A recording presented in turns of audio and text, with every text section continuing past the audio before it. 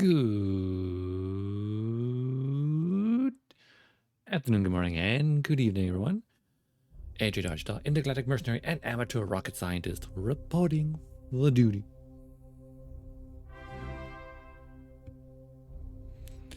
Wow. Hey, Dot. Half a year already. Wow. Bloody hell. Where's time gone? Thank you so much for the resub. Very, very much appreciated.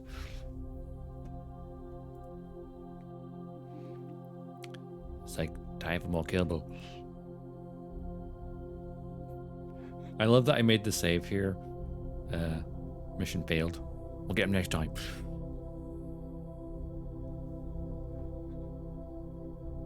I'll load up that just so we can have a little reminder of what we were doing last time. But how you doing, Dot? Doing good? Just got done setting up our vintage story server. Ooh, nice. And here we are. In Duna orbit. Without the lander because, well, we attempted to land it and it had no fuel. Because it was drained by another stage. So that was fun. We got Jeb, Malsey, Hadser still on board. That's it. Oh well. So what we're going to do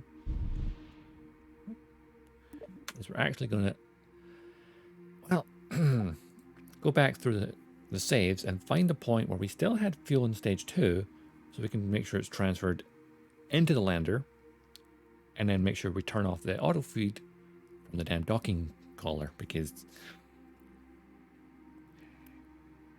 feedback to the devs, make docking collars have crossfeed turned off by default, please.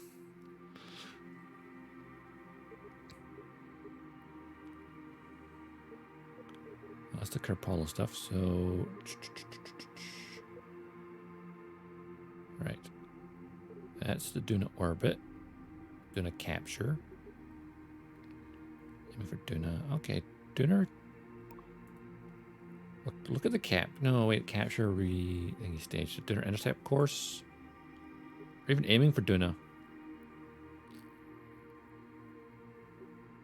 Oh, you know what? We should go back to the launch after we're in orbit. Because that way we probably use the fuel more efficiently. In theory. Because we don't need to build another rocket and launch in there again.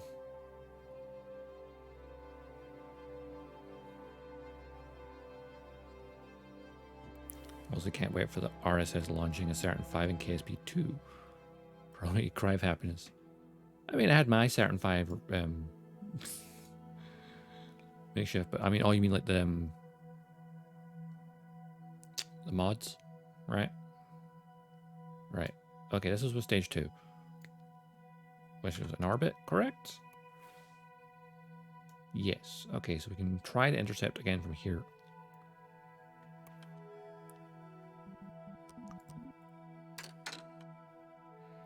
So what we're gonna do is, if I can actually, camera, would you be so kind as to that's the reaction wheel. I want to control from here. Also focus on this, please. Right. Let's find. What do we do? Actually, you know what? Even better way to do it. Parts list. Utility. Coupling. Clampotron. Crossfeed off. Crossfeed off. And then let's check the fuel resource manager. And I need to try to remember which fuel tanks are which. Methyloxyl. So that is inside. That's the main tank for the lander. Baguette is there. Baguette. Okay. That stage still has some of it. Okay. So,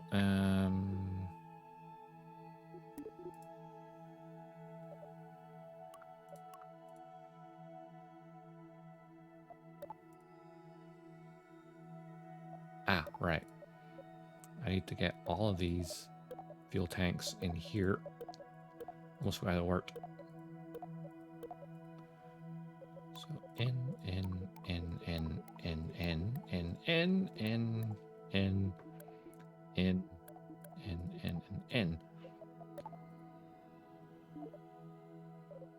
Okay, so that's those tanks properly topped off. So now we can plan to get to Duna again.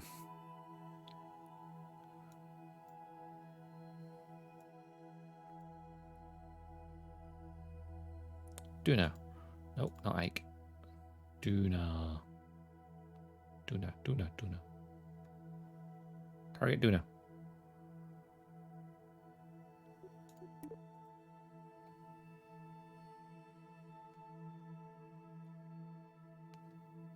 Duna.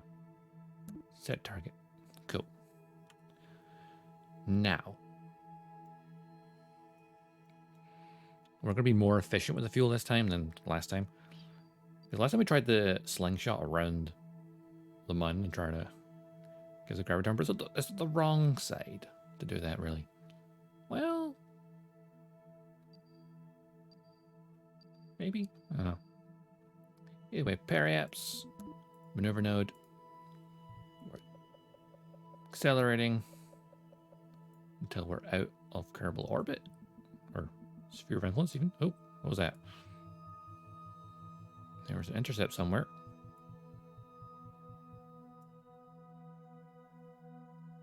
Oh, right. That way you just the wrong direction, though.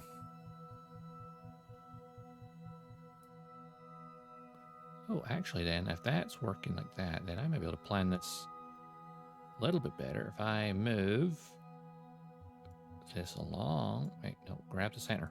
There we go.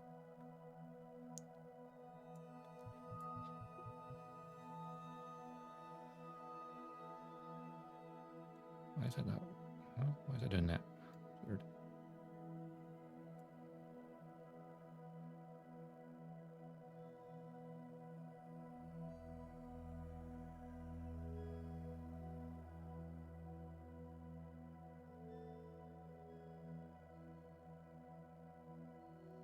Yeah, there's something to return there, but I don't want to do that. If I can just try and get the moon's gravity and just use it to yeet us further out, that'd be pretty handy.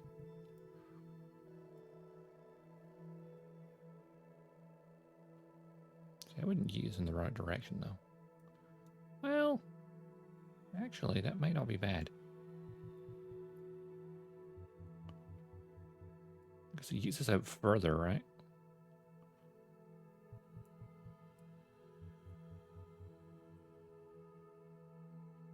Hey, that works.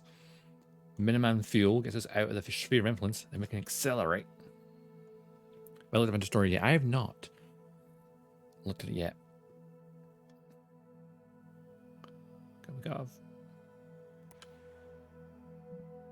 Okay. Maneuver. Slowly maneuver.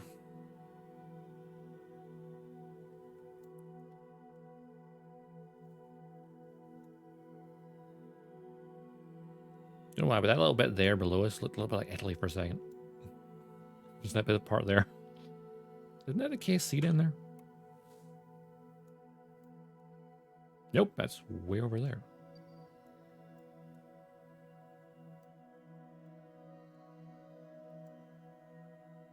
Oh, hang on, that's a wonky ass orbit. But you know what? It's fine. Totally fine. Maybe. Reduces fuel cost is fine.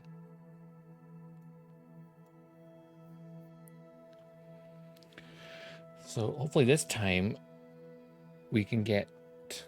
Honestly, if this stage runs out sooner, it means we ditch it, and the means the amount of fuel we're burning will be less, because less weight. Then I suppose we'll have more fuel up here in the lander, so we'll probably burn more fuel of the hydrogen, potentially. 3-minute burn. That's a long burn.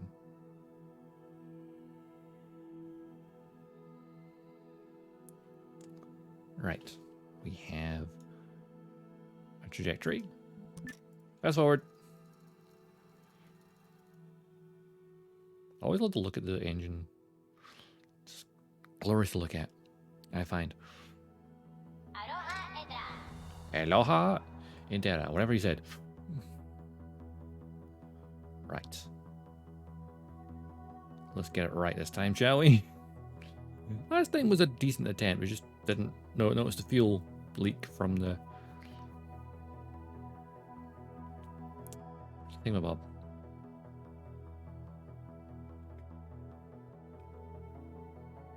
Simlish? I mean, Kerbalish, Simlish, not different really. Just gibberish. 3, 2, 1, burn. And I'm burning from this view because when we did it from the map view, it suddenly drifts, which I don't like.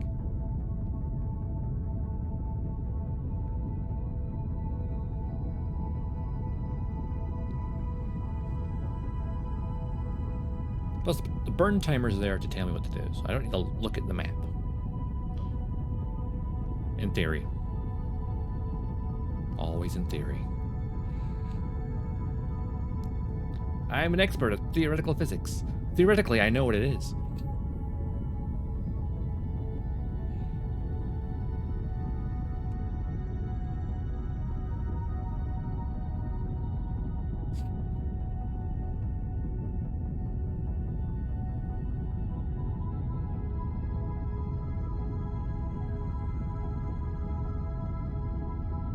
It's a 3-minute burn.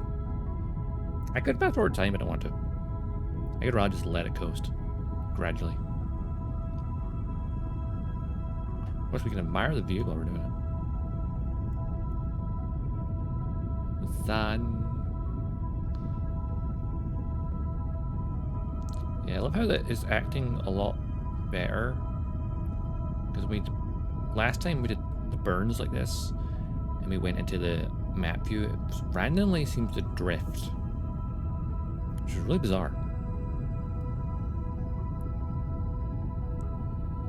So it appears to be operating correctly now. I need to go back and clip that actually, and then like send it to the devs, say, hey, there's a weird bug where if you're trying to burn while map view, your ship just likes to suddenly drift and rotate. It's probably a glitch with like the SAS system.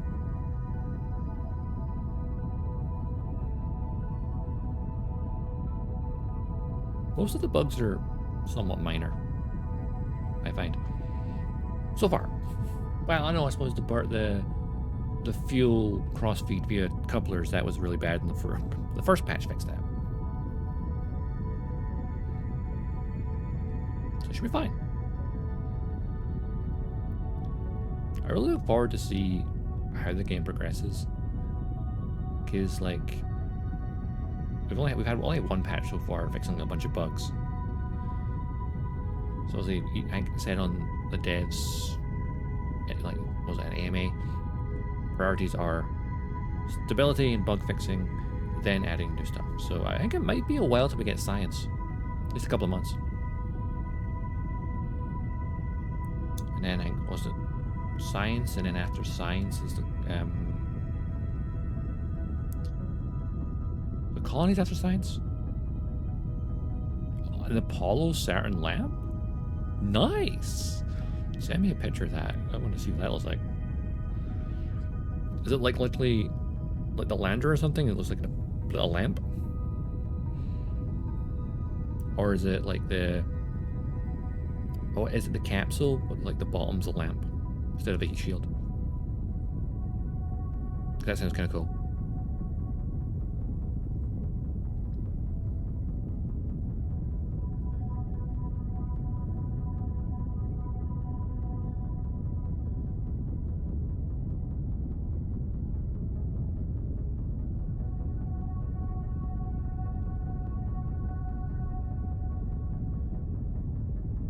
There's another 40 seconds on the burn.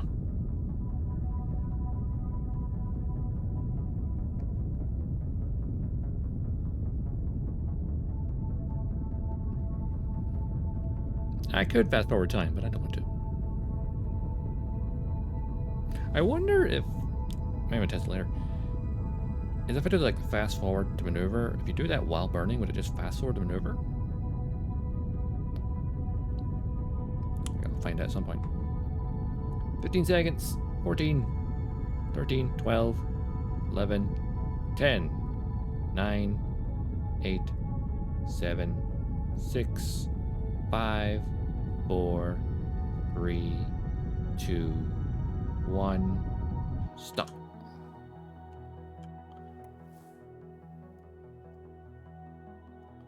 Okay, yeah, we'll get yeeted out of carbon sphere influence. Good. Or we should. Uh-oh, I just synchronized orbit. Oh no, I guess I went too far. Damn. Swing it round, I burned too far.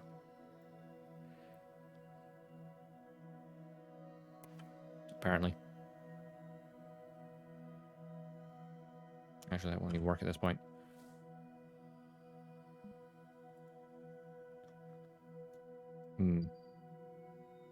Well, maybe we'll just rely on the good old-fashioned just engines.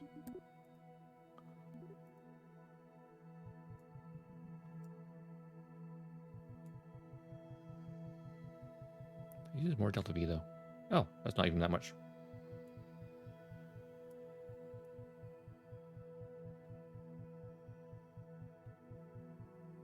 Okay, there we go. There's our orbital plane. The 50 delta V, that's fine.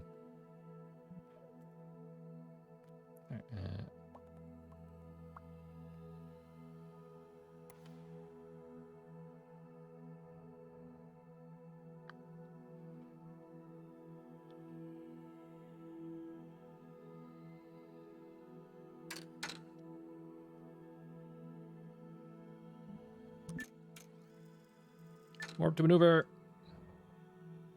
Oh god, looks like we're going to crash, but we're not. Fine.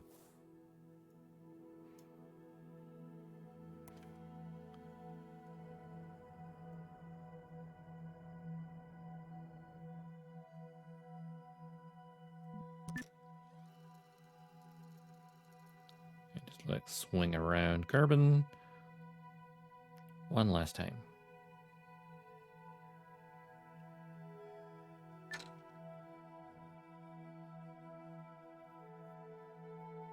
Traveling at 2,900 meters a second. Not bad.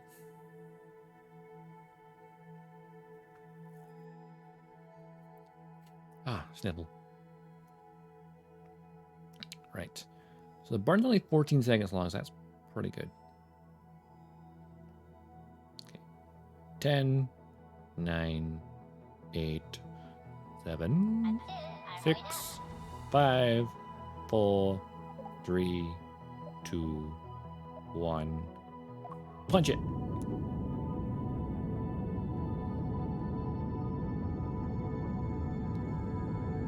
And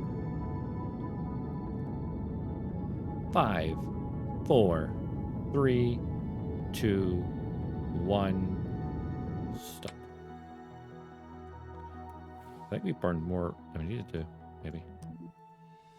Either, yeah, maybe we'll burn slightly. That's fine. It's fine. And we can use this to intercept Duna.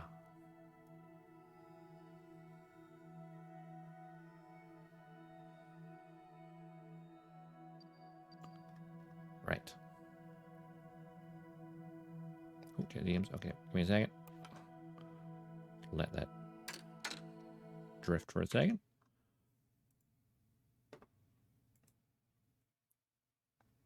Oh, it's literally a lamp of the launch exhaust. That's cool. That's epic.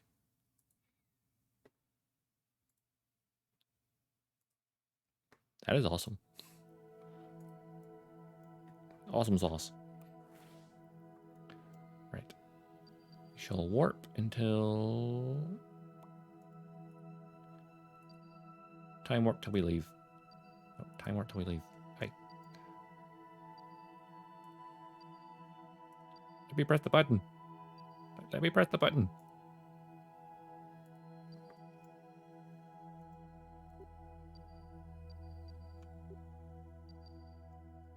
Why would you let me press this button?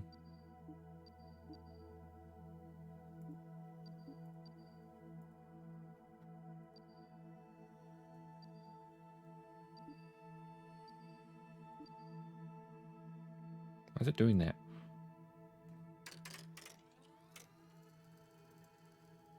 Fine, I'll do it manually.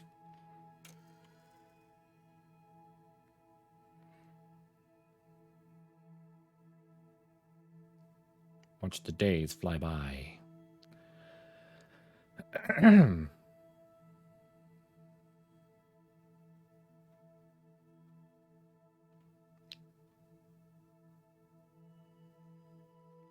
Give me a second.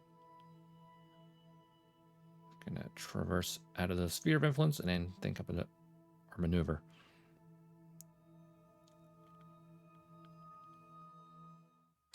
Okay. I know. Oh, nice. A little smaller one compared to your Lego one.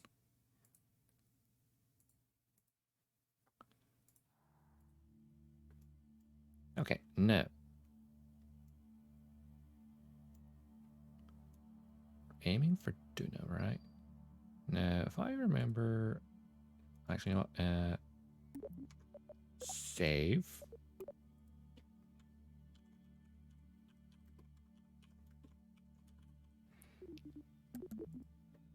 So, we got to save after we've exited the sphere of influence. And now, we're going to plan our approach to Duna.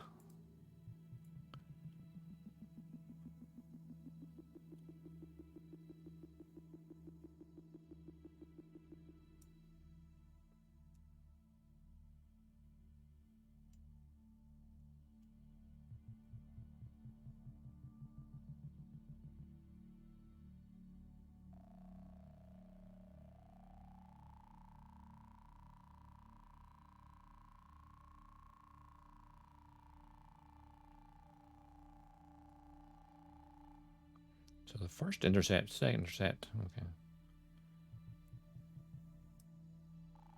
I may have mistimed it.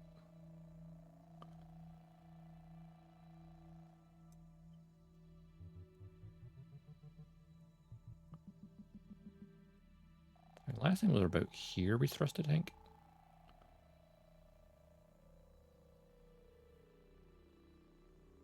Because we don't want to wait until way down the line because that'd be irritating. Is this orbit on a different angle? No, this is a 0 degree angle, so we should be fine. This is the tricky part, intercept.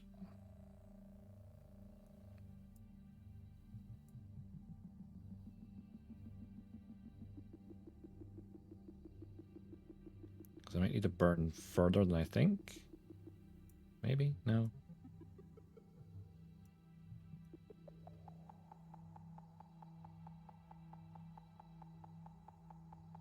Unless I'm really smart about this. Which I usually aren't. If I do this, though...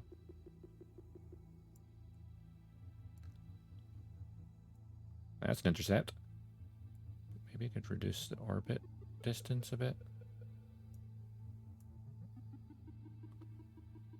I try and minimize the fuel we use. So that's an intercept, right?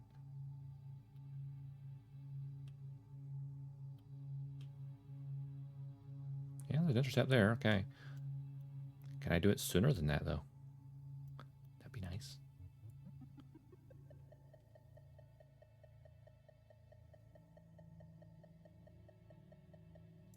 Probably not, actually.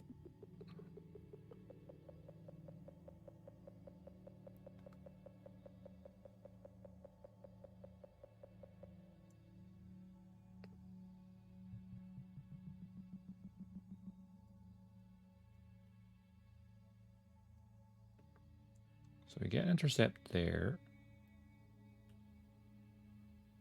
Which is have a zoom in on Duna, so it does intercept it. That's good to know.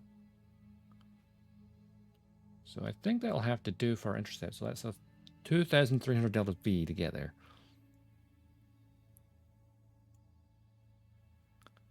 It's not too much, not a ridiculous amount. It will consume everything we've got in the current stage and then part of the next stage. That's fine. The next stage will be more efficient. So let's get this angled up.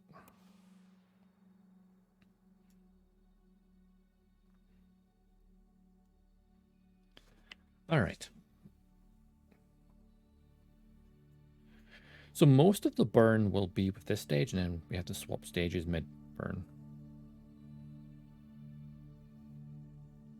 Intercepting other planets is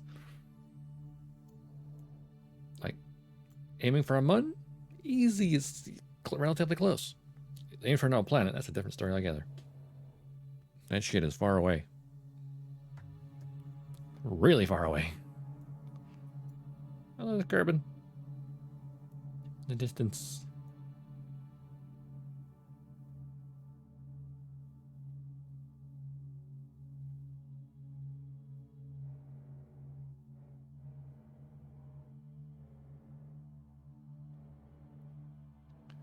Our maneuver is going to be a little awkward.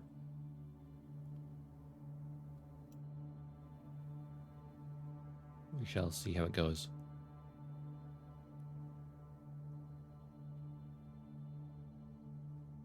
So we start the burn 1 day and 25 minutes.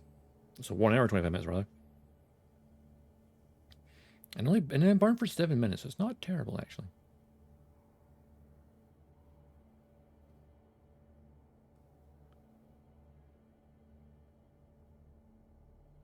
Okay.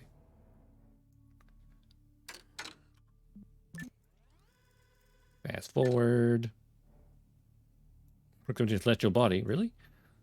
I don't think I was that close to Kerbin.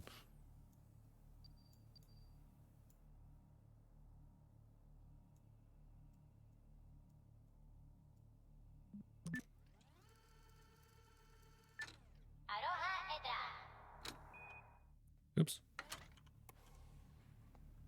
Right. I do it from this view again because it seemed to work better before. Or at least start it in this view. 30 seconds. 7-minute burn. At the stage during it as well.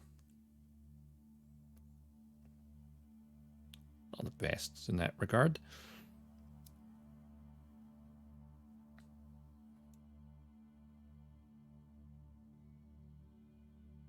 Seconds. Love the background galaxy. Looks so nice.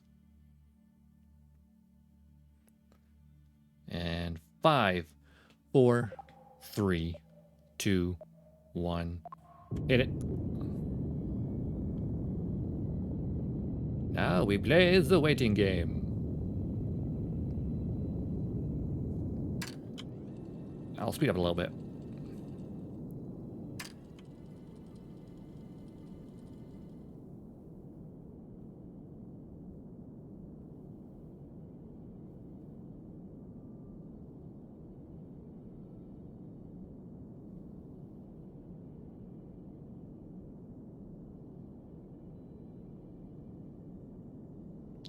I'm about to say fly me to the moon, but no, wrong planet. Toyed.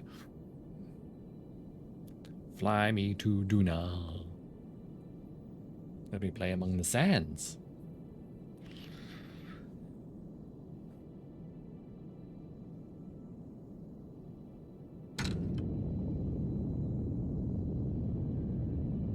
Look, it drifted slightly off his maneuver node there.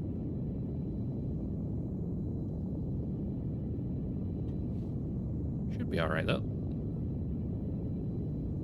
Emphasis on the should.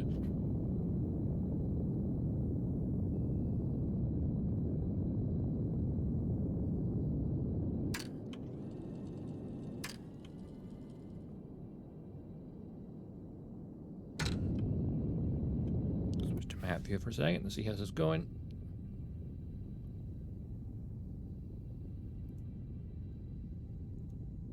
Still burning. Uh-oh.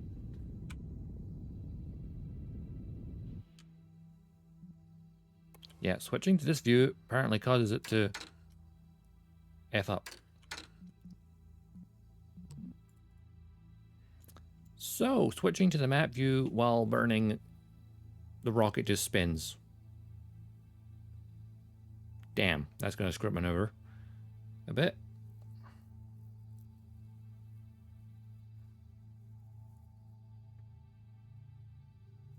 So I cannot burn in map view for some reason. Because the rocket just starts to drift. Like, what's the point of having stability control? It's just going to go, I'm going to eat this way.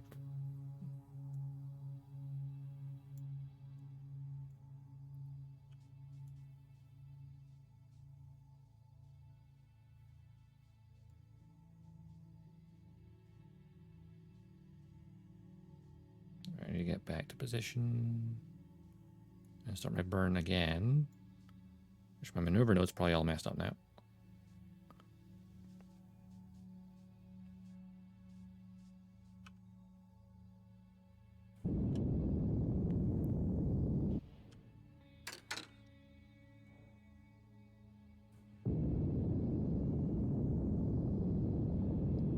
At the very least, I'm going to use what's left in this tank and then maybe make a different node to kind of correct for what we just did.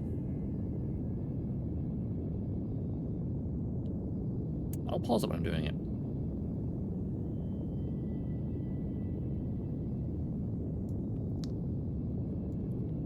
Such a weird thing where it just like suddenly drifts.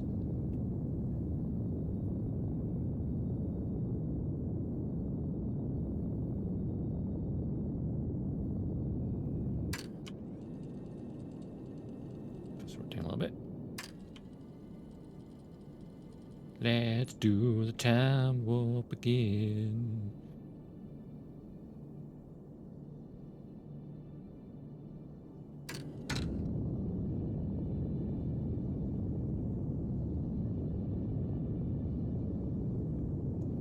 Alright, we're running out of fuel shortly. If we missed part of the burn due to the spinning,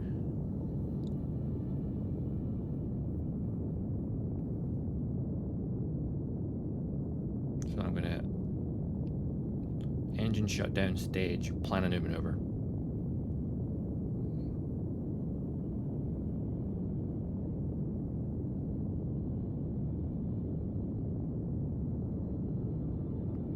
Just remember though, the struts are backwards, so it's probably cause some damage.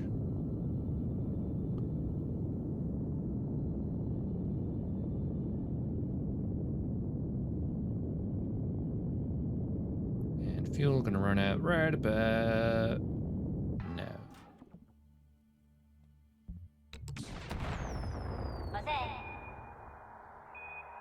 Yeah, we know that happens. The tank explodes because reasons.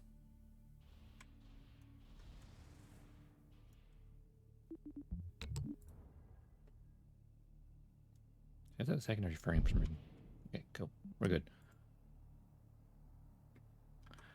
Right. Our course, of course, will not be right. But... oh, it's damn close, though. Let me just pause time a little bit. And we're going to make another new maneuver node. Maneuver node.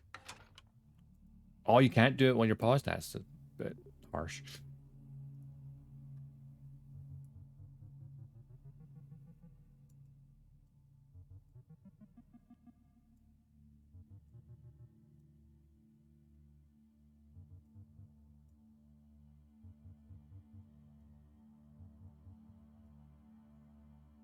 That's a good intercept, I think.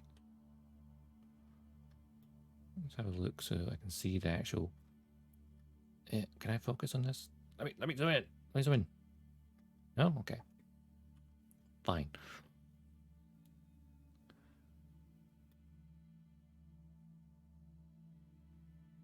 So there is an intercept at that point. A 0 degree inclination. Cool. And it's not going to use much fuel, so that's really good. So we got most of the maneuver done. We're just having to correct it.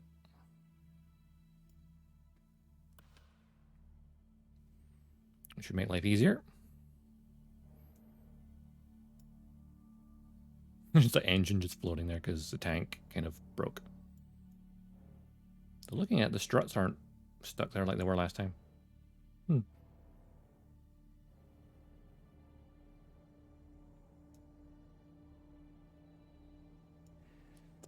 So I'm just going to check my resource manager.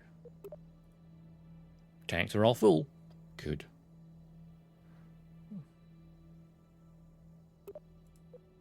More propellant. All good. Batteries charged. Got lots of 20 tons of hydrogen on board. You're good to go.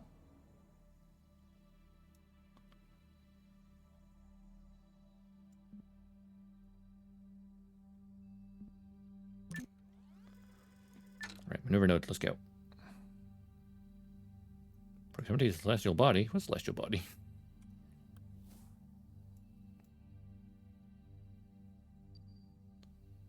This is Kerbin catching up on us. Oh, like there's that upper stage of the Moonlander, which got somehow yeeted out of Kerbin's influence when we undocked from it, and I just decided to leave it because it's funny.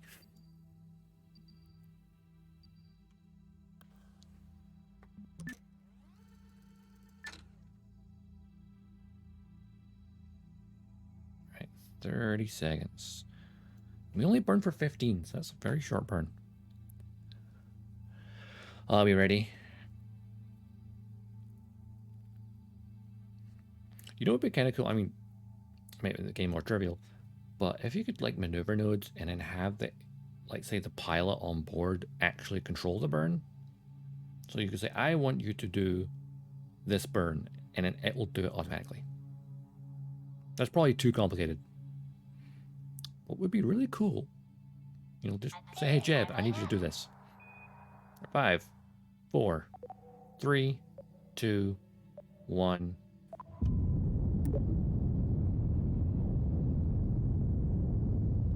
How beautiful those angels are. 9, 7, 6, 5, 4, 3, 2, 1. Engine call. And that should be an intercept. Correct?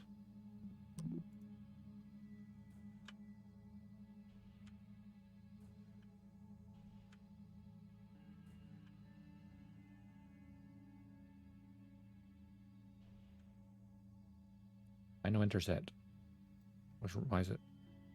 It was intercept before and it was not. I would have burned too far.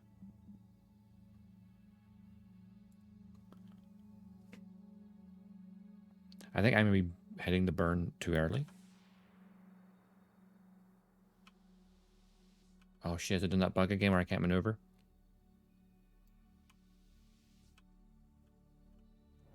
Yep, done that bug again. The detaching. Ah, damn it.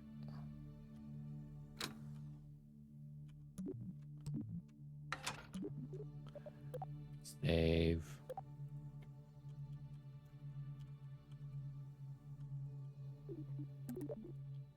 And go to the VAB. Or tracking even. Switch to a different craft and then switch back. Apparently that is an issue. Vessels. The Mimus rover. We'll switch to that. Which of course, it's fine. It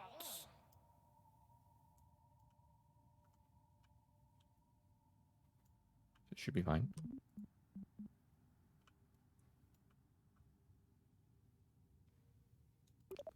I'll get this thing lights.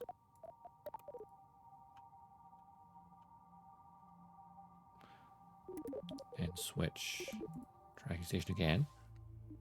And then doing a mission. I should have control again. Yep, we regain control.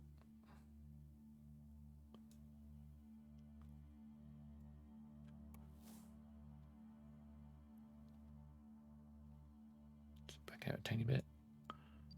But really, I just need to adjust my maneuver just a tiny bit.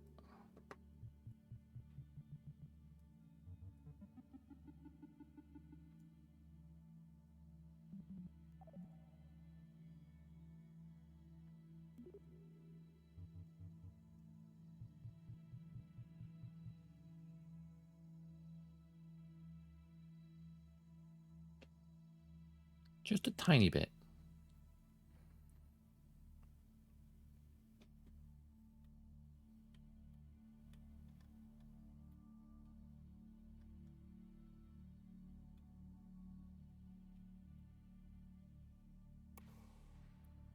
That's the problem with trying to maneuver from this angle, as I can't see the orbital protection. Instead, I'm like, there.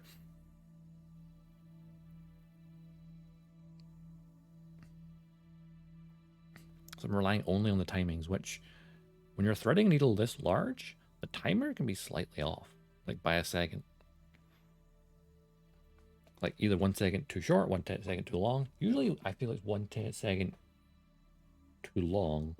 Or rather, I'm starting the engine too soon? Perhaps. Like I'm doing a little countdown, but as soon as I see the green, I'm like hitting it. So maybe like I'm too fast on the button press, maybe? I don't know. What I'm going to do is I'm going to intercept. There we go. Save that again. Now that we've regained proper control.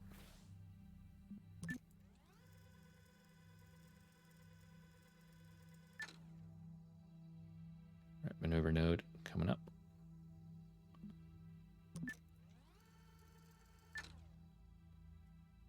I'm going to try and burn from this angle. I hope it doesn't spin again. Do I trust it? I do. Honestly, don't. But I'd rather see the map.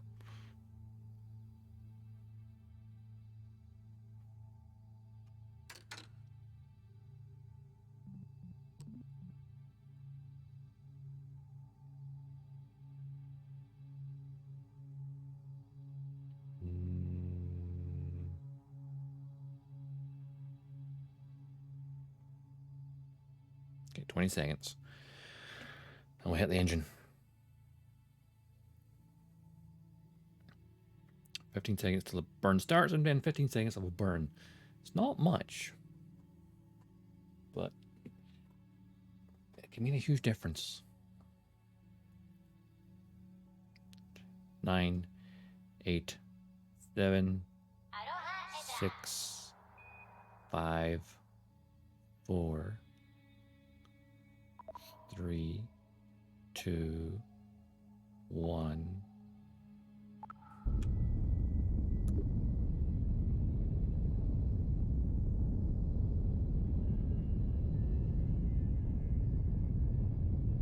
Ten, 9, 8, 7, 6, 5, 4, 3, 2, 1.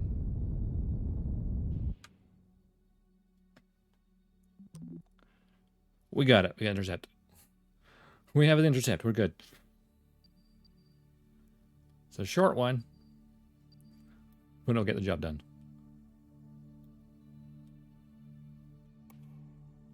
Ah, I'm going to save that again.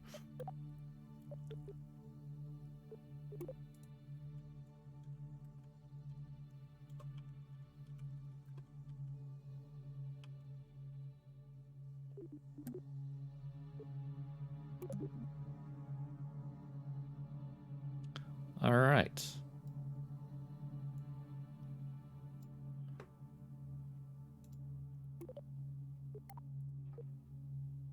Now we play the waiting game as we float across the stars. Well, less stars, just one star. Between the planets.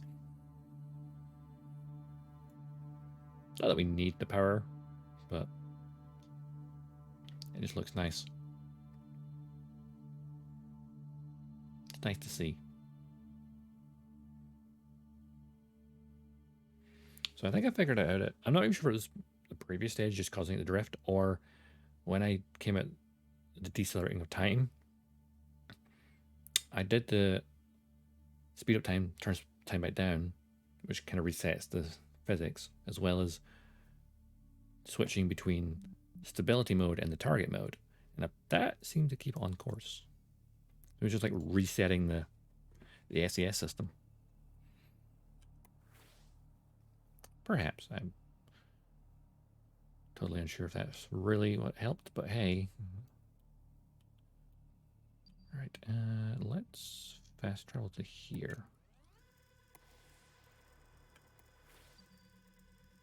It's a little bit close, but not too close.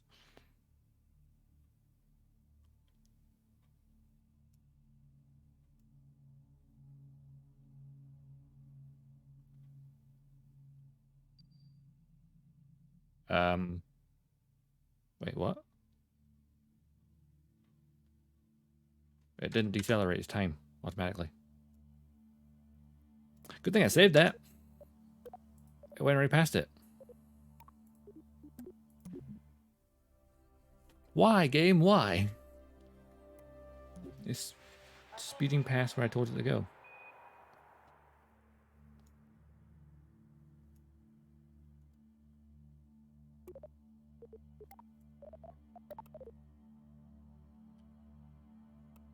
So we still have intercept, right? Yes.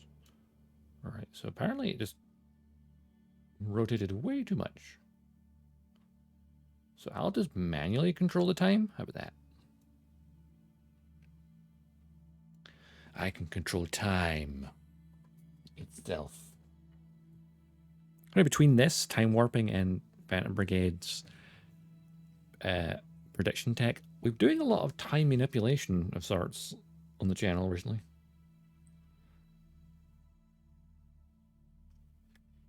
Which is fun.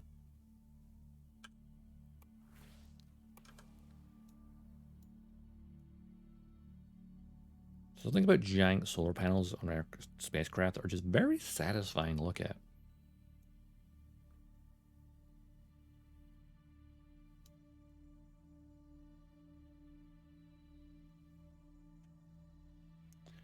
All right, I'm going to zoom this out and then manually control the time. So that I see it's moving, but not too fast. Times 5, times 8, times 10, times 50, times 100,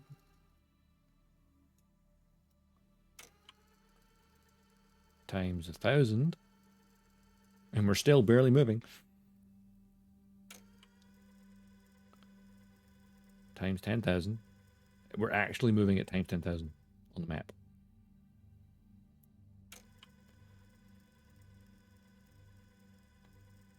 Times 1e plus 0.5x.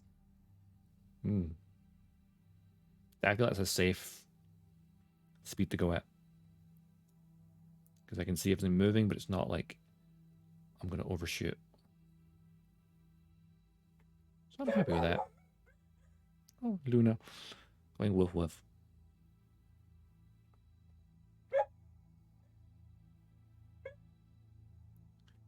This is what we're aiming for right here. Duna. And little Ike, the moon. Now there's the Jeb level challenge to land on Ike, take a picture with Duna in the background, and then land on Duna, take a picture with Ike in the background, and then get home. I'm just wondering, I mean, well, once we get to this sphere of influence, I'll save it. Maybe try that. Because I think Ike's such low gravity, I could probably use the RCS thrusters rather than the main engine, the lander, and then save that for Duna itself. Maybe. Right, on approach. Ready to slow down time when need be. There's Kerbin and everything else. Right, we're approaching the target.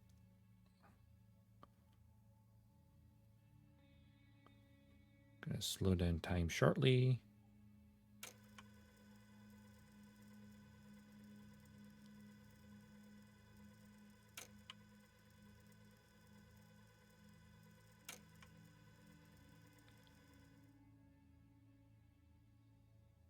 Just got my fingers on the keyboard for like all the time controls.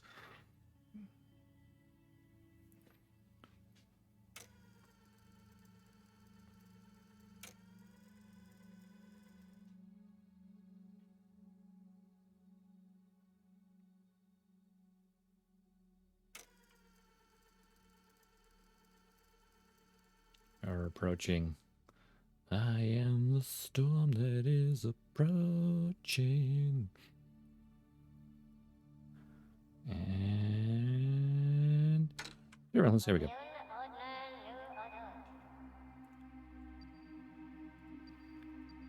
Right, maneuver. Come in. Why won't you let me click there? Ah. Maneuver plan. Decelerate a lot. Like a lot. That was a lot of deceleration. Perhaps too much. Well, that just slingshot us back out. We don't do that.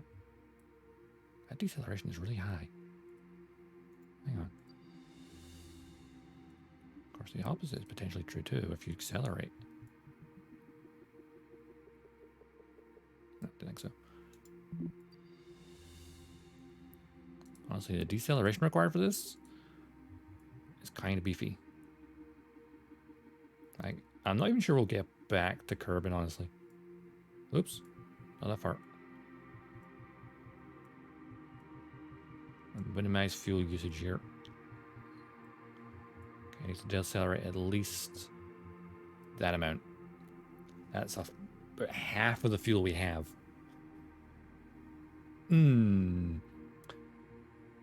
Getting back might be an issue.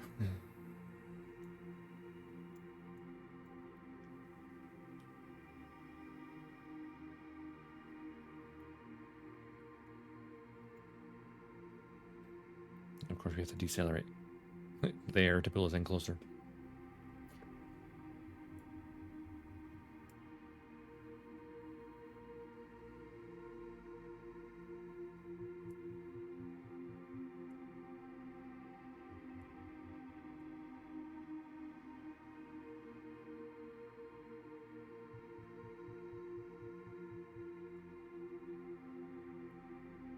That gets us near the Ike, and then yeets us back out again. So, put that protect. Save.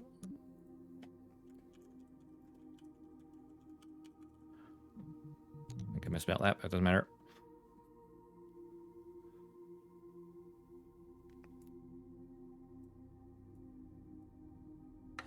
No, I'll manipulate it. I guess this is Ike, right? Which is interesting. Because if we wanted to decelerate at Ike, that'd be kind of interesting. We probably need a lot of fuel still. We're just going for Duna. I want to go for Ike as well.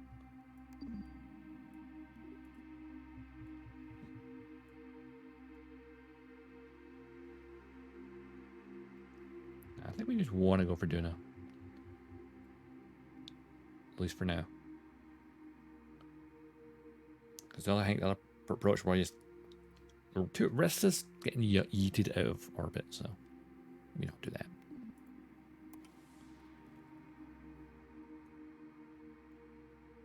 Look, there's Duna and Ike. Lovely little planets and its moon. Not like Mars, which has two potato-shaped ones. Phobos and Deimos.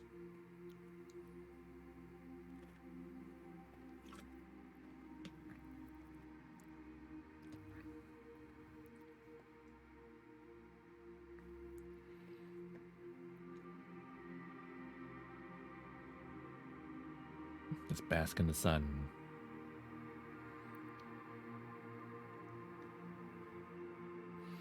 I suppose getting back to Kerbin will just be more of a deceleration. Kind of. I mean, acceleration to get out of Duna's influence and then deceleration to get back to Kerbin. And then a deceleration to get to Kerbin itself. I probably don't have enough fuel to get back to Kerbin. But hey. All a learning experience, right?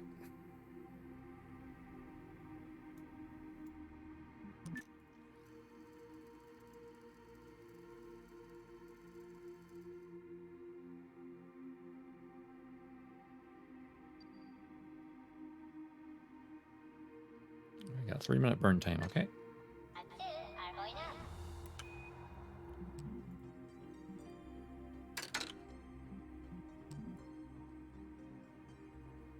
we are ready to burn.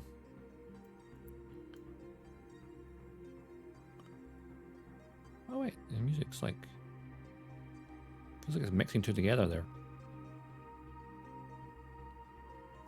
There we go, at 20 seconds, and we can burn for 3 minutes. It's a long burn.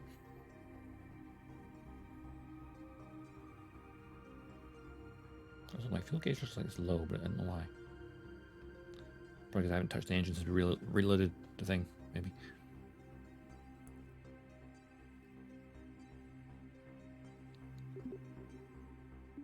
Two, one. There we go. I should have brought the solar panels in for thrusting this. It should be fine though.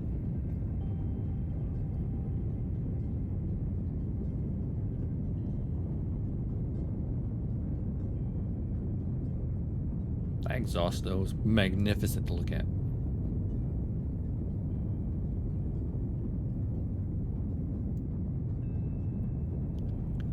Should I get a 2-minute more burn? Get us in low. Land the lander. And then see if we have enough Delta V to get home, which we probably don't.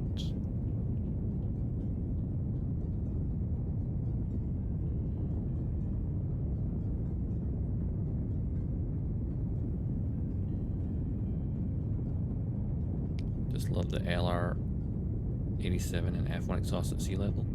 Oh, does it look really cool?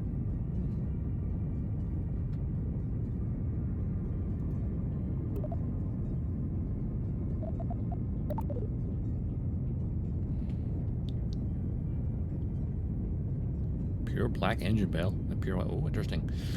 That's pretty cool.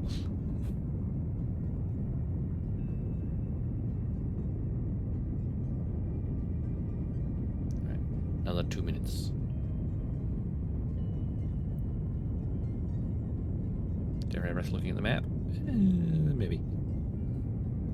I rely on the calculation of this maneuver.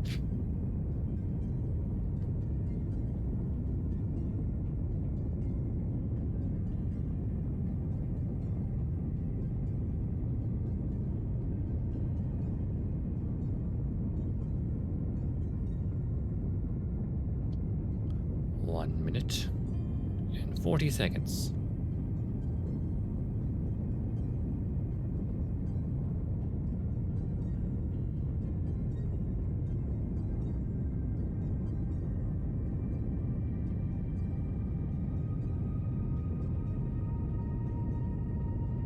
I'm like just focusing on this number.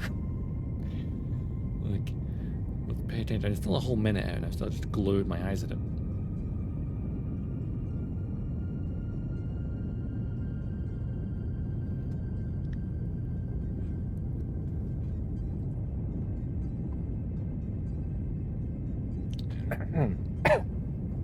Excuse me.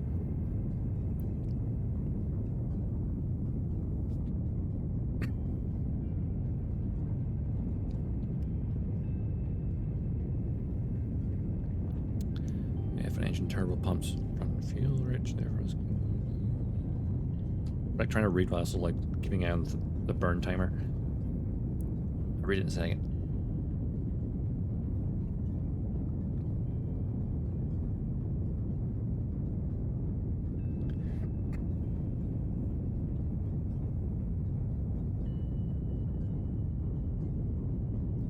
Officially used like half of our fuel.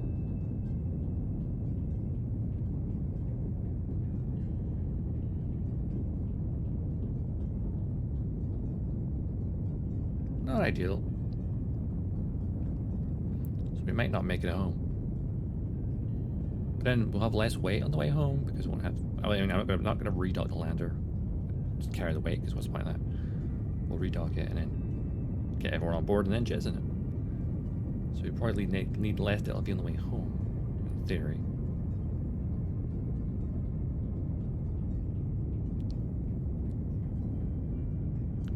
Okay. 10, 9, 8, 7, 6, 5, 4, 3, 2, 1 engine stop.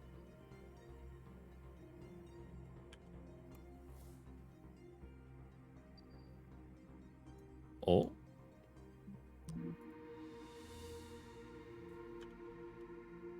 The hell? I burned too far again.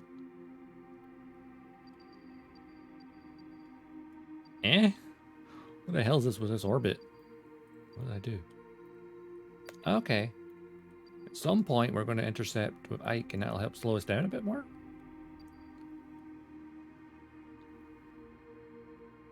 You know what? That worked out better in our favor. I might have overburned slightly. But we're coming in. We're swinging around. I think we're intercepting Ike. That's then swings us, or is that on the... No, that'd be an intercept. Yes, we're swinging past Ike, which then swings us into the planet, which slows us down enough. A little bit more. I'm fine with that. I'll see what you're saying there, Doc. F1 engine turbo pumps run fuel rich and therefore have a very soothy black exhaust, and those exhaust gases are colder than the actual engine exhaust, relatively speaking. So the turbo pump exhaust is piped through the engine bell skin to cool it down and expel at the bottom, and hence the pure black exhaust. That's fascinating.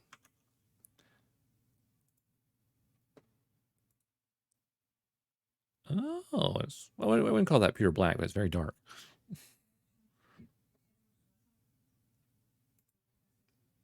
Fascinating.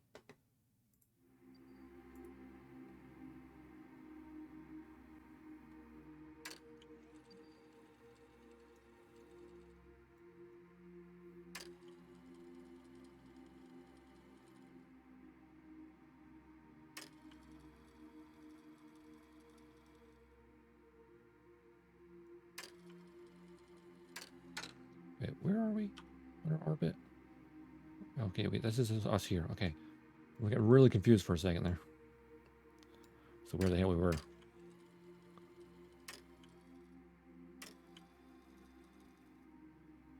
Oh, moving. That space is huge. Like some science, our craziest technology, but also yet somehow very primitive. Because at its heart, a rocket engine is just controlled explosion, really.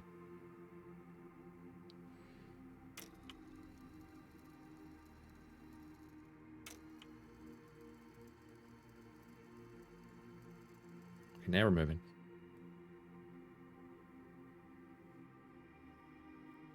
So we literally intercept Ike temporarily. So we're literally using Ike as a gravity deceleration. By accident. I am all for this.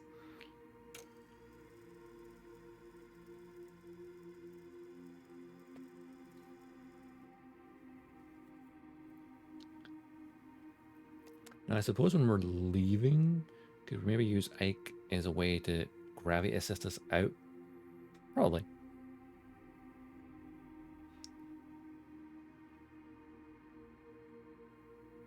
We're still quite far out, which is kind of crazy. Oh, here we go. Now we're moving.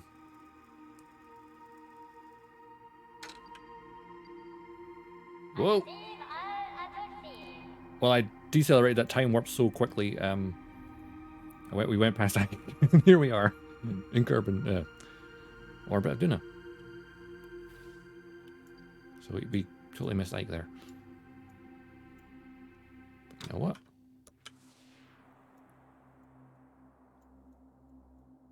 That deserves a save.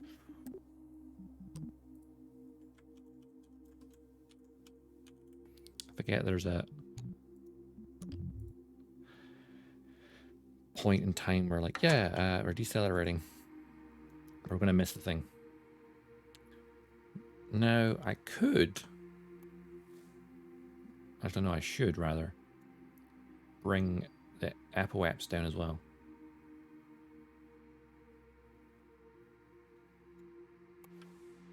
Make them match up, and then we could launch the lander. We're at 300,000 kilometers on this side, which is pretty high. It's pretty high.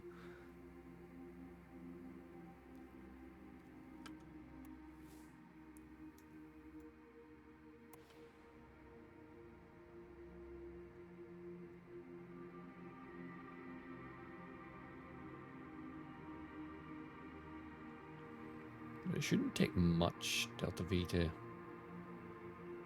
slow us down.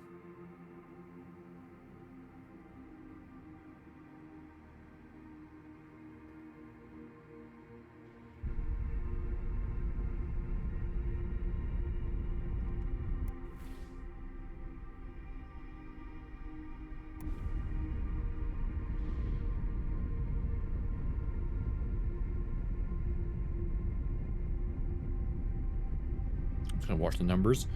Easier that way.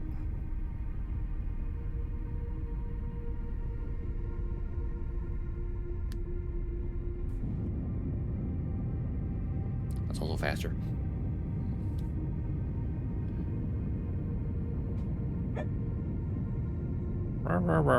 I hear you, Luna.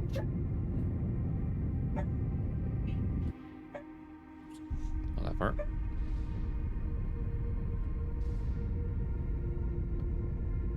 Okay. Just bring us down about the same distance. Roughly.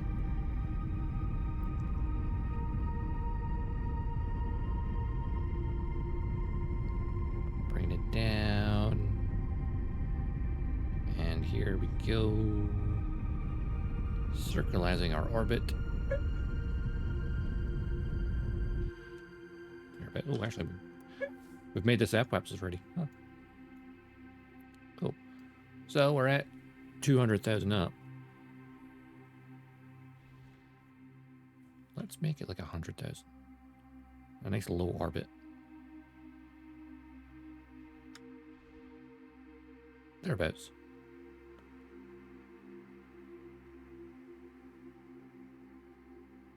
Yeah, 120, that'll do. And then we'll spin us around and then do it the same on the other side. Create a nice 100 odd K orbit. And then we'll get out the lander. That'll be fun.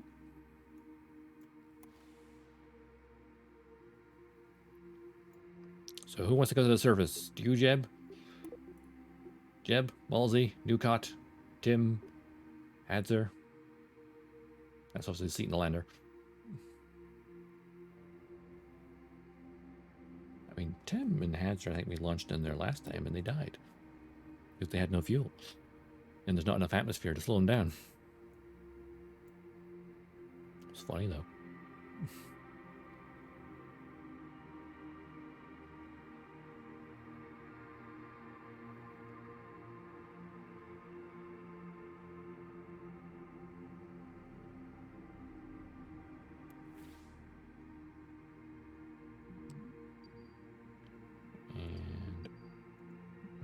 There, warp to there. Swing us around.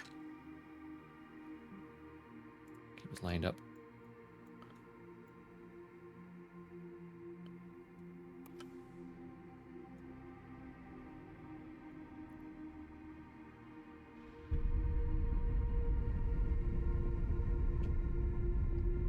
Bit of fuel. I mean, this rocket's probably not the best for this type of thing, but hey, we're learning.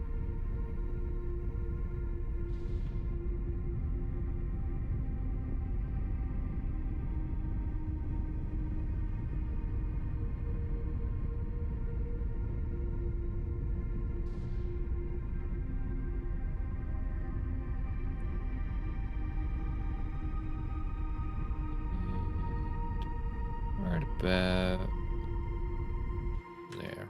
I'll do it. Between 112 and 121. Cool.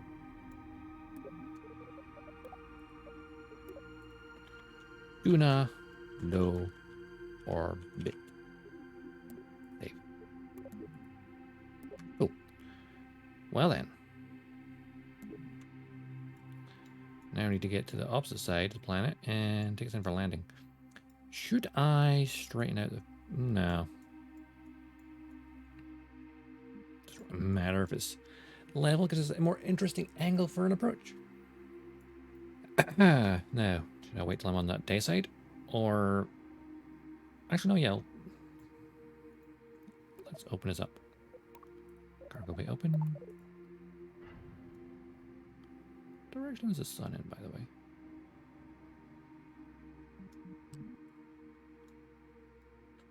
Right, we need to transfer some crew onto that.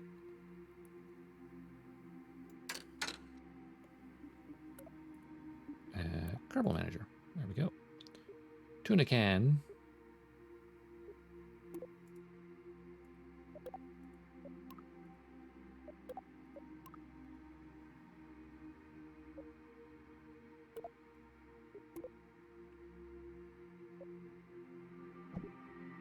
Or just drag him.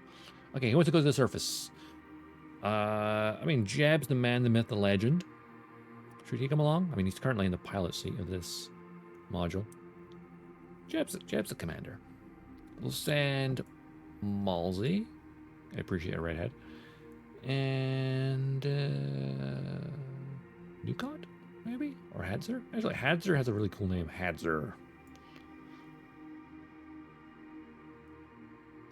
So Malsey and Hadzer are going to go down.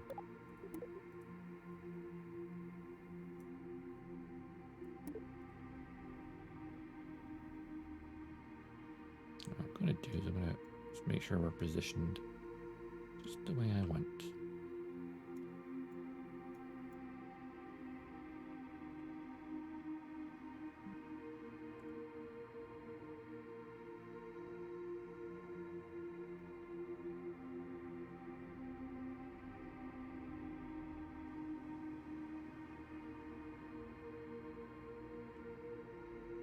Roll it out.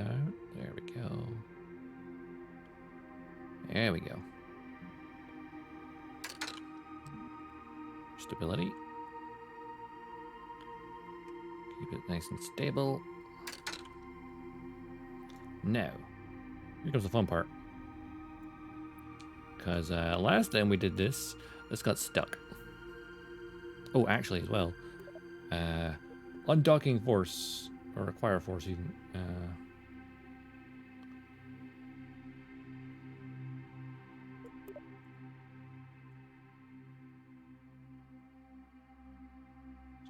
Turn that off for now. And undock. Oh. Well, something went horribly wrong. They crashed into the ship. Load. That's not supposed to happen. They appear to have crashed into the ship.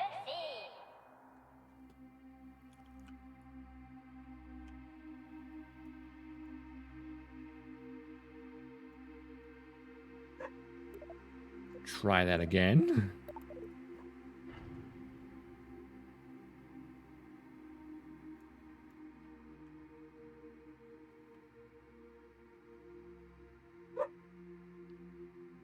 It's because this time it actually has fuel in it, so it's more prone to being explosive. That's an interesting thought. Malsey. Answer. I'm gonna make sure.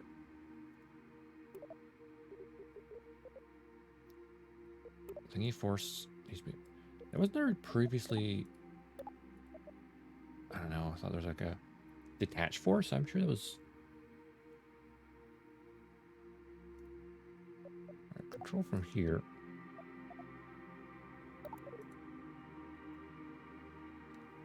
And then grab that. Okay, we're loose.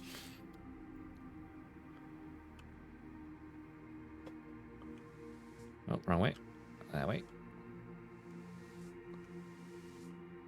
Okay, no, turn that off. If we let time go, we should drift through it because the physics disables temporarily. There we go. Because what I did is I made the cargo bay the exact size of it, so there's not enough room to maneuver. Which is why we won't redock it.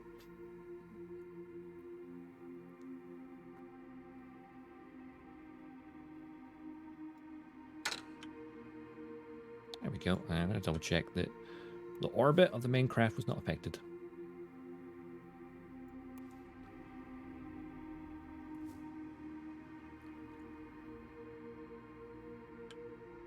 Its orbit is fine. Good. Good, good, good.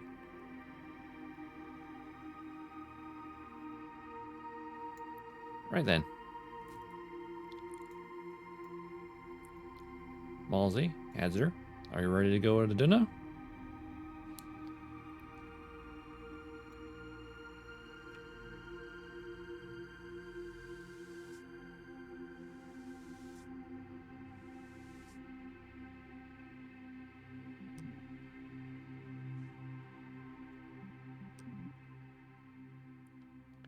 Alright then.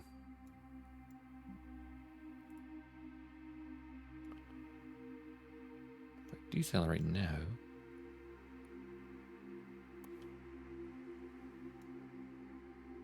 Oh, careful when I'm decelerating. I don't want to smack into the main ship.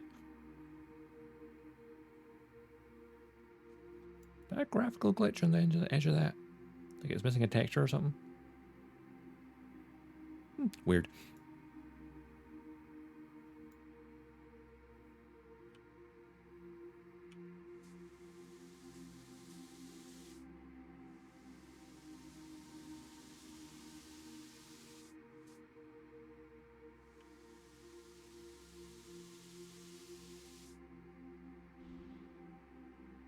Oh, hell's got enable the engine, doesn't it?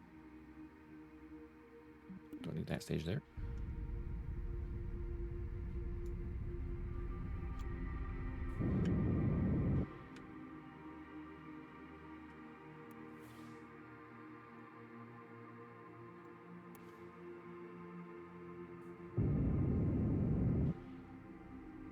Now bring it within 70k, right?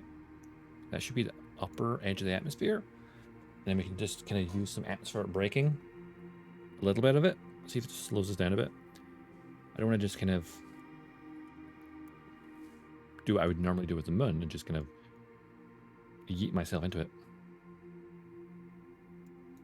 Funny to see how Ike's size is comparable to Duna itself. Interesting to see.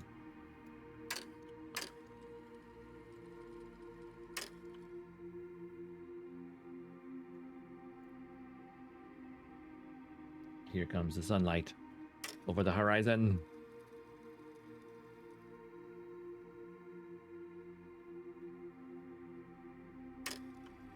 Beautiful. Oh, RCS, I actually don't need you on anymore. You can turn off.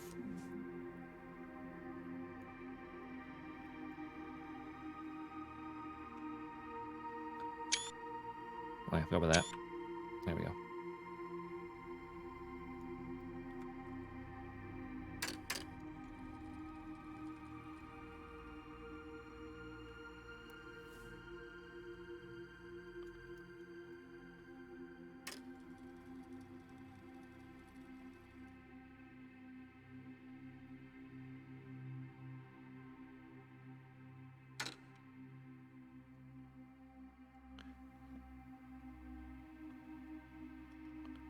Hang on a second.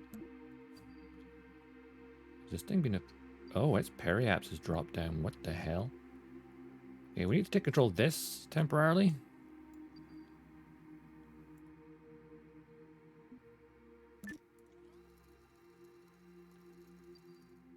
Because apparently when we jettisoned, we kind of screwed up its launch.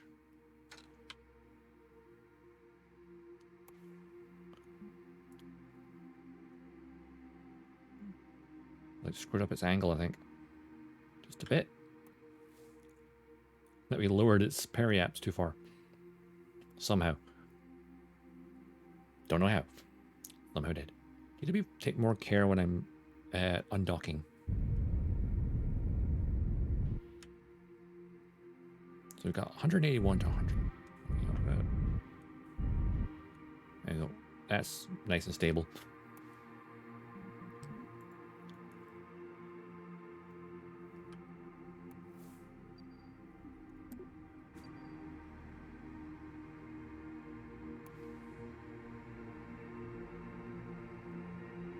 here we are. So the periapse is now at 68k,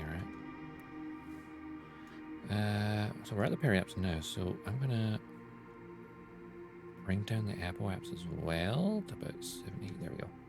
Cool.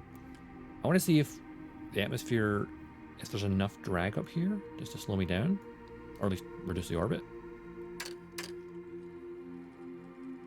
Testing in theory. Don't want to waste fuel.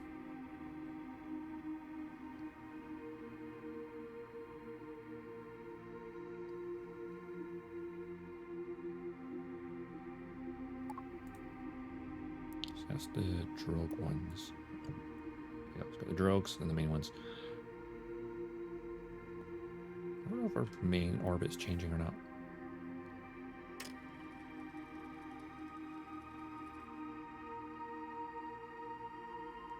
I think it might just be, like, I think it is maybe having a slight atmospheric drag, but the atmosphere is so thin that it's not doing the same thing we would see at Kerbin.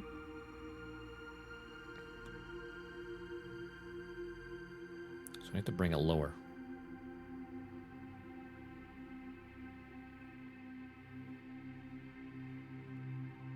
I think.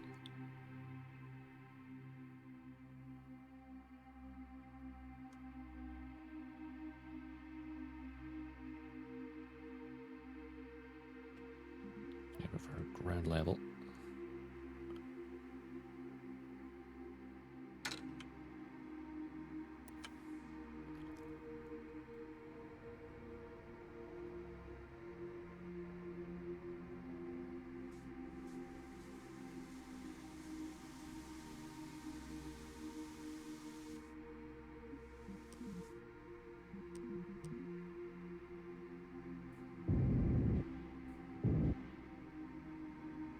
It's 50k now. Yeah, I have a 40k. And the periapse, that might slow us down a bit more. Let's time warp to then. See if it actually affects it. On the dark side.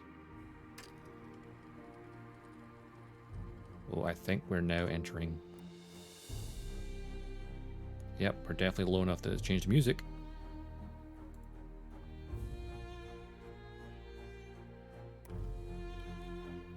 There's no point. Oh, right, I'll say the time still is warping. The music has changed. Okay, we're going in.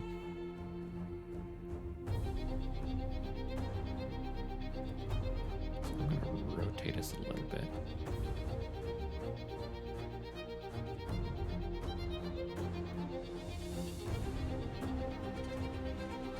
Oh, the Duna landing music is so cool.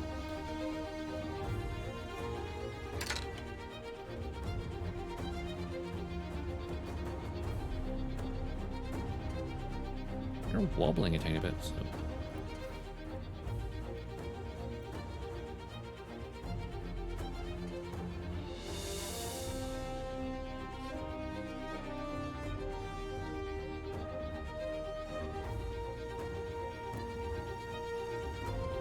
Man, this is where the frame rate goes horribly wrong. Yep.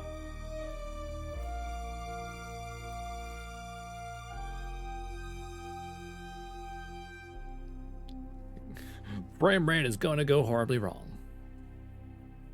We're like 6, 7 FPS, even at this map. When they add in the re-entry heat, my god, is that going to be horrific on the frame rate. Hence why I guess they're optimizing things now.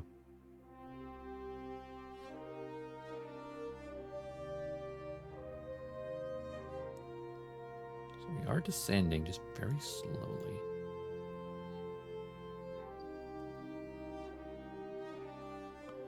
Like if I swap back to the map view, for example, or not map view, the actual planetary view. We're traversing, just slowly.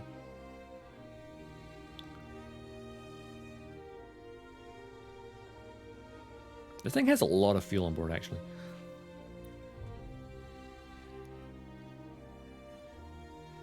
I feel like I could have...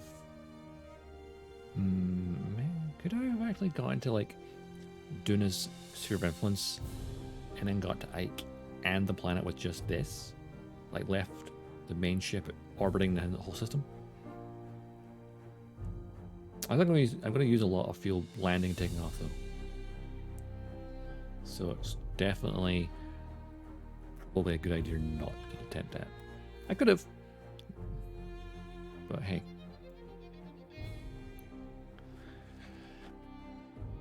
See why this is a challenge in itself. It's like, hey, I've seen some people like on like the KSP Discord and things, or like on Twitter. It's like, stop doing these challenges. Fix your damn game. It's like, the point of them doing the challenges is so we can test things.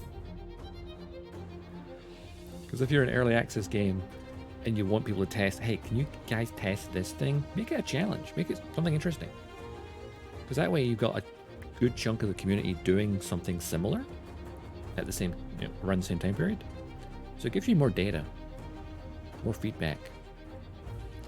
So like, okay, we're all trying, like, I think probably maybe half the players are trying to land on Duna this week and last week. Or this week, next week. Because I'll say 2 week. So they call it a weekly challenge with a 2 week thing, but whatever. They overlap slightly. But it means you have people focusing on a challenge. So you get the whole, we're all testing it differently and giving our feedback. Hey, I was trying to do this thing, but I encountered this bug. Instead, some people just say, wah, the bug stopped me doing it, then don't elaborate. Like, what bug? Please tell us what the bug is. So that we can figure it out and maybe fix it. It's just something I always find amusing. Any early access game especially. Or any game that's just launched.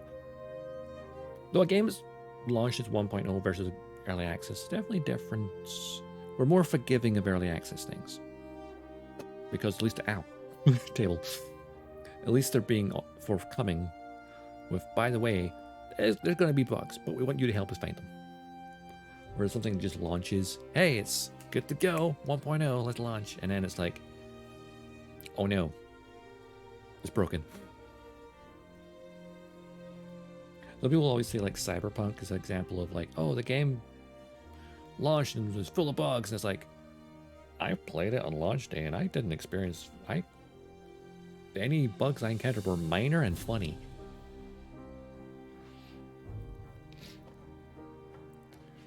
But obviously everyone's experience is different. That's the thing when you have like I guess any kind of game, as soon as you release it out of your internal testing and out to hundreds, thousands, millions even of players, yeah, they're gonna find the bugs. Because that's what you want them to do, right?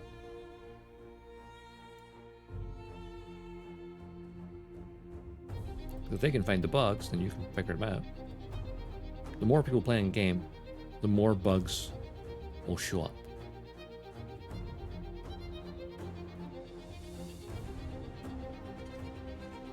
I'm having a weird ramble because we're time warping until the atmosphere goes in a bit. I want the periaps. We want to land on the day side, that's for sure. Maybe right around here. Actually, you know what? That big crater would be really nice. I like that. Look at that crater. Let's land there. Or at least close to it.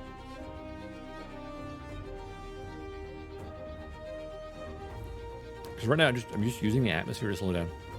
It's a very thin atmosphere, but it's an atmosphere. I think I've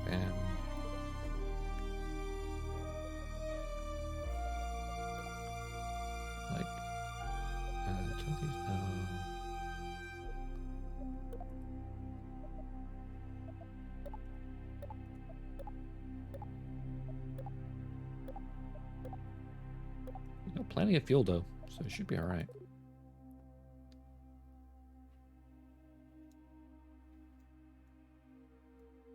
I love that I'm at ×4 time the fastest we can go right now, and it's only running like, I mean, if I slow down time, for like 18, 19 FPS. Or about 20. If I fast forward it, it drops to like 7. Hence why I only stream this game at 30 FPS rather than 60, because what would be the point? Better for stream performance too. Okay, other games I like to stream at 60 FPS. Still only 720 because less bitrate required for that. So I can like get the best picture at that resolution. Whereas if I thought, I mean, I could, at least when playing console games, because then the PC can focus entirely on the stream. I can do 1080p. Then I need to double the bitrate to get the same quality of picture.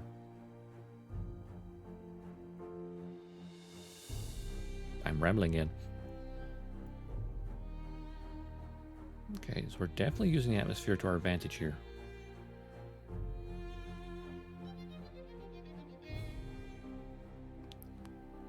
See, that's all you need. You just need to dip into the upper atmosphere, and then that will just slowly slow you down. Atmospheric braking, I believe, is the term.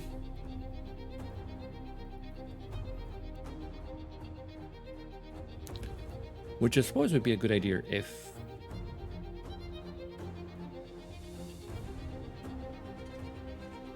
you want to slow down gradually. If the heat was enabled, you definitely want to slow down gradually. You wouldn't want to come in Suicide Man like you do in the Mun with no atmosphere there. So we're out of the stratosphere into the upper atmosphere. Right, it's like lower atmosphere, upper atmosphere, stratosphere, heliosphere? Or like heliosphere then stratosphere, right?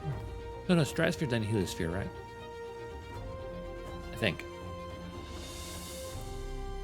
I haven't watched many science things recently, so like my terminology's all messed up. Just need to watch some more of Scott Manley explaining things. He's so good at explaining science.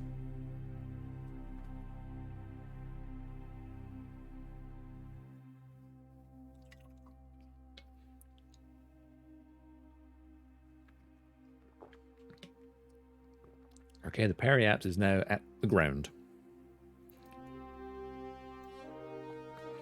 But we are still traveling at 900 meters a second, so we need to think about decelerating.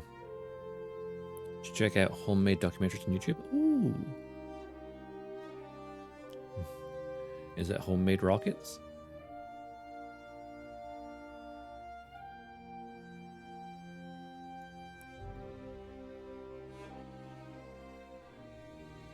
We're still at an altitude of 28 kilometers.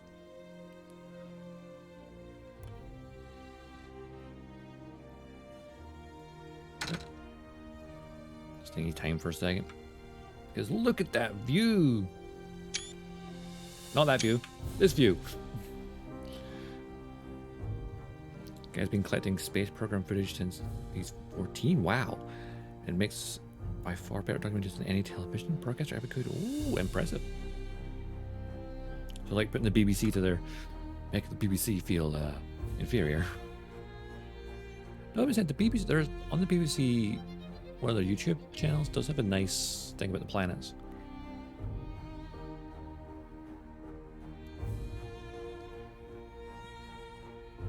I feel like that a lot of me growing up was like BBC or ITV, like documentaries in space. I think it was that BBC or ITV one, I can't remember, where obviously had, was it Sam Neill narrating it? In terms of Brian Cox nowadays. Most recent vids about Apollo 17 and Voyagers. Not the Voyagers. It's a shame that Voyager's so far right now that it has not enough power to for its camera to work. Could you imagine if we could turn the camera back on?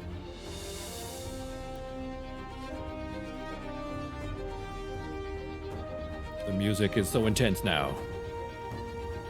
Just to remind you, by the way, you're hurtling towards a planet. I know.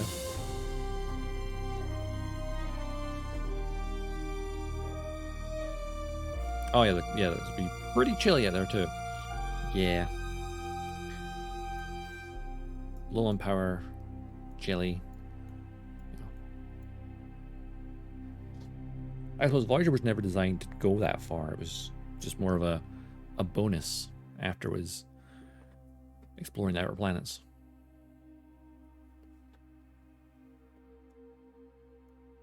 There's always that great picture. Was it through Saturn's rings? Like the tiny little dot of Earth, or like the very last picture as well. It took just looking back at Earth, and it's like that teeny tiny dot. It looks like a bit of dust on the lens.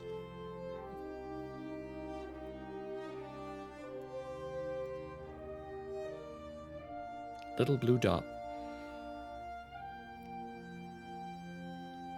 Space is insanely massive. That we really can't fathom it, really.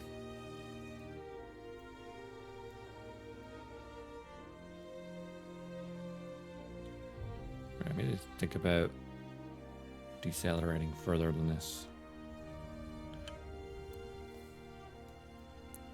Okay, get it done.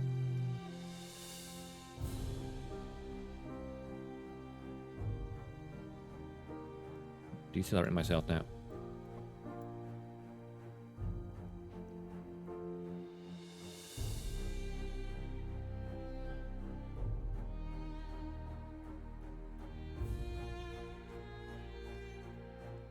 I like to look at this crater. Not gonna lie.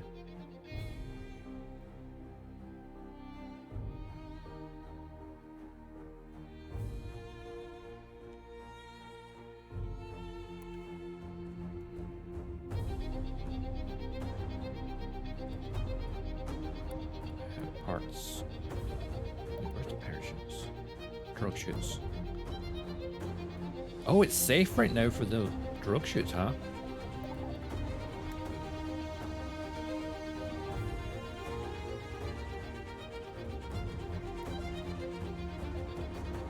The drug chutes are armed.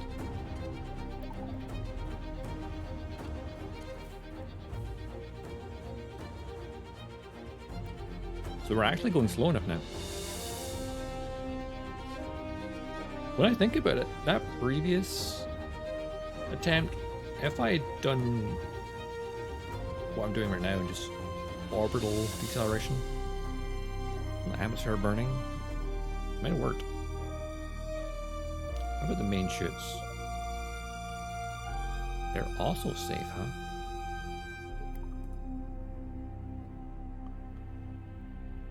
Deploy at 2,000 meters. These deploy at 2,500 meters, so that's quite low.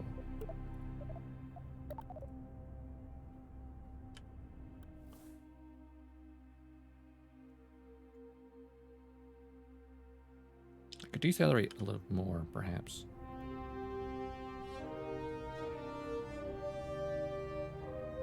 I mean, the amount of fuel on board is kind of impressive, not gonna lie.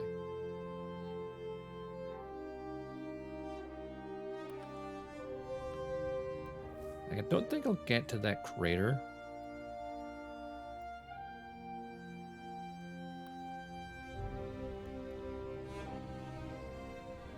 So it says it's safe to deploy these. They are primed,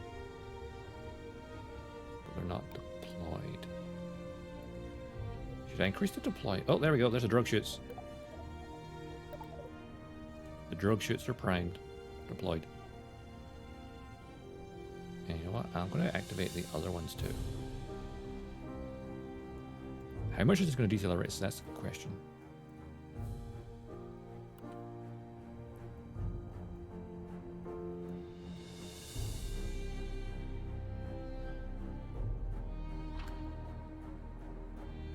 All the parachutes.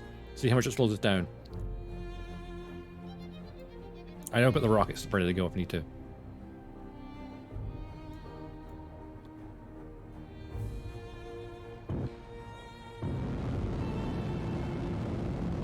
Right, I'm just gonna brake and thrust.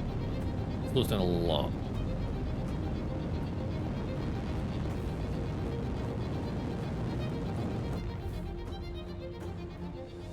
We're not getting to the crater. We're gonna get damn close.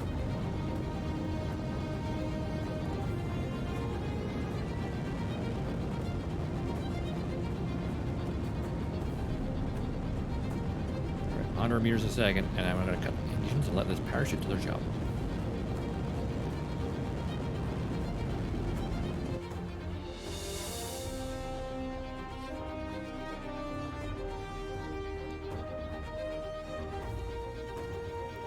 What altitude did they deploy at? 1,000. Okay. What's our current trajectory? There. Okay.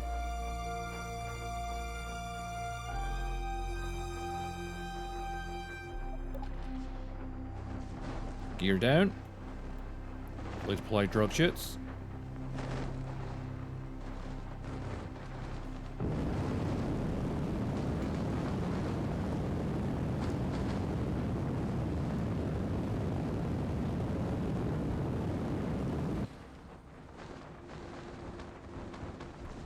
Main chutes are deployed.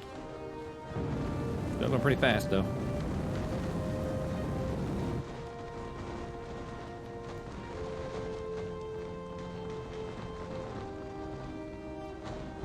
I don't use too much fuel. I feel like 28 meters a second might be good for those landing flags. And we're talking about 20 FPS roughly. Not bad.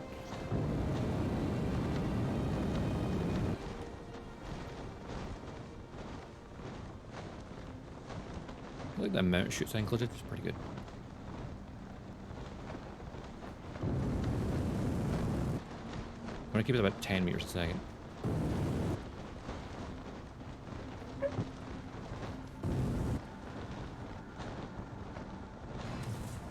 Oh, I broke the engine.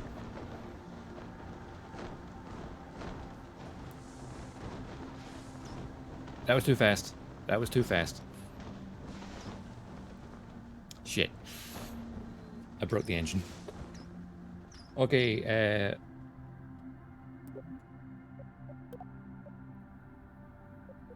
where was the autosave last? I broke the engine. We landed though. Let's just take that into account, shall we?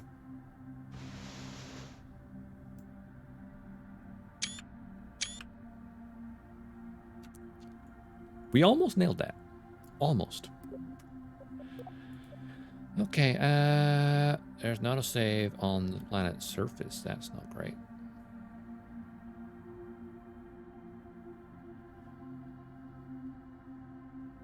Yeah, the autosaves are all like right now. When did I? Oh, was the last manual save before I undocked? It might be. Crap.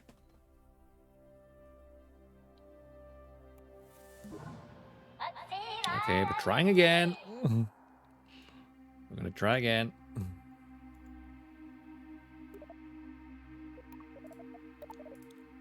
I forgot to save it before our final approach.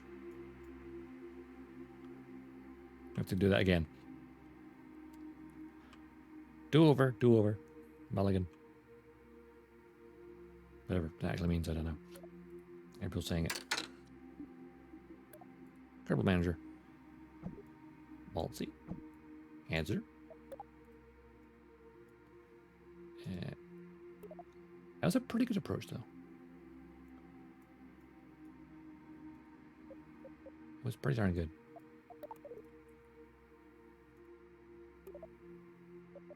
Control from there. And undock. And we're going to let time go forward a little bit so we drift out of it.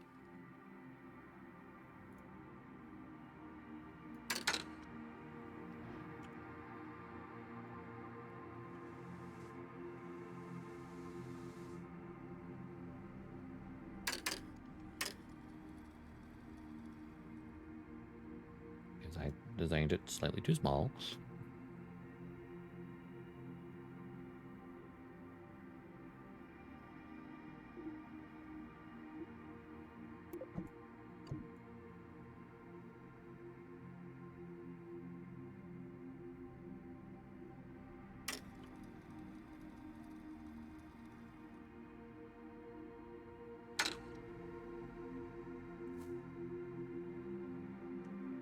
Let's just double check this orbit. This is okay. It looks okay.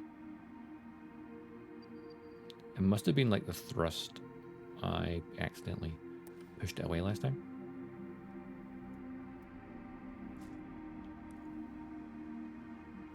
SES is on.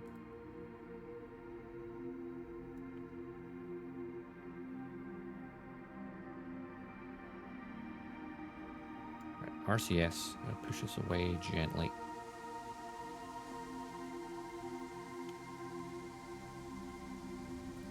So we don't bump the other ship, the mothership, shall we?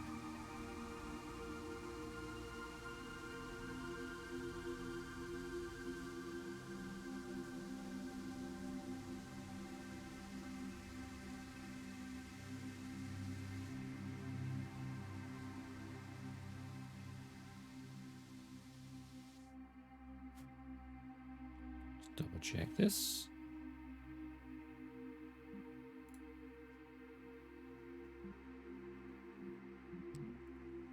No, it should be fine. It should be fine. That's, yeah, that's fine. Where's the other ship?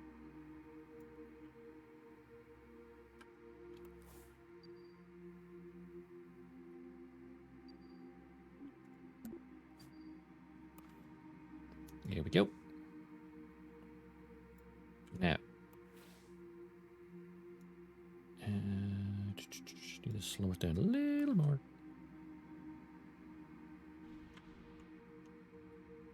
Stage is on.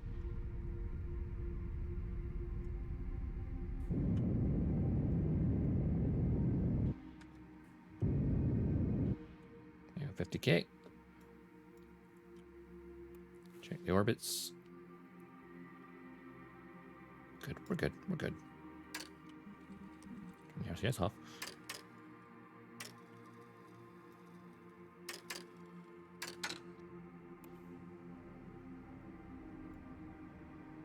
And I'm going to save it again so I have to undock it.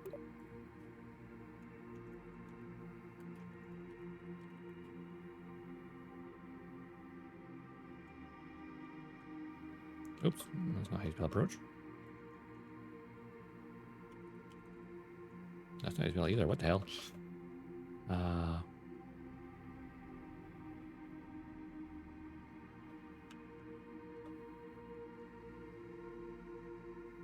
There we go, approaches.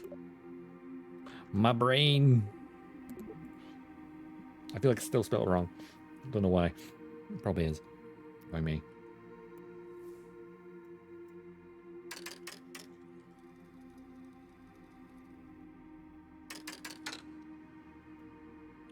Oh. Why is the orbit of that one shifted? What the hell? Like the orbit's drifted. That is so freaking weird.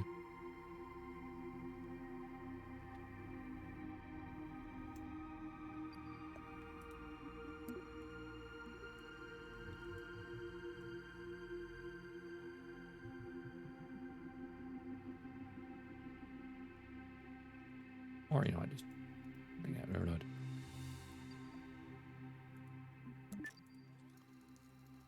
Alright, the capsule can decelerate while I'm doing this.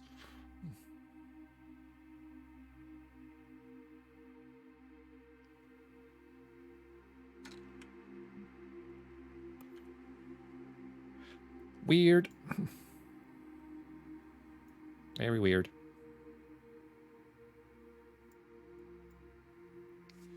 Even though I didn't nudge it this time, I don't think I did. But somehow it's this orbit seems to just drift. Like it's not even like change, it just moved. Like the apoapse has got higher and the periapse got lower. It just like literally, I mean, we've got it on stream, so I'm gonna clip it later and then send it to Intercept Games and say, hey, this is weird. Don't think it's meant to do that.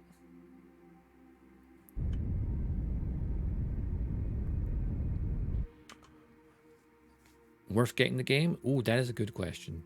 I feel that really depends. Because it is early access, only 1.0, so in terms of gameplay content, there's less in this game than there is in Kerbal Space Program 1 currently. So it really comes down to like if you want to be, you know, like if you're a big fan of Kerbal and you want to basically be testing out the quality of life improvements, like maneuver nodes and stuff are a lot better than they used to be, and you want to kind of help give feedback to the devs and stuff, then sure. But if you want to just play the game in its finished state, then don't. It is technically, right now the game's version, what, 0.1.1, I believe? Because it's only had one patch so far. But I enjoy it. I feel it's because it's early access, it's difficult to recommend it. Because not everyone likes early access and like the slow dripping out of bits of content and iterations.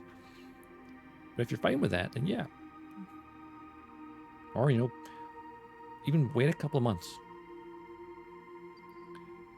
when they add like a bunch of new stuff.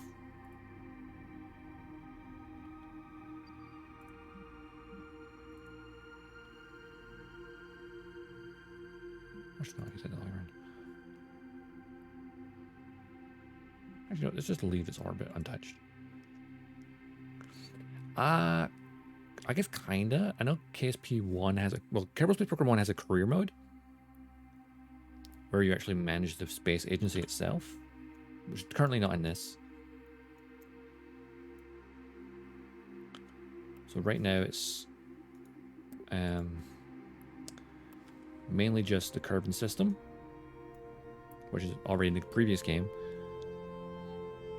with just like basically the core mechanics of being enhanced. So like how you build things and stuff. But the science mechanics, so like gathering of science data to unlock like a tech tree, that stuff's not in it yet.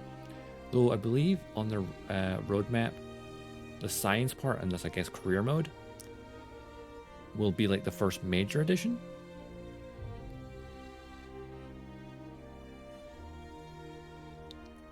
That way you can obviously generate science, unlock new parts. That's how it worked at KSP1, where if you did career mode, basically you could do little science projects and basically different in-game companies would like say, hey, I need you to do this thing. I'm like, okay, I can do this. Get some science, get some money to build more stuff. I believe the dev said it's not going to be money-based, but rather resource-based going forward. It definitely is. It is obviously early access, and it's only the first part of it. But if you want, like, I suppose, even though it's early access, it's kind of some people say it's expensive. It's about, actually, what is it? I'll look on Steam on my phone because I want to tab out. I think it's like $40 or something. Oh look, Steam on my phone. Let's have a look. Because I mean, it's cheaper than it will be when it's finished, but it's definitely not. Yeah, 40. Okay. So like, the price will go up for the final version.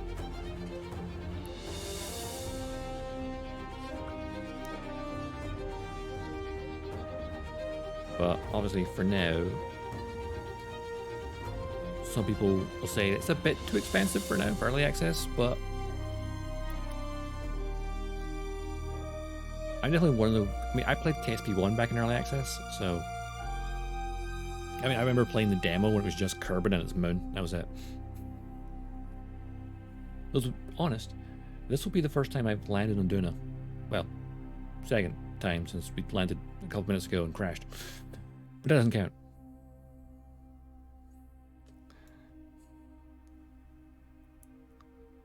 But yeah, it's all.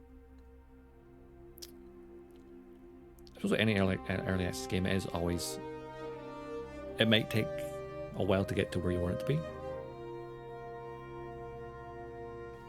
I definitely feel like if you're unsure, it's good to like drop in streams and like see what people are doing with the game currently, and like make a judgment from there.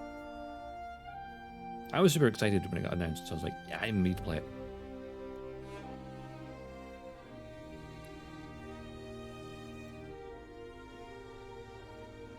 Though, of course, there is the slight issue of, compared to KSP1, the current system requirements.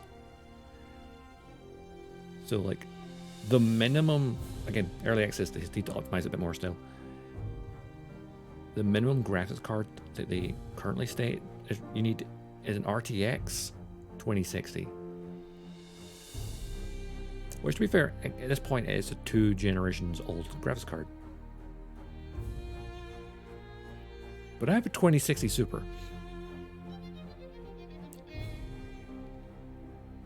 I'm obviously in low graphics, 1080p. Currently, we're going at 20 FPS on this orbital approach. Though it looks fine. I could not tell this is 20 FPS, honestly. This looks like 30 to me.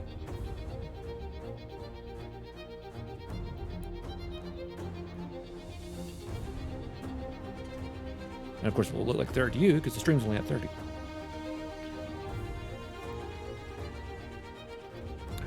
Got Ike coming over the horizon. That's freaking awesome.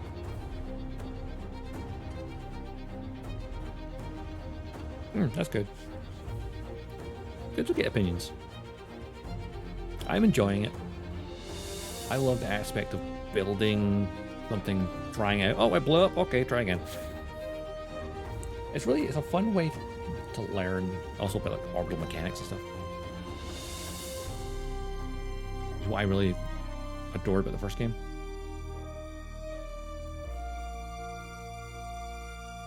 I'm currently at the periap, so I'm gonna decelerate a little bit. Get us down to about there. Should be upper atmosphere, I think. Yeah.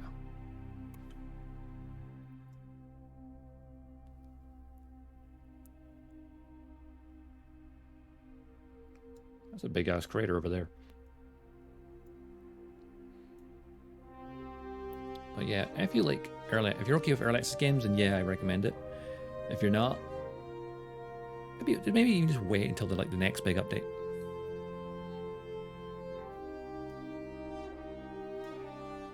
I feel like with every point along the roadmap, more people will want to join, buy the game at that point. Because obviously they've got the base game, then science, I think it's the next part, right? And is it colonies after that? I think it's colonies, yeah. So we can actually build permanent bases on planets and orbital ones too. Then I think after that it's orbital construction along with interstellar, so you can go to other stars, and then they're adding in more star system after that, along with new resources and stuff. And then the next part of the roadmap is multiplayer. But of course, that's probably way down the line.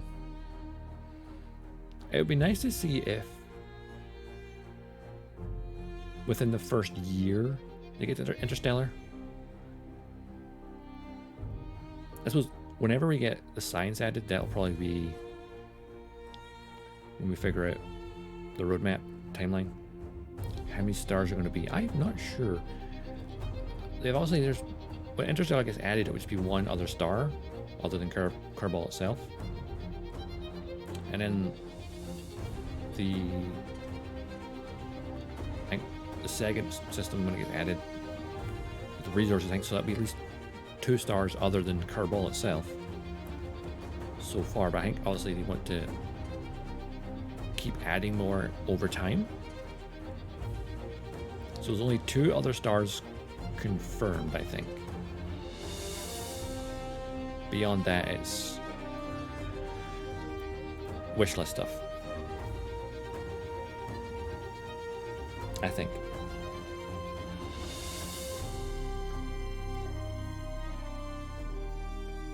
Let's go down a little bit.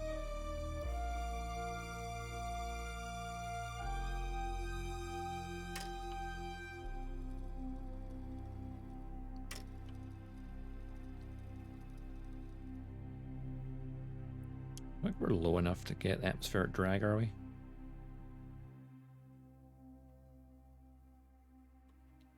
Let's see, if we were at Kerbin, we would be getting atmospheric drag right now. I think it's also because much thinner atmosphere.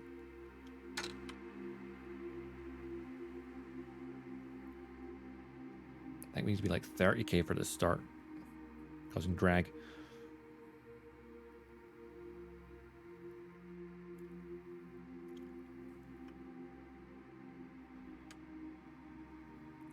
Maybe.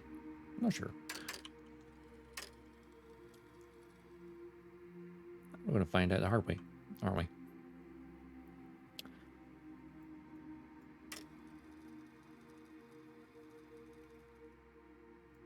That moon is so close. I wonder what the challenge is to try and land on both.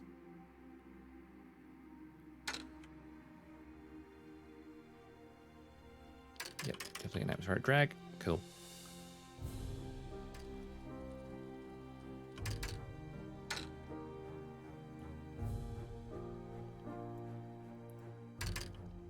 Right, times 3 and watch the frame rate go to 7 FPS.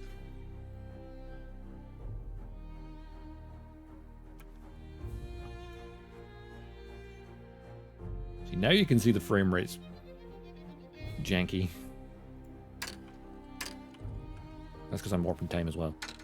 I slow down time, but it's normal and it's actually fine. It's at least 20 FPS. Pretty. So pretty.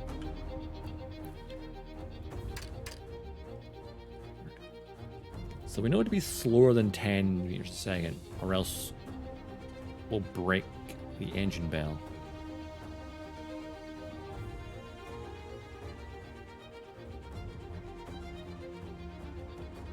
The slower we're going, the better. Maybe my landing legs are too short.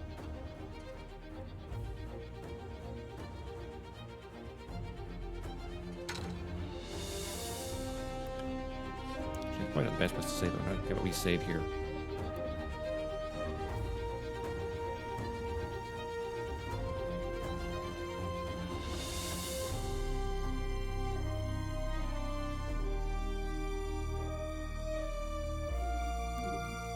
Right, landing entry. As we enter the atmosphere. It's a very thin atmosphere, mind you.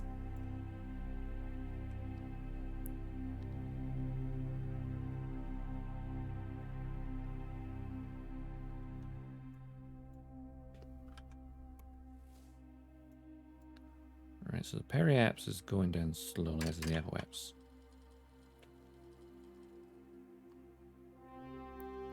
We're at times 4 and moving super slowly. I guess more than times 4 at this distance from a planet would probably break the game. But I want to break the game, that's funny. The only people that did that a lot in KSP1. Fighting the infamous Kraken.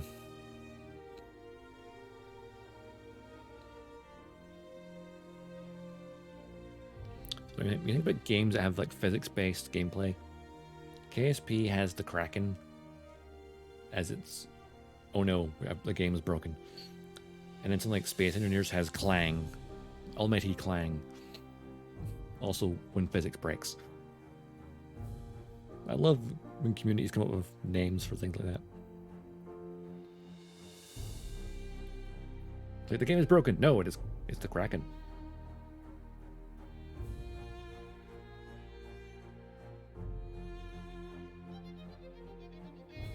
Okay, currently. Now we play the waiting game. I mean, I could just slam the rockets on, decelerate, drop straight through the atmosphere, but we want to slow down as much as we can while not using the fuel, because if we use the fuel, then it becomes an issue.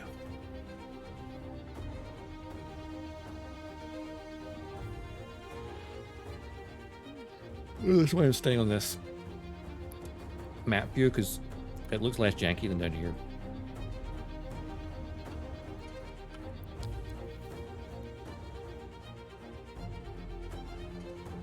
But once we see the apoapsis become where we are, and the periaps vanish, then we can kind of... Because we're about to enter the upper atmosphere.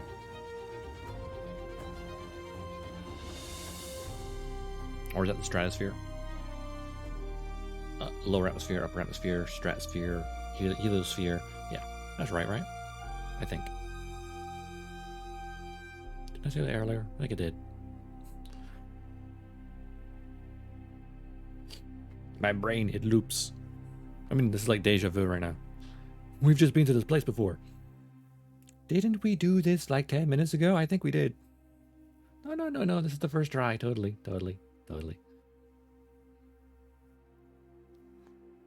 First try. Can't prove it otherwise. There's no evidence. Not like there's a stream. Archive afterwards.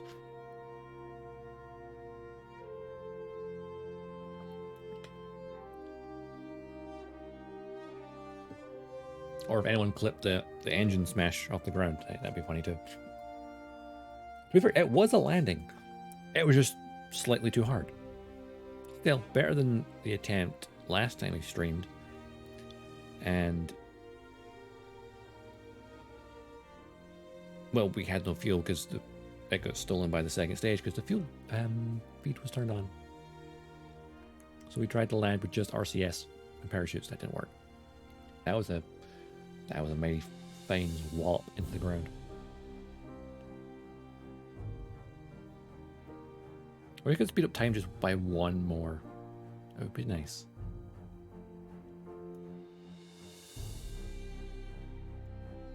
Okay, perhaps it's still 10k up. Like 17k up even. See, I could use some thrust to decelerate myself. And I might.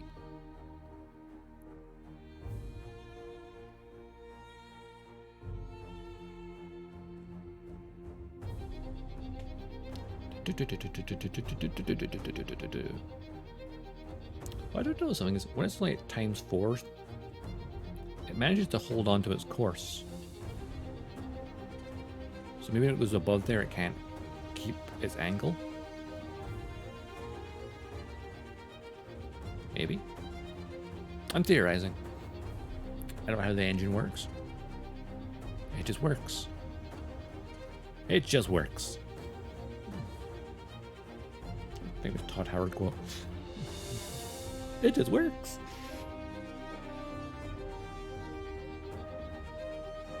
I mean, Malsey looks happy though. That's a mad Hadzer. Hadzer's still a cool name. Hadzer.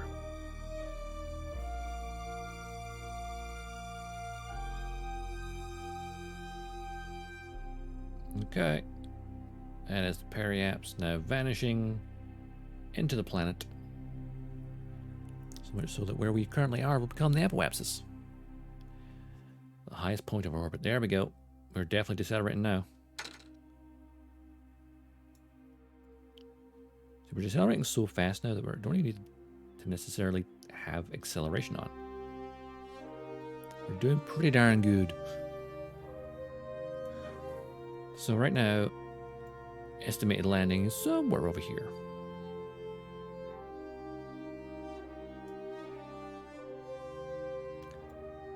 Of course, once we land on the surface, we then have the conundrum of trying to then get home. Assuming there's enough fuel. I'm unsure if there is. I'm freaking loving the music though.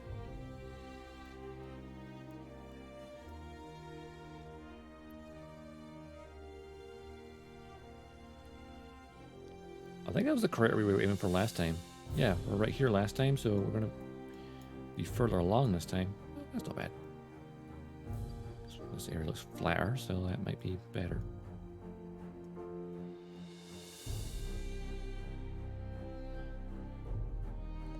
I could decelerate and choose a landing point.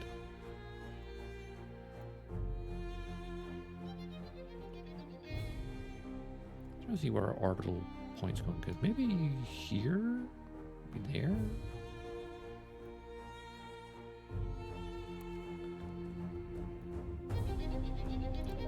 Shifting. Okay, these are safe for deployment. What about these? They're also safe.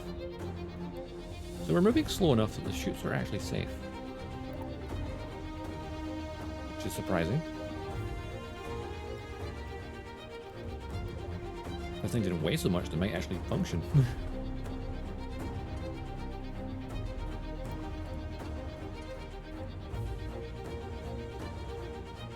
Pressure, deploy up to 25 meters.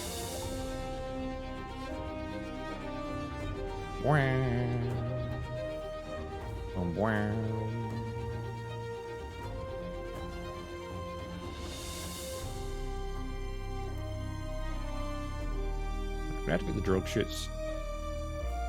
They won't really come into effect until we're a little bit slower. But I'm cool with it.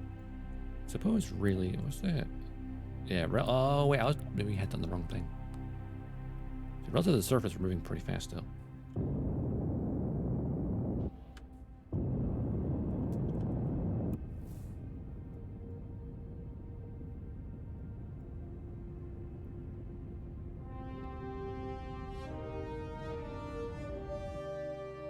Let's not use too much fuel.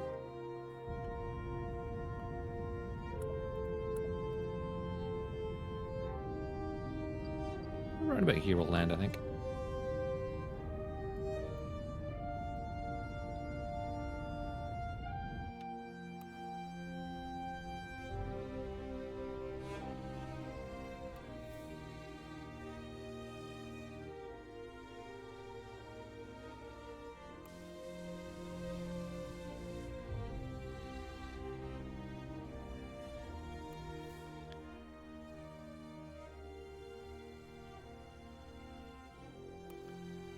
We're still moving at 700, so 700 meters a second. We're 20k up still.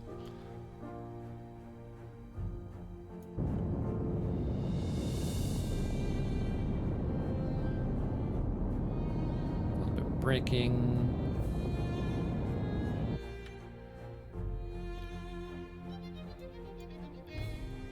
Where's the landing prediction currently? There. Okay.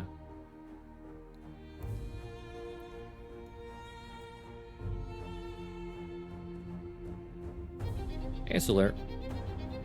Can we all stop using oh my god and what the hell and start using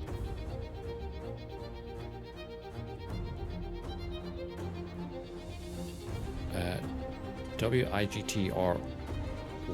What in God's tarnation? What in tarnation?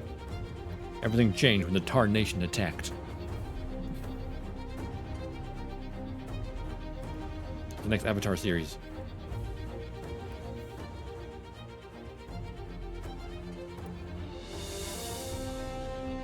Or we could just do buy the Allspark. Little Transformers reference. Unless we said like Hank Hill. What in God's tarnation? Bobby, what did I tell you? You're an expert in propane and propane accessories.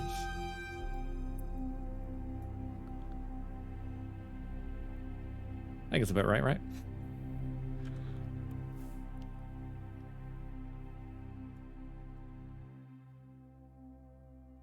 We're still approaching like 600 meters a second, which is pretty fast.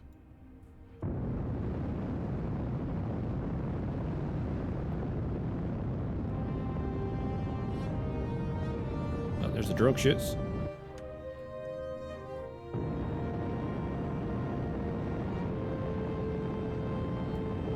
Slow us down.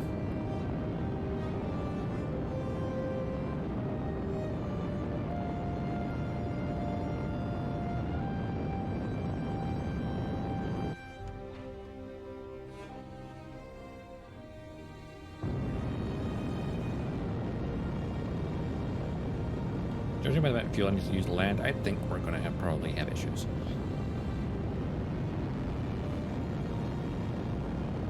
Now that I think about it, this is an orbital engine. I probably should have a sustainer for this. Because we're in atmosphere still, technically. Might be a light atmosphere, but it's atmosphere.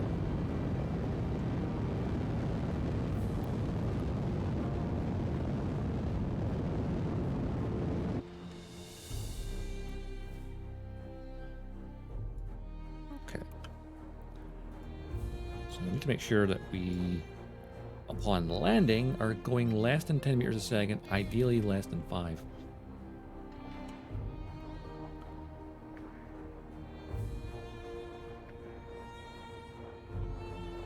When do these fully deploy again? 2500, right? Yep. Actually, on this point, maybe it's probably sooner.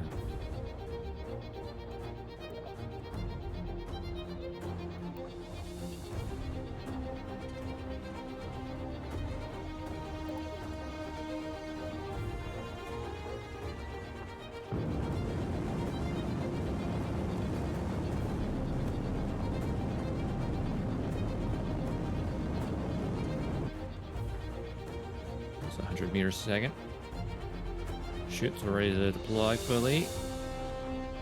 Full deployment of the drogue chutes. Not slowing us down enough though. Full deployment of the main chutes coming in.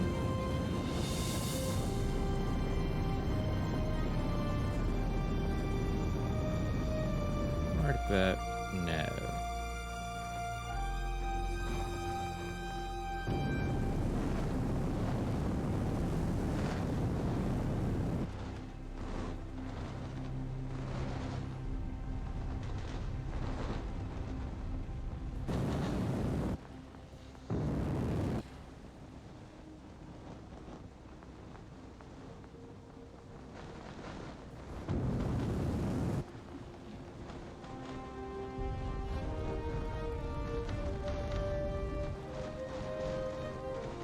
Or just like final burn right where we hit the ground. Rather than a sustained burn.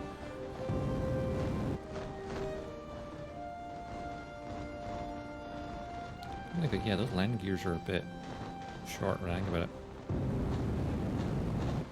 There should be larger ones.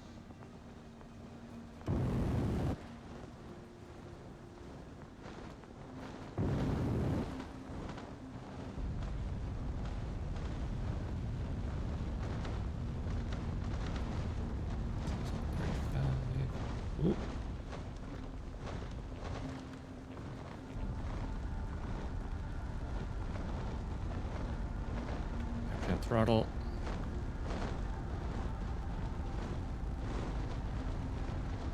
That is not a level surface. A level surface? I can't quite tell. Where's a second?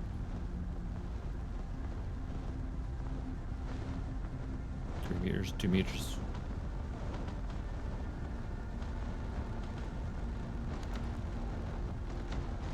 And engine. Stop. Don't tilt, don't tilt, don't tilt. And we have landing on Duna. Successfully this time. I don't like how it's leaning though.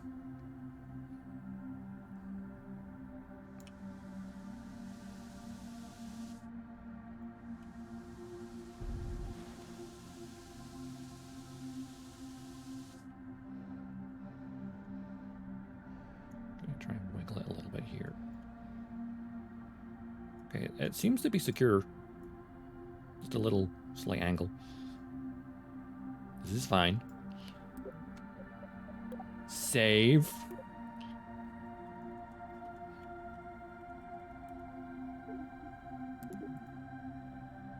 We're on the surface. And we have about half the fuel left.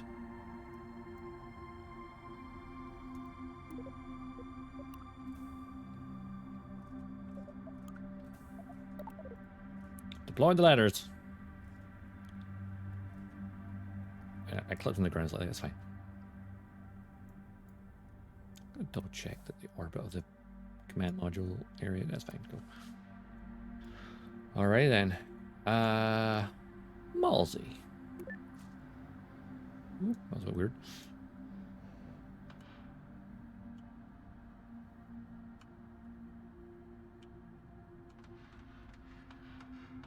Down we go.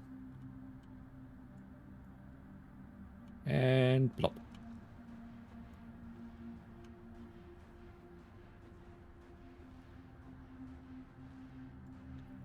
We're on the surface. Hazard, you too. That's a bit weird looking.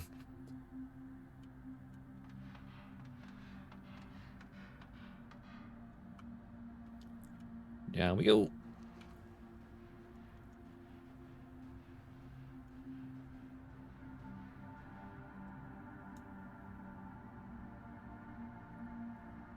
The first Kerbals on Duna. For me, anyway.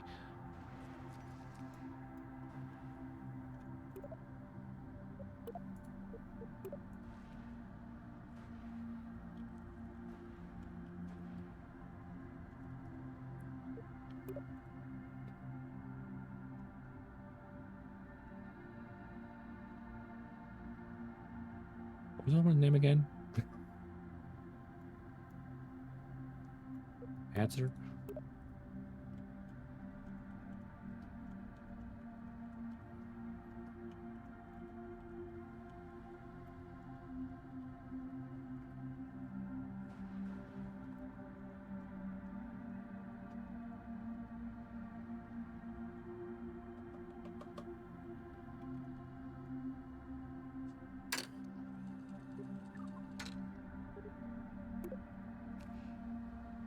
Deploy the flag! I told you to deploy, not you. Why are you deploying it?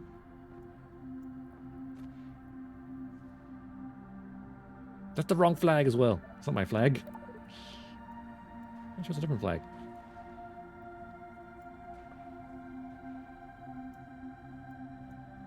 Look at him, Buggy.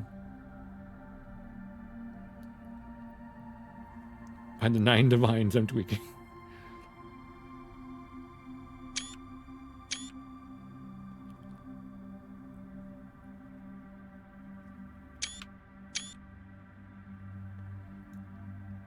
So, we're here. We are on Duna.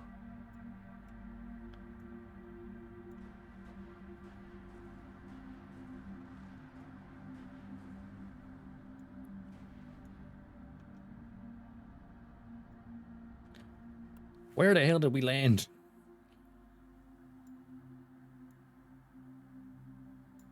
If only I had a rover. I could go wandering. I could go wandering on foot if I really wanted to. Or a little wander nearby.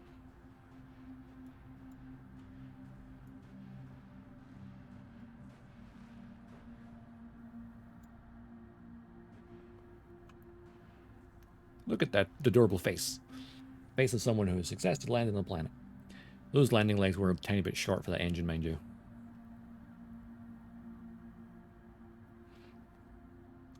No wonder they broke last time. Sprint!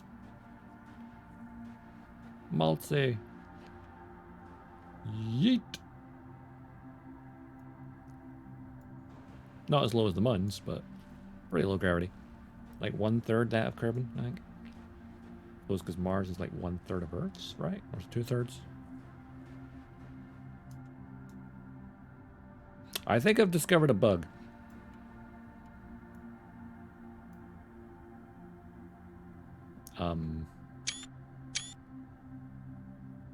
Maltzy, you good?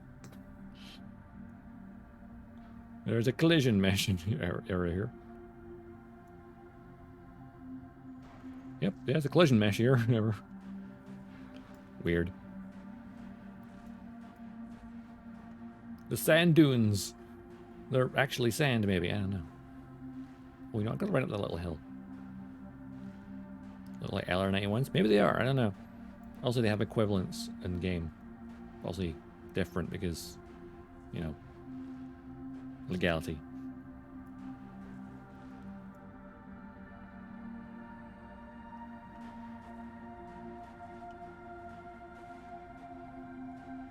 Now imagine when multiplayer comes to this, and you could maybe literally be the 2 different Kerbals, or even 2 different ships side by side. Though I did remember hearing there was the AMA thing for the devs, that when multiplayer eventually comes, because I also don't want to talk about it too much right now, it's way off, that it's going to be like, the only time you can interact with each other is, like dock with each other's ships and stuff, is if you have your timelines linked up. So that way you can still have time warp. But unless your time warps are synced, you can't, like, interact with each other. Which I guess makes sense.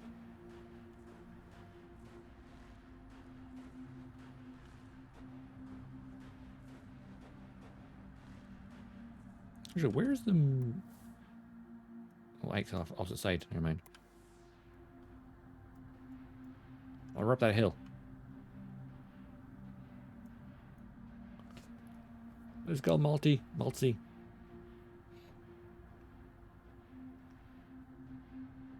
What's over the horizon?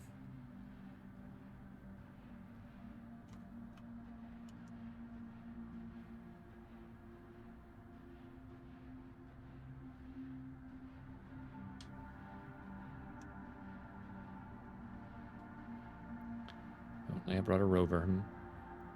I thought the orbital should be surface.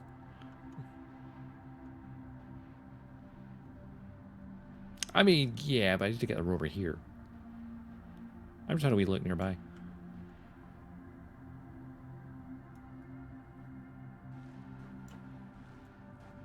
It's like a good view.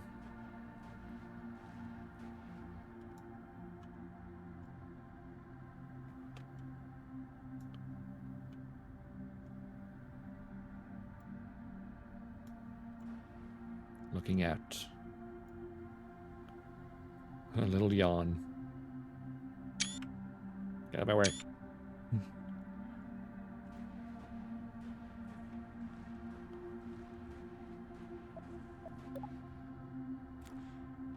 When in doubt.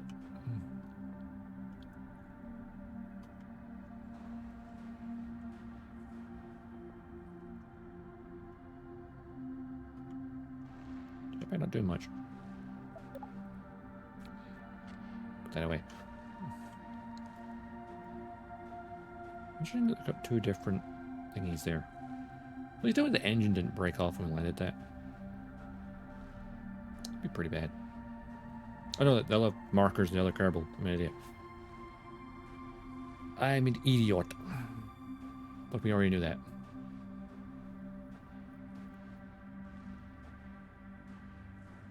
Now the next trick is getting home. Well, it took us 2.5 hours to do this. That was from mid-flight.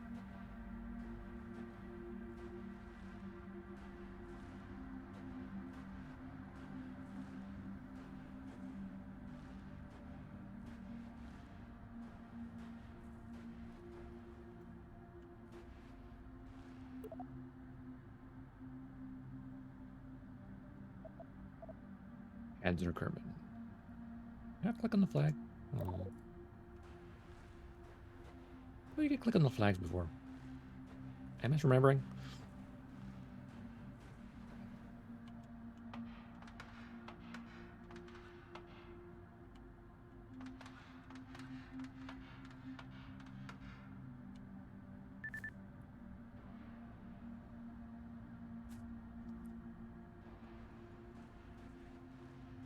In a crashing trajectory? Oh no. Default name 20. What's default name 20?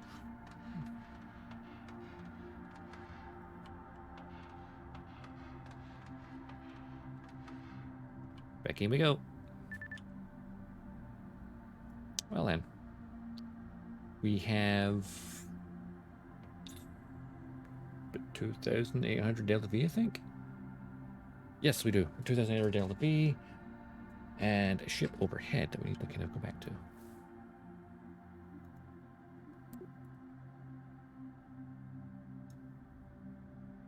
So that's the target. It's orbiting that way right now. So we need to go to our right, left, back. Actually, no, backwards, yes. We'd have to lean back. That's the front of the ship, right? Yes, lean back. Okay. Right.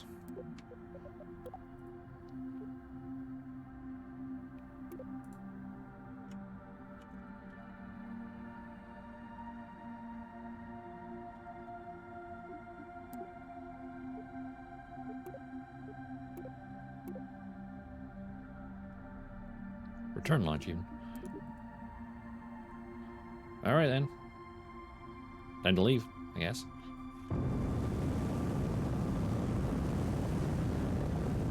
Uh-oh, why are you doing that? I don't have control. I don't have control. Oh, wait, I know. I know why.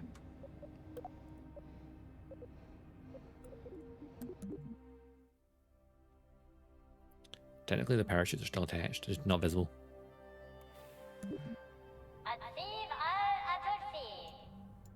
And that is why I saved. Ladders away. Parachutes which aren't actually there.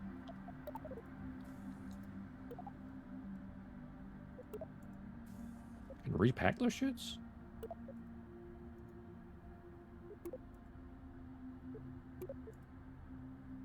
Can I actually repack them all?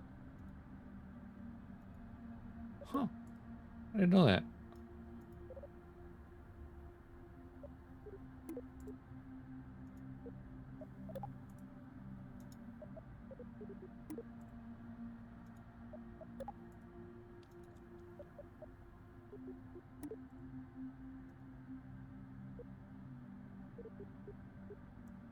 That's them all repacked, right? Yeah, they're all repacked. Huh. Alright then, let's go.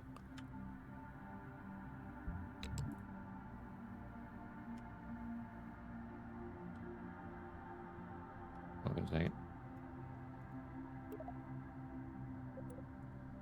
Don't have them armed because that would be bad.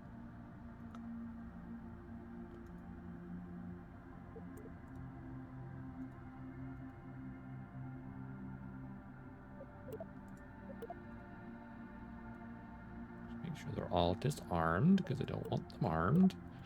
Don't want to lose deploying randomly. Okay. Let's go.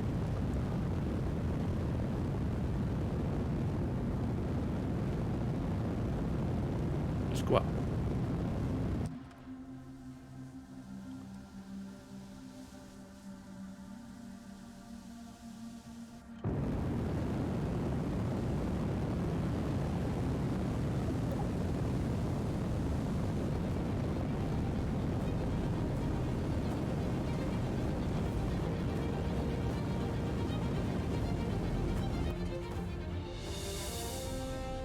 I don't have enough fuel for this, honestly.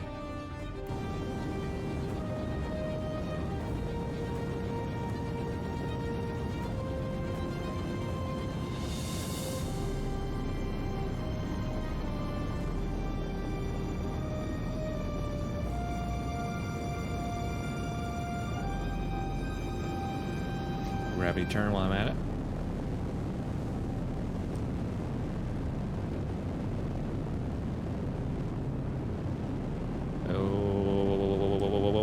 Whoa. Physics failure, physics failure.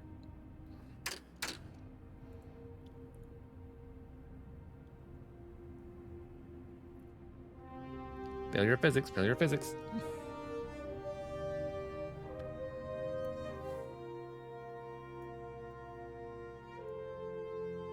Also, that's the wrong directory as well. Oh, crap.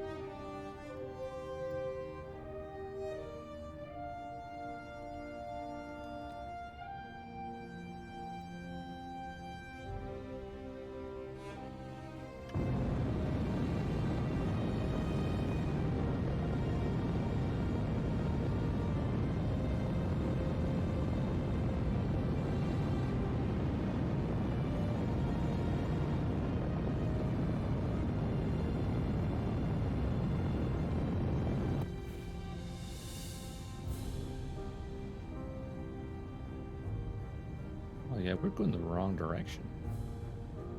I suppose that's normally the way you go because we're... Oh, this is orbiting the wrong way, isn't it? Ah, shit.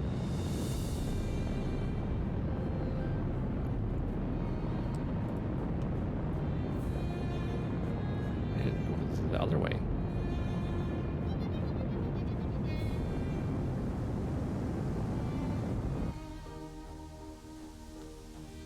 Screwed it up. Screwed it up.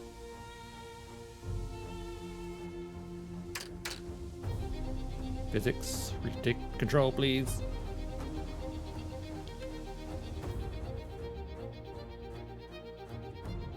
I could just go straight up, maybe.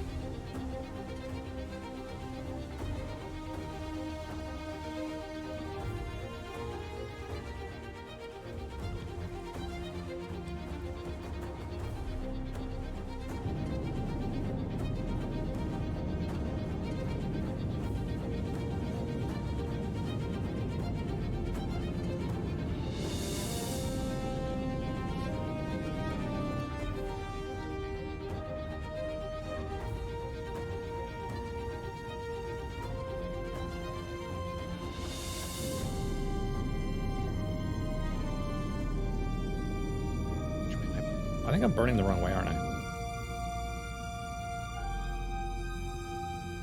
Yep.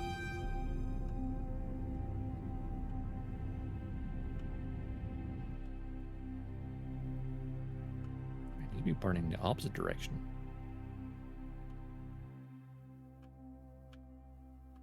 I'd be burning in this direction, honestly.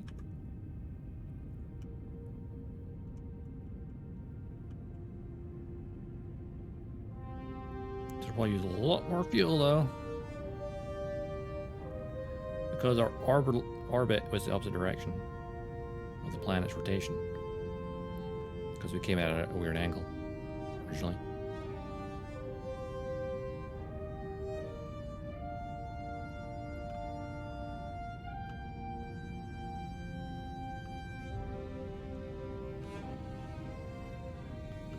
I got this manual under control now. I can fix it, I can fix it, I can fix it.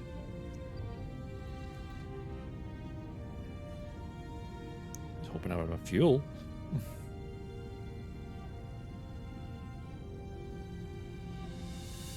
I think I'll have enough fuel. Just about. I always use RCS to kind of intercept if I can.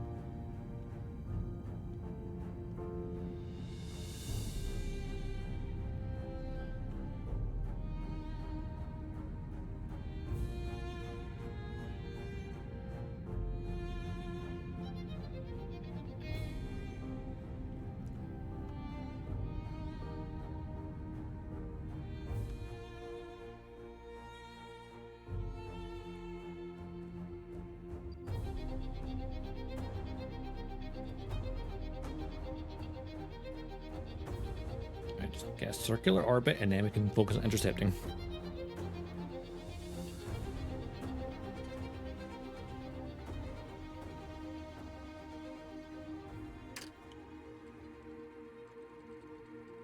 I might even get an intercept almost right. Almost right. Not quite.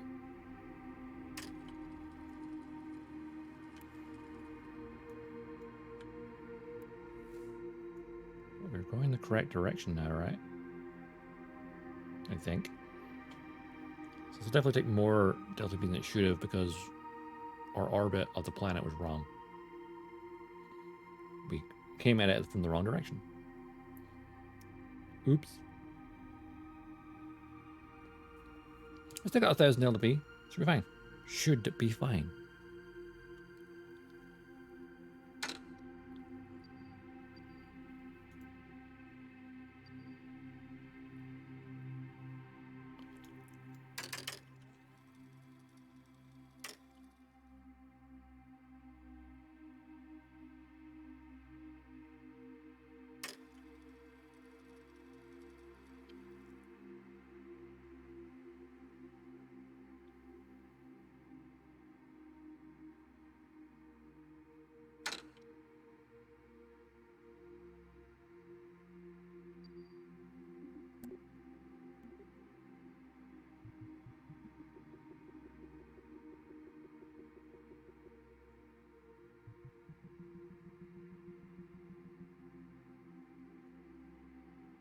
That's a weird ass orbit.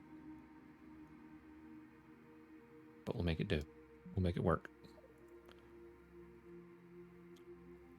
We'll make it work. It's fine.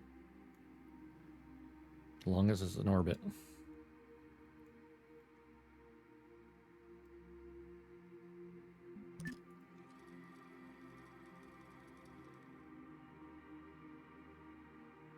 from there, we can figure out the rest.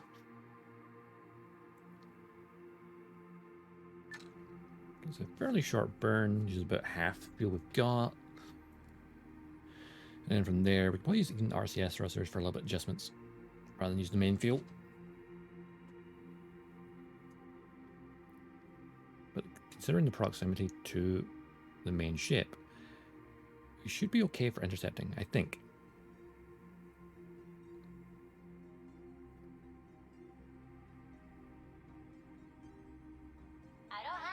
Ten, 9, 8, 7, 6, 5, 4, 3, 2, 1. Please don't spin like you've done previously.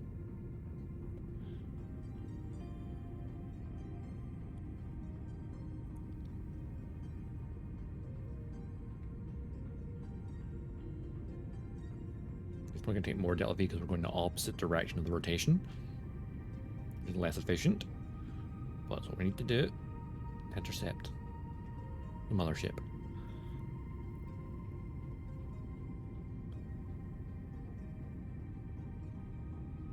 Five, 4, 3, 2, 1, 0. Alright, what is our current periapsis? Too low. That's high enough. No. We need to correct something because that angle's way wrong.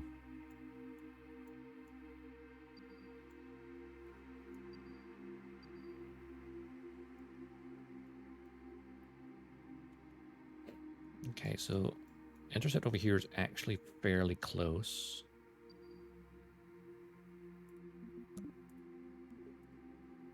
So when we're there, what we can do is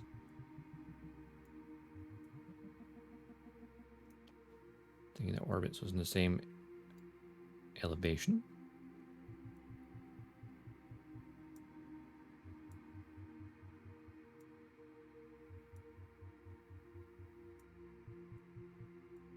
Okay, about 3 degrees out at most.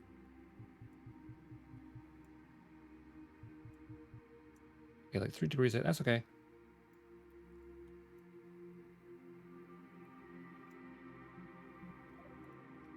Maneuver node. Let's turn off the RCS, gonna need that right now.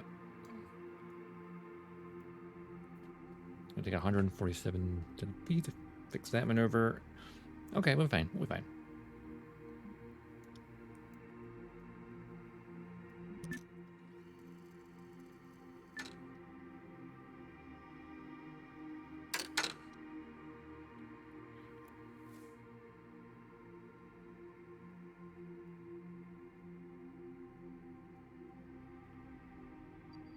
That trajectory over there is pretty darn close.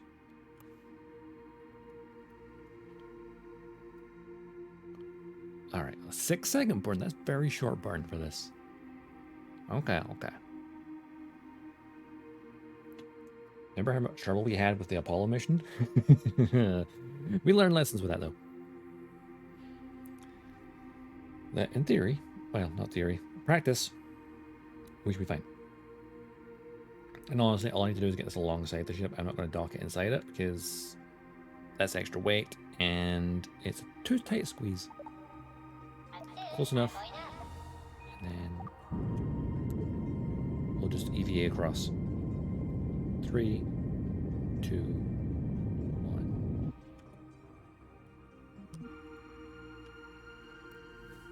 Cool. That has got a fairly decent intercept coming up.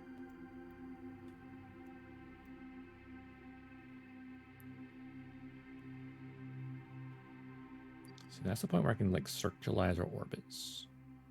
Match them up a bit more. I think.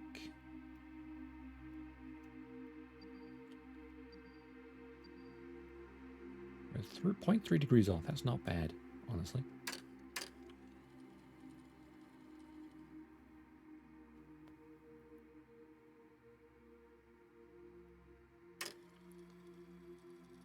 I'll get the first closest approach.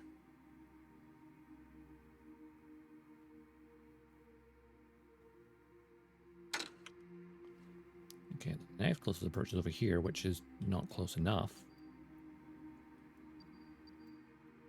So we'll be positioned. So we'll be there. Okay. Maneuver point. And then decelerate. No, because that's not right. Okay. Need to shift the orbit a little bit, I think. No, not that way. That way. There we go. So that's mostly lined up. Mostly.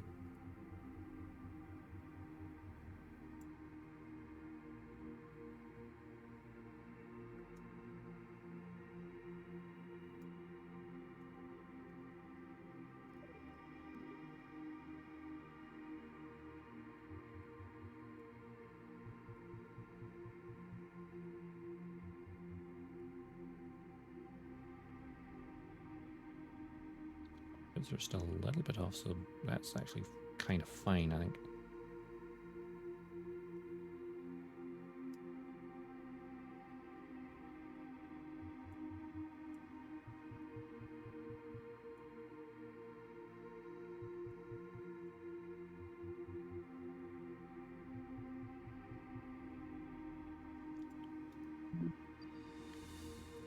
Grab it there. Maneuver points.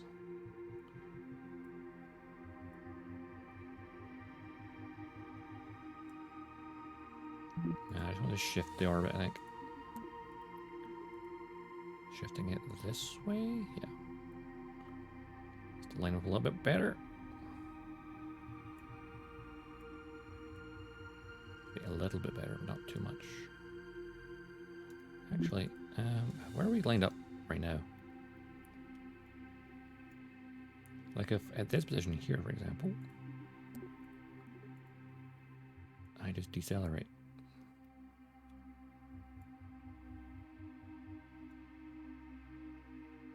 Yeah. That's a better plan.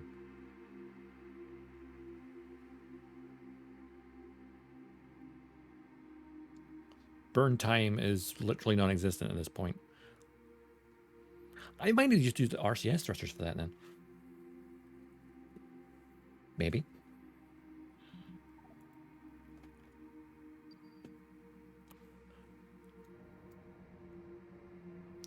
$410 delta V. We've got enough to get back, I think. I realized I never deployed the solar panels on the planet. We've got enough power, it's fine.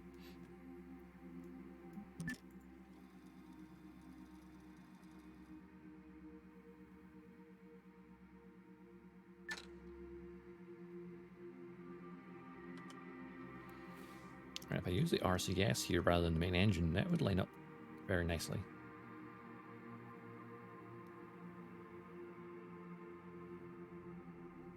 Because it's literally less than a second of thrusts. So, yeah. RCS, I think.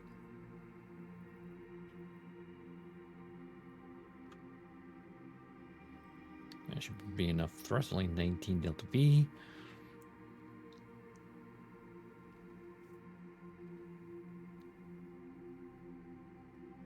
Okay.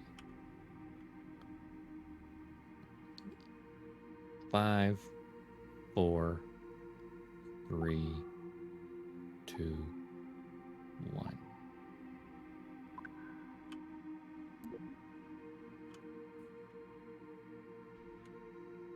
There we go. Close enough, isn't it?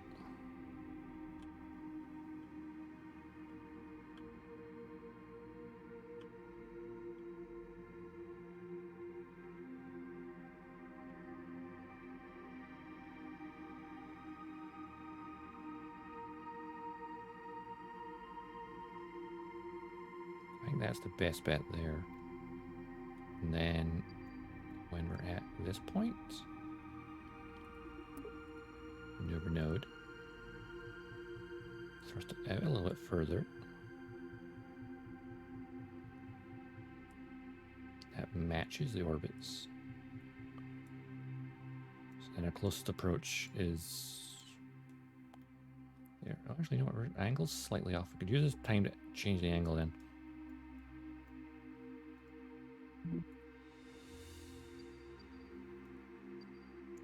So at this point here, maneuver node, gonna.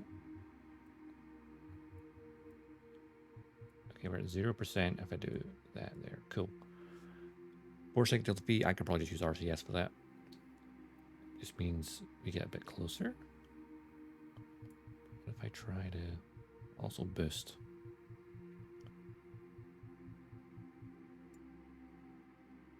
So that's not close enough. So I'm going to deliberately... Oh, actually, you know what? Look at that. Because if I'm orbiting in sight, I'm going faster, so the next orbit should bring us closer together. Cool. That will do it. Get us in position.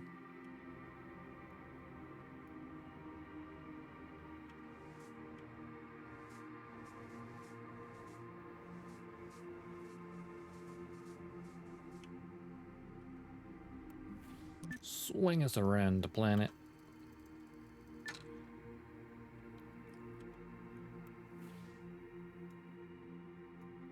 Literally just turn the engine on and immediately off.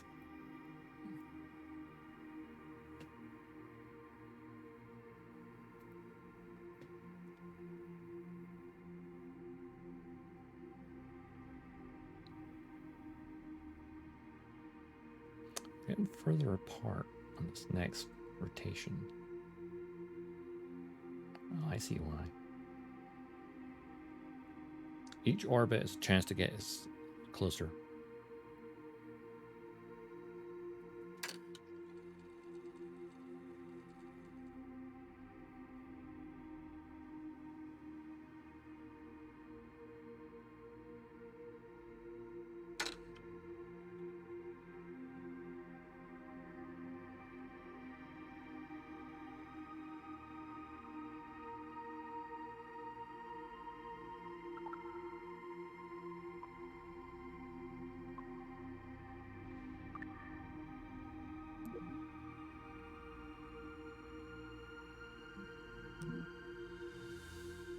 Or 0.2 off, so if I do...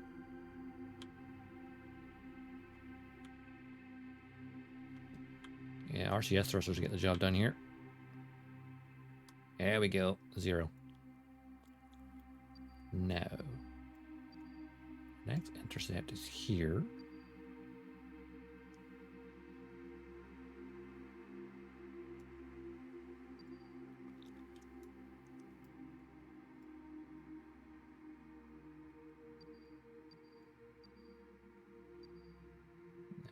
See, if I was here and then maneuver, say I accelerate a bit. That's decelerating when I do it. Accelerate. Get us closer.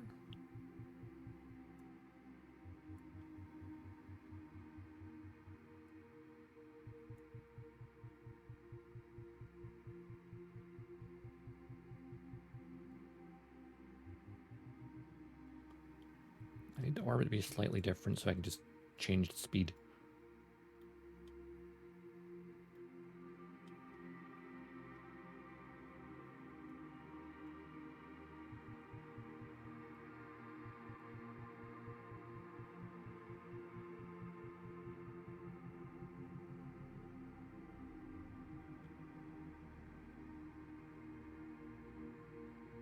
If I decelerate on purpose.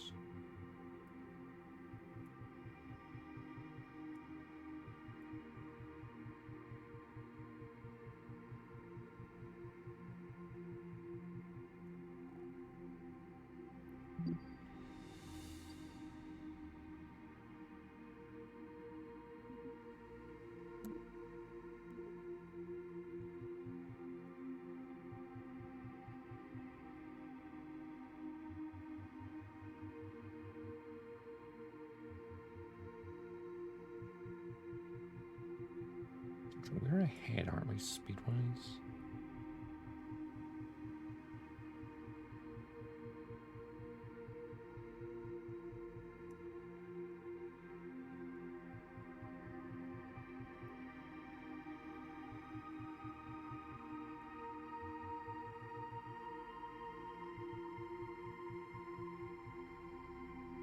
Intercepting in space is difficult. I'm sure it used to be a thing that KSP1 had, like, would tell you the closest approaches, like actual distances.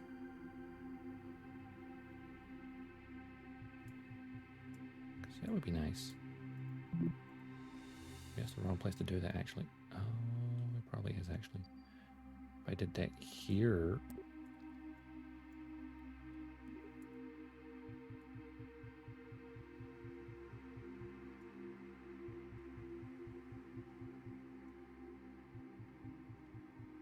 bring that very close together. Which means in the next orbit we'll be super close together. I decelerate, and we're good. Yes. I am beginning to understand. It is a very tricky procedure.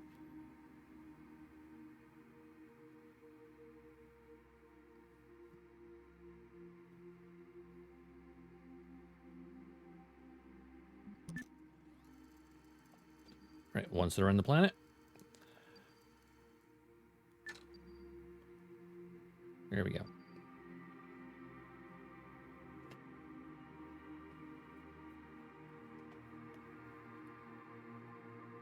So we're pushing our orbit out further, so we slow down. So we come back around the next time, closer together.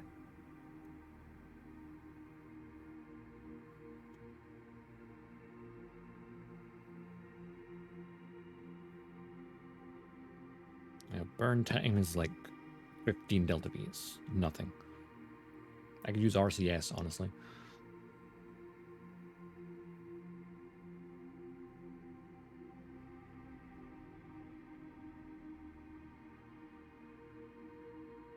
Okay. 10, 9, 8, 7, 6, 5, 4, 3, 2, 1.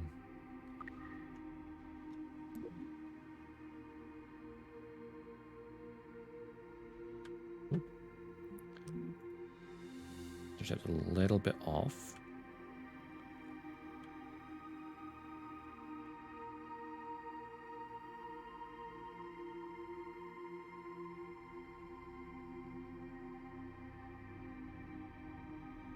Oh, it says RCS on the apps.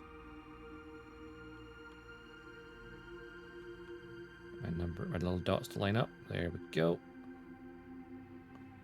Now we play the waiting game. We're at this position here. We can synchronize our orbits, and we're good.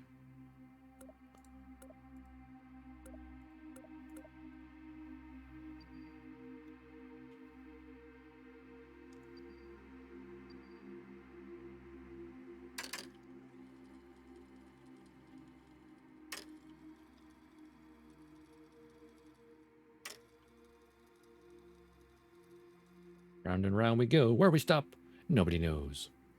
Well, I do, because I have a big brain. The computer knows. Me, on the other hand, well... See, I go out further, so my orbit slows down.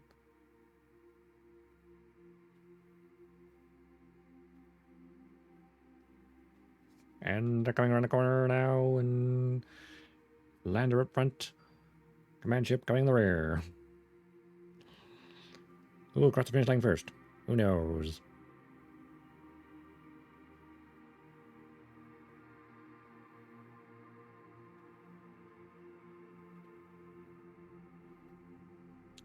The orbital interceptions like this are fun, and which is why I need to build a space station around Kerbal orbit, because that'll just be a challenge in itself. Also, we need to build a space shuttle. We need to do that at some point.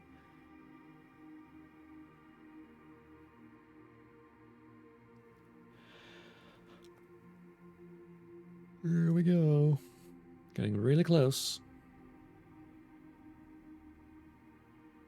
We're getting so close you can almost kiss.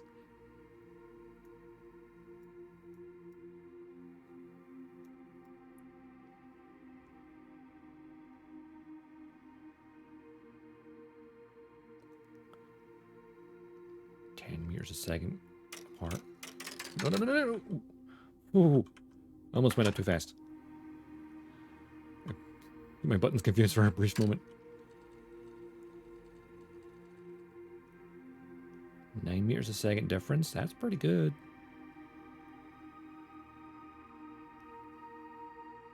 8.9 meters a second difference. You think we need to get to 0.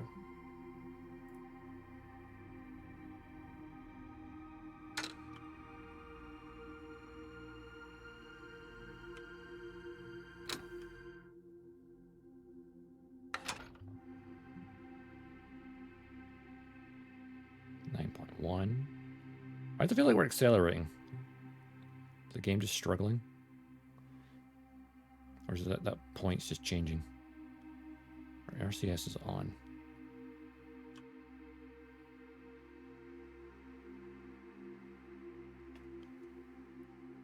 So we're at closest approach. Yeah, the thing's just updating slowly over time.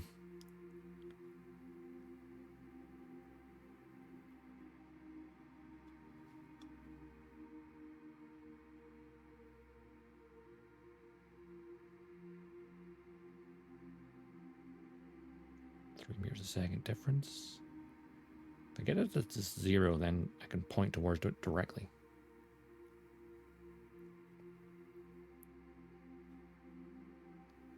One meter a second difference.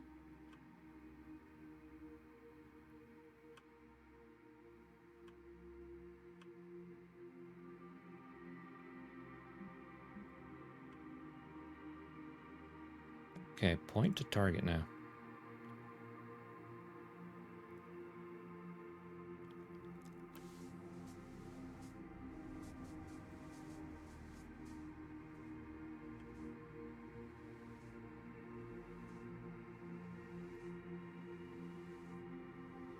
Officially.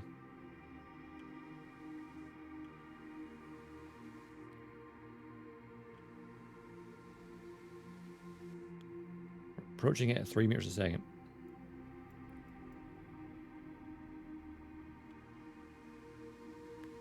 Supposed to have a little bit further, like 5 meters a second will do. I know it's a kilometer away, but 5 meters a second for a kilometer is not as much as you think it is. Well, it's a lot faster than you think it is, I mean. Like 5 meters per second, that's what?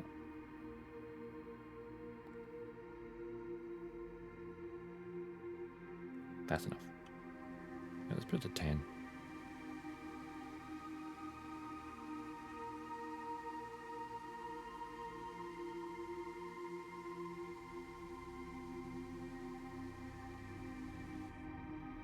At about 500 now, slow down.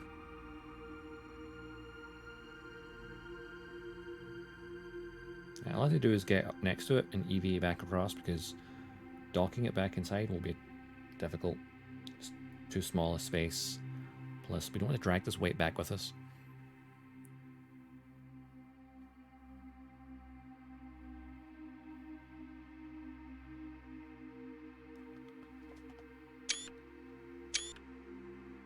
This looks cool.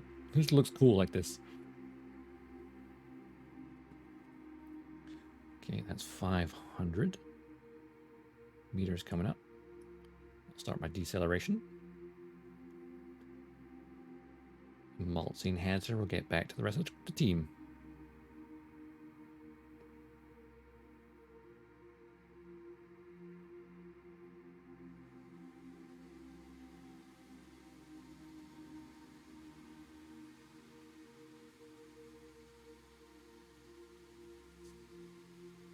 Don't want to come in too fast. Don't want to have a collision.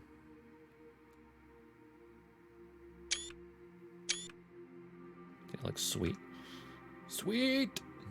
Dude!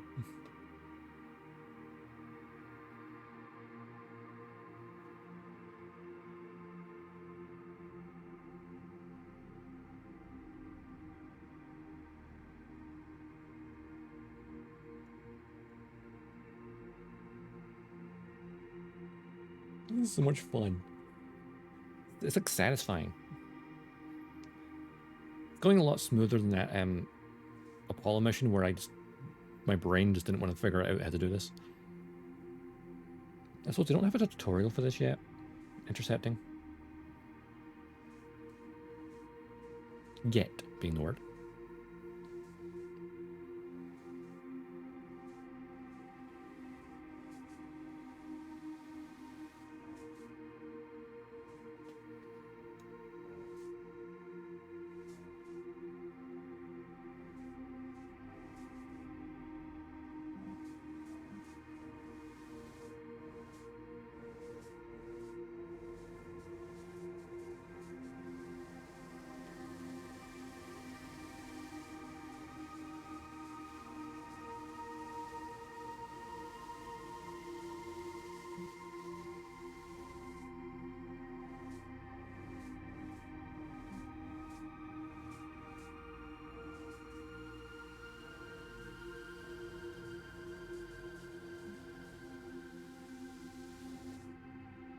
This is the tricky part.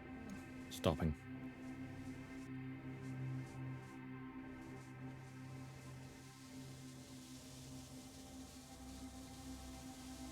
Of course, the RCS is going crazy.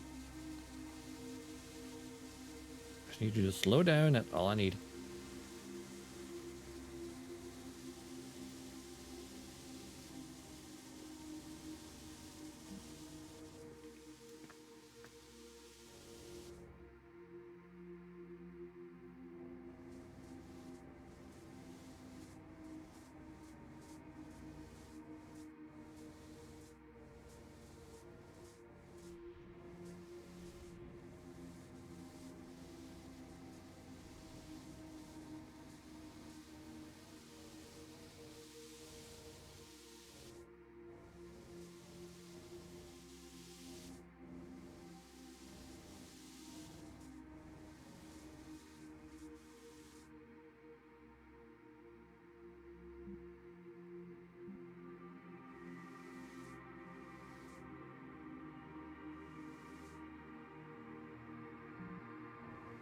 Just point at the target.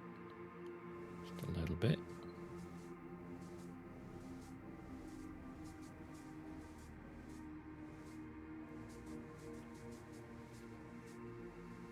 Okay, it's like 1 meter a second should do the trick.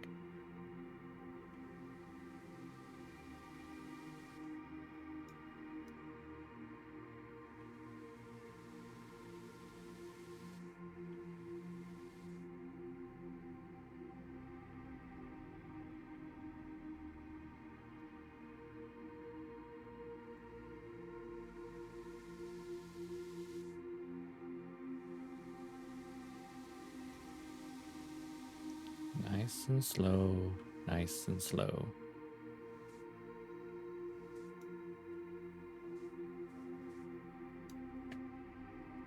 In an ideal world, why is it spinning? That's a very good point.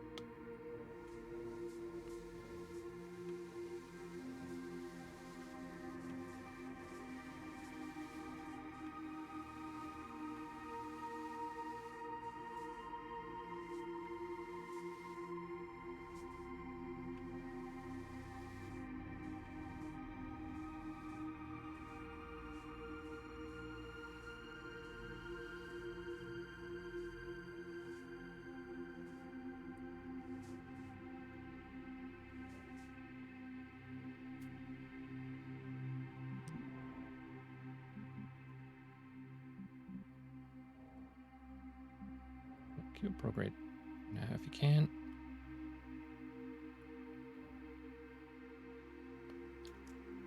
I'm actually gonna hold position. I'm going to close this. We're not probably gonna use it early, am I?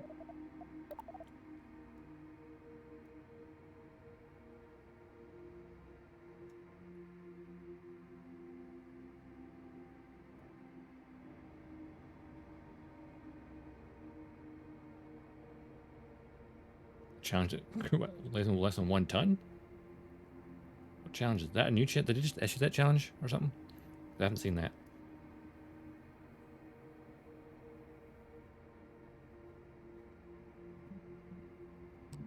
steady.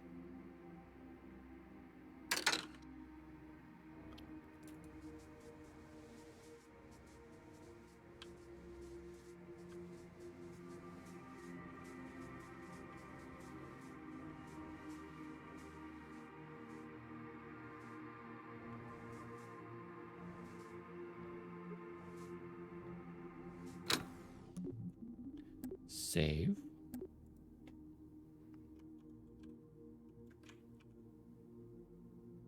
Run.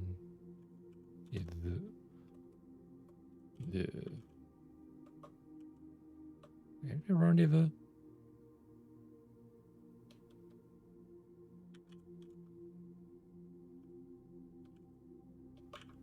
Whatever. The spelling doesn't matter.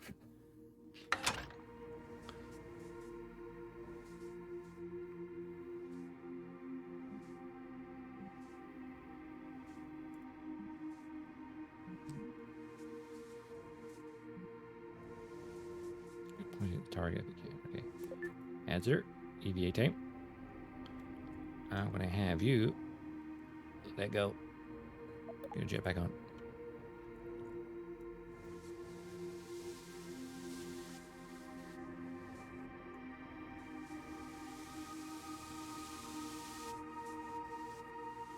Where's the hatch on this? I forgot where it is. There it is.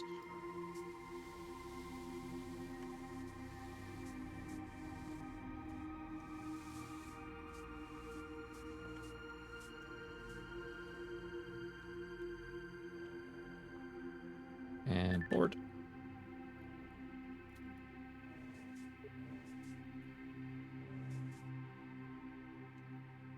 And malt say, let's go.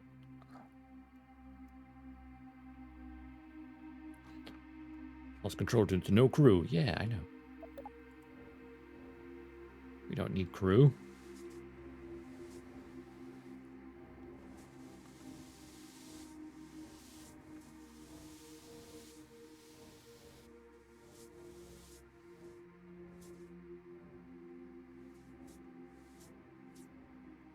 Hey, Jab, you in there? Duna was cool.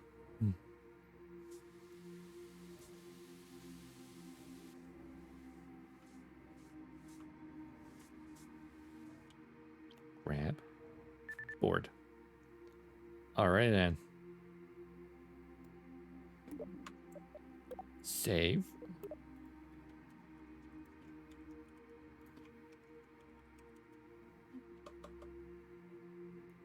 Turn. Reunion. No, that's not spell that.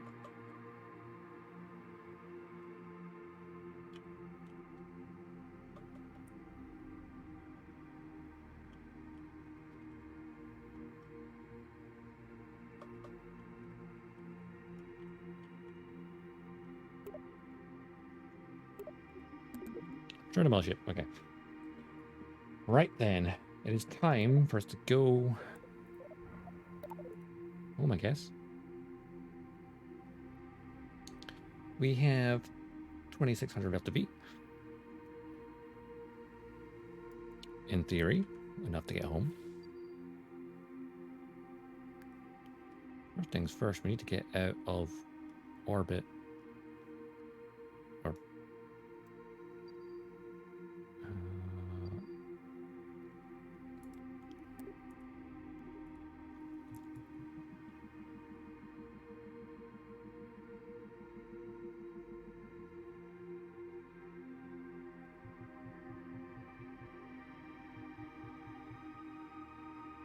yeah, the intercepts Ike there. I can really use it to yeet myself out.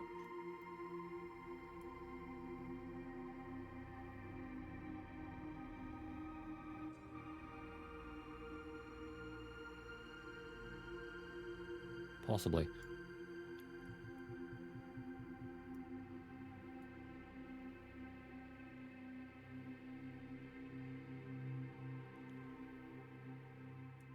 That's a really weird orbit going on there, doing that.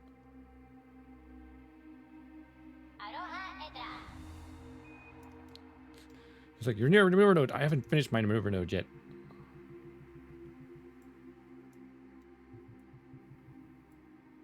That gets us out of... The less fuel I can do it with, the better. Now, can I use Ike at any point to yeet myself further? Answer is not really.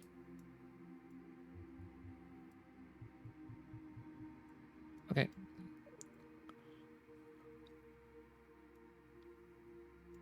Really, I would want to do this probably on the opposite side.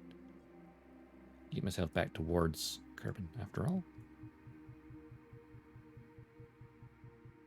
That leaves more fuel, so don't do that.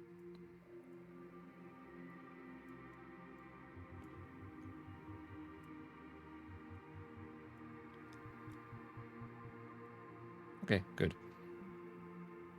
We good.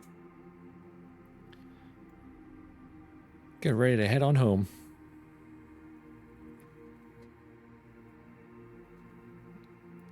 Which will be a challenge upon itself.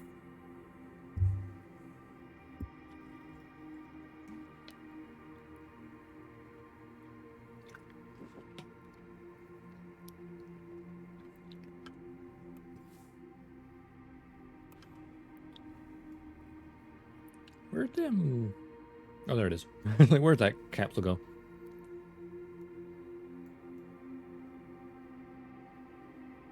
I was like, why am I pointing at the planet? Oh, yeah. We've never known. In 9 minutes' time.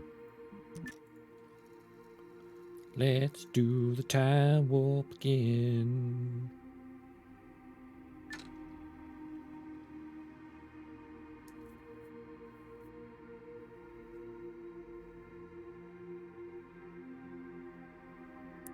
Seconds, and only a 17-second burn, so that's fine. If I go slightly longer, it doesn't hurt. 19, 18, 17. Let's get ready to head on home.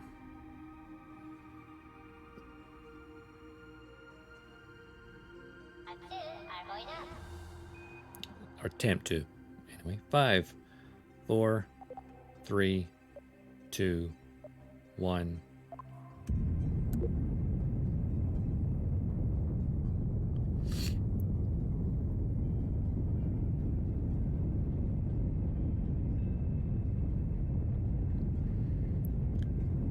Seven, 8, 6, 5, 4, 3, 2, 1. Stop. That should be us on our trajectory. Oh, not quite. There we go. Cool. Should I time warp to there? Bye-bye, Duna. It's been fun.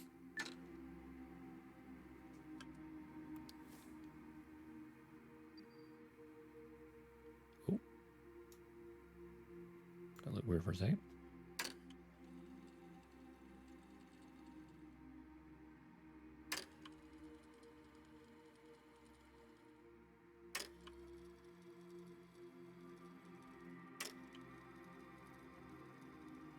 Leave the system. Sphere of influence, please. I want to get my plan to get home now.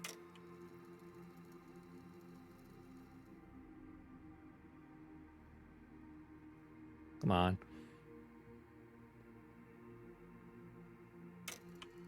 Oh, there we go. Right. We need to aim. Eh? Carbon's there? Oh.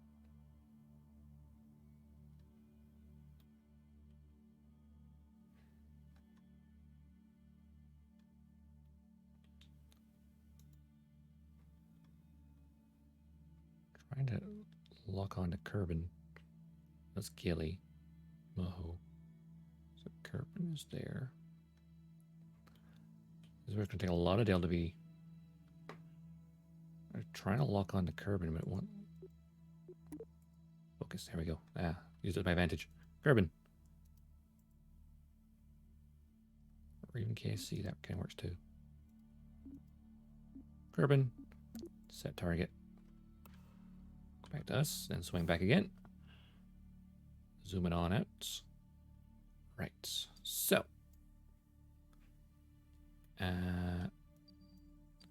I go slightly ahead of my points. Coordinate maneuver plan. And we're just straight up decelerating.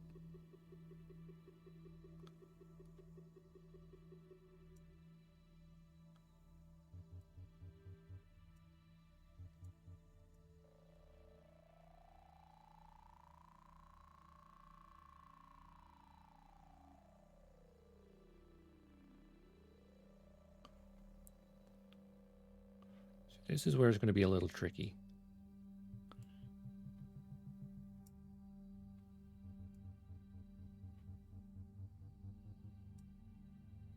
Okay, that's way off. Closest approach is what we're after here. Those approaches are way, way off.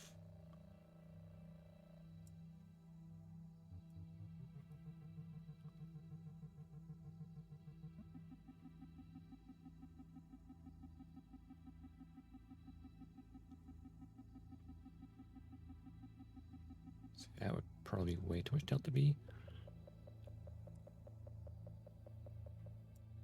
Because Kerbal's orbit's that one, right?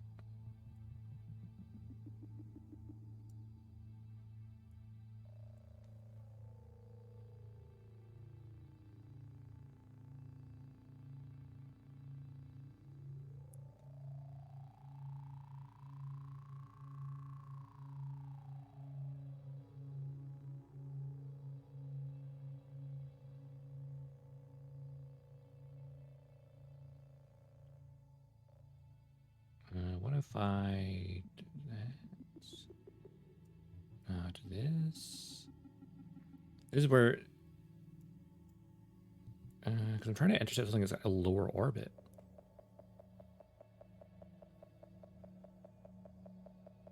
We're just kind of experimenting with pulling things. It looks right.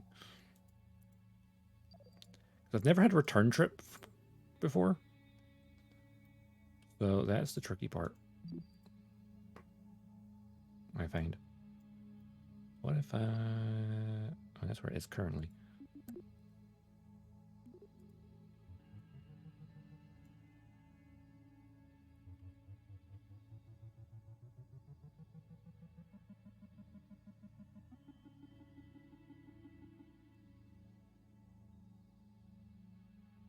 So that's 900 delta V. So it's not like from the moon where just like slow down until I got yeeted back to the parts of the planet, basically. It has to be something more substantial than that.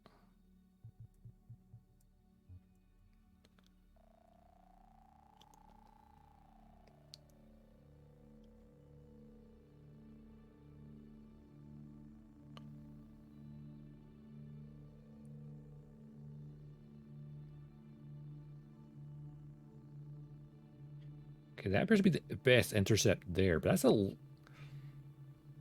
that's like nearly a year orbit away. Yeah, that's a year orbit. You want something way sooner than that, ideally. But that would require probably a huge amount of delta V.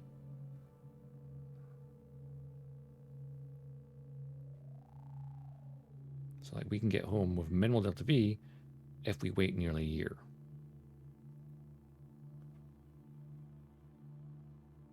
Till we get to the intercept, to the maneuver node, and then of course several months just to get back. Interesting theory. So, you know, that's an interesting one.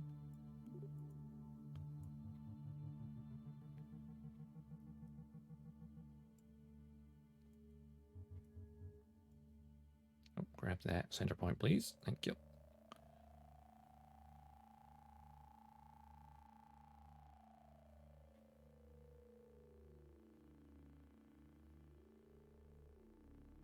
I may have to leave them orbiting that long. Wow. I suppose in reality, you'd be on the planet for like a couple of months until it was closer. So I guess I didn't plan that out.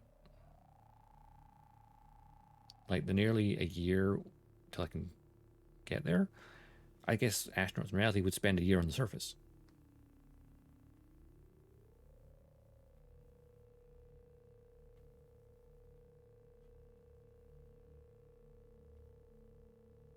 Like all of the orbits behind seem to have it nailed down.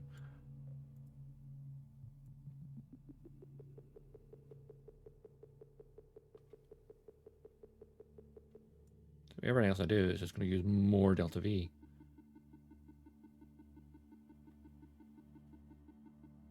So I'm just gonna plan it the other way, I guess. Okay, that's on the same orbit. And then I'm just gonna move the node.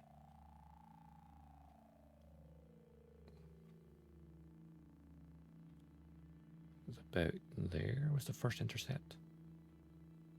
Yeah, there. That's freaking crazy.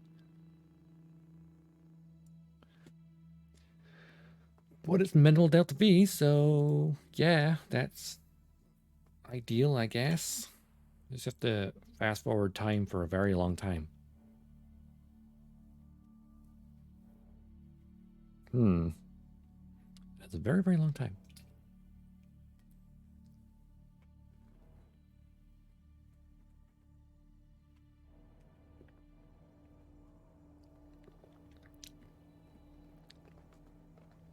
Suppose if I was to play this properly, it would be good if, I don't know, we had a way to plan our missions around orbital mechanics other than just fast forwarding time. Like we could say, hey, remind me at this point I need to get this ship ready to go. I'm sure this is something Des might be working on. But again, that's probably something that's ways in the line. All right, maneuver node. Cool. Let's all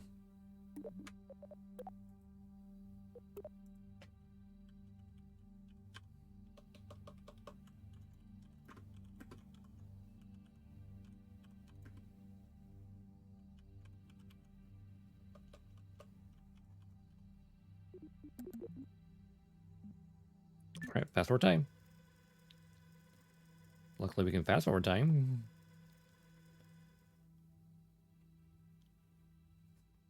So we could have basically stayed on the planet for a long time.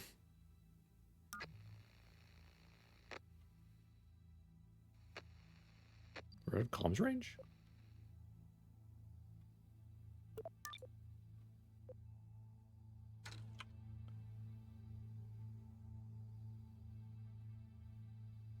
How are we out of comms range? Oh, that's interesting.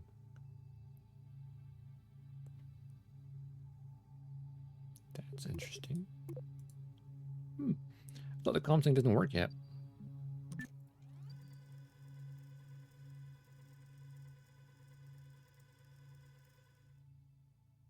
We've got crew on board, so it doesn't matter. Right. We're still 3 days from the warp point.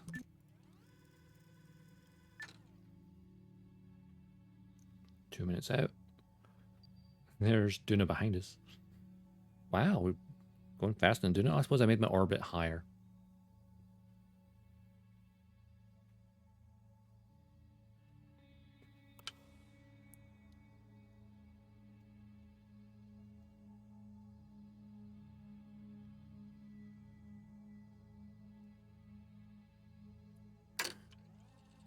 Just faster. Wait, I'm going to save it here. Oh wait, wrong way around. Duna to Kerbal burn. That way, if we screw it up, I can just reload here. You know, because I totally won't screw it up. I never do that. Ever. Hush.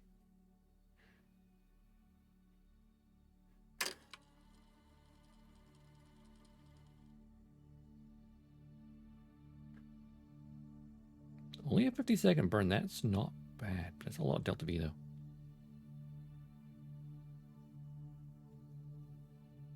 Okay. 30 seconds. 20 seconds.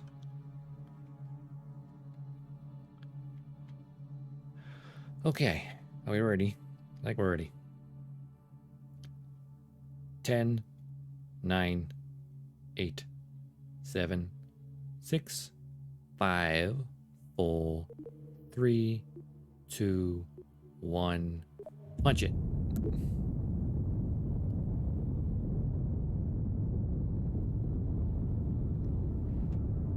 Now we just burn the best part of a minute, not full minute though.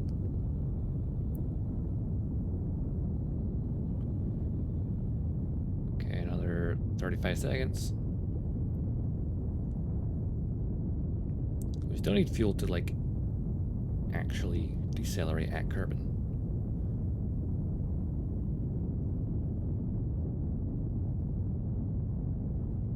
Hopefully we have enough. I have a feeling we don't. 15, 14, 13, blah, blah, counting backwards.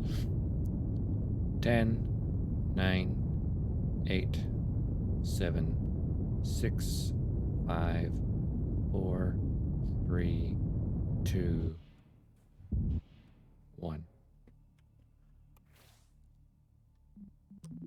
Right, maneuver node gone.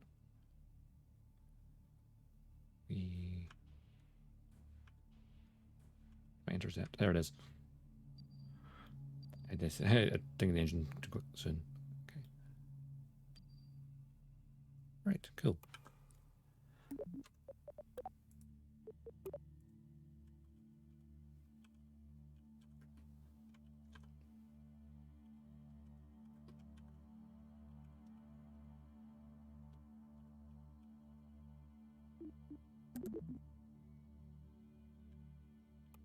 Right now we play the waiting game again until we intercept Kerbin.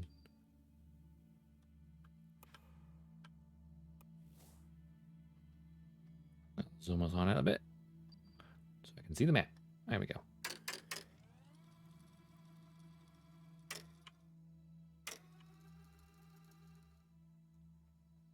Yeah, the sphere of influence stuff's usually less accurate, so I'm going to just manually control time here.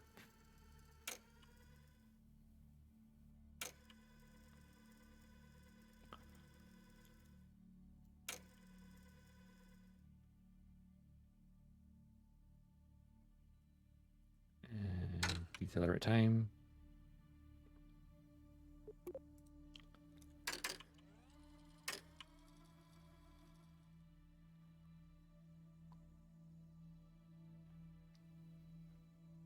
Wow, 3 years have passed in game. I just noticed down the bottom there. That is insane.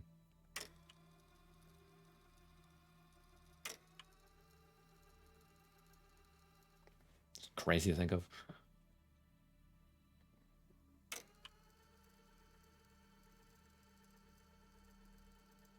Just get to the point where I can actually see movement on the map. Here we go.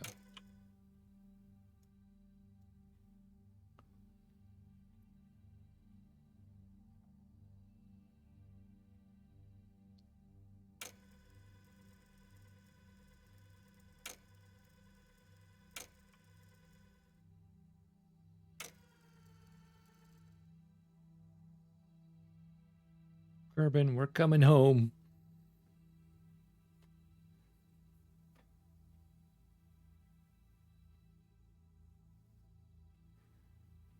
As soon as we're in the sphere of influence, normal speed, plan the deceleration.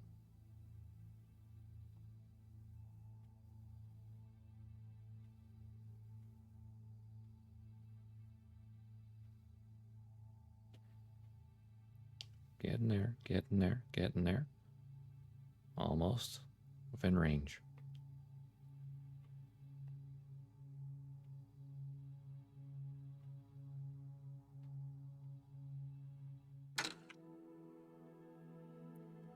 We're in Kerbin's sphere of influence now.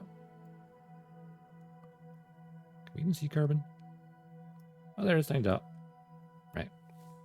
Deceleration time.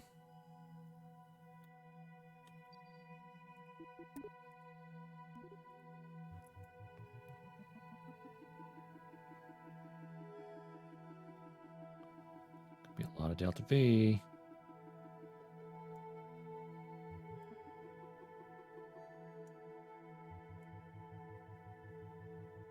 It's most of our Delta V.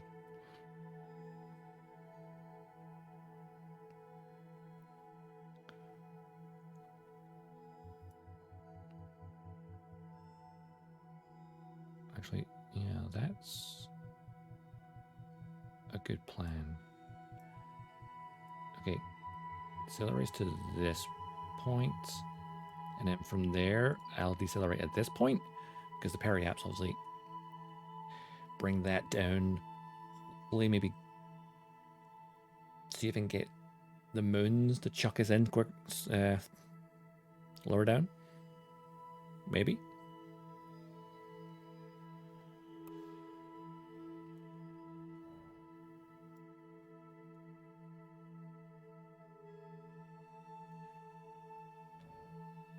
$1,400 Delta V, that is normally not enough to get back from the Mun, is it? I think that's probably how much we'd normally need. So,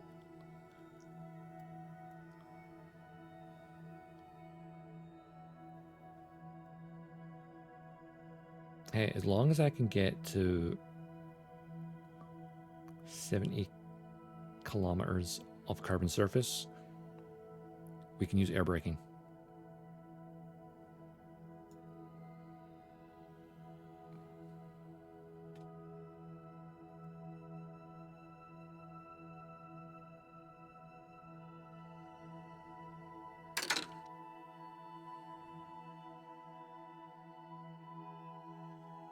Clean this up nicely.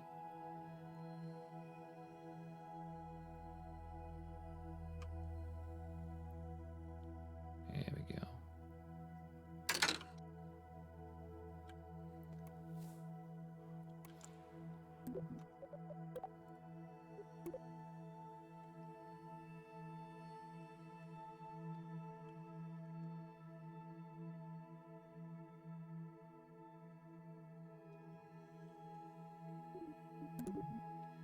I'm overcautious nowadays, I think.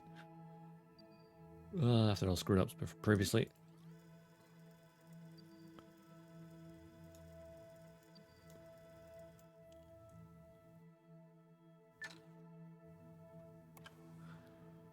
Okay. It's now or never. Well, maybe not now or never, because we have 2 minutes still. Don't decelerate. It's only a 49-second burn, but we don't have much fuel left. I mean, there is some RCS in the capsule, but not much.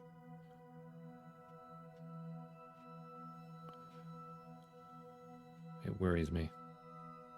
If we get so close to Kerbin and just can't get to the surface, that would be terrible. I suppose I could then just send another rocket to go collect them, I guess. Hey, if I get into low carbon orbit, send the shuttle up. Just need to build a shuttle first. 30 seconds. 20.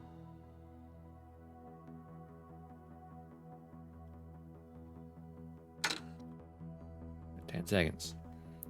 8. 7. 6. 5. 4. 3. 2. 1. Punch it.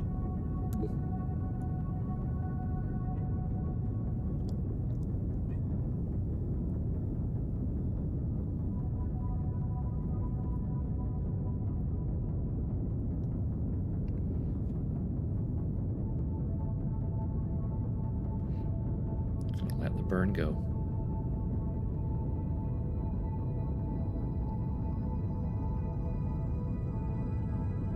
Seconds. Oh, there's a Luna.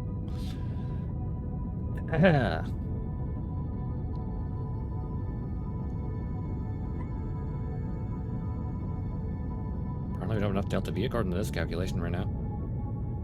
What? Oh, we don't captured yet.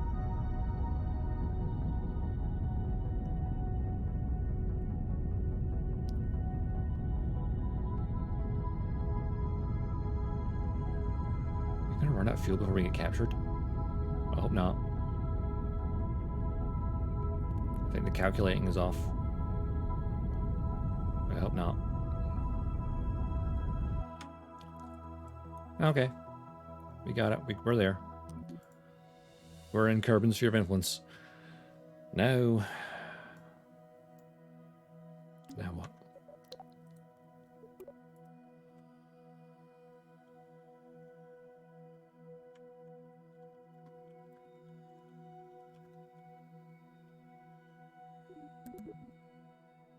Now we plan how to get... Oh wow, that's also the wrong elevation. Right, Kerbin's a target, right?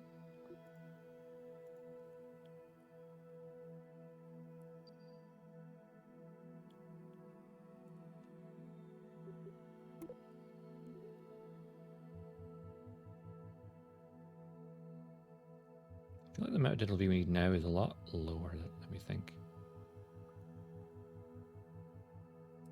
Oh wow, that would slingshot past the moon, I think.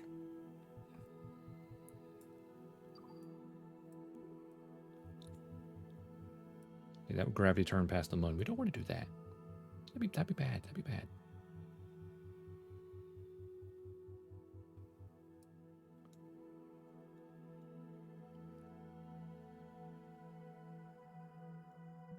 Okay, I'm gonna plan this maneuver. Get the periaps down. 140 delta V out of the 482 we have.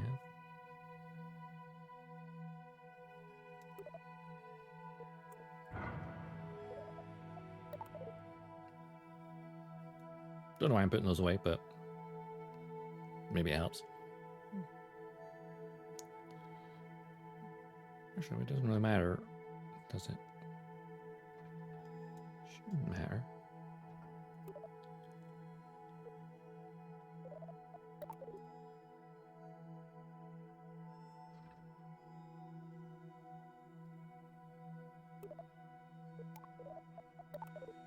They look nicer when they're out. Also, we could maybe help use them as extra drag in the open atmosphere if we need to. Honestly, the periaps is only 61 kilometers. 61,000 kilometers, rather. I just need to drop it to...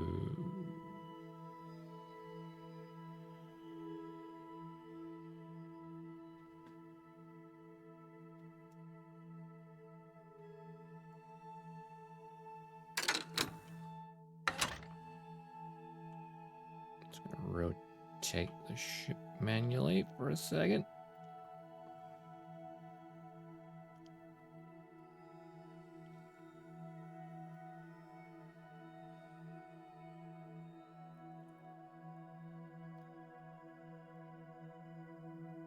We're going to head on home.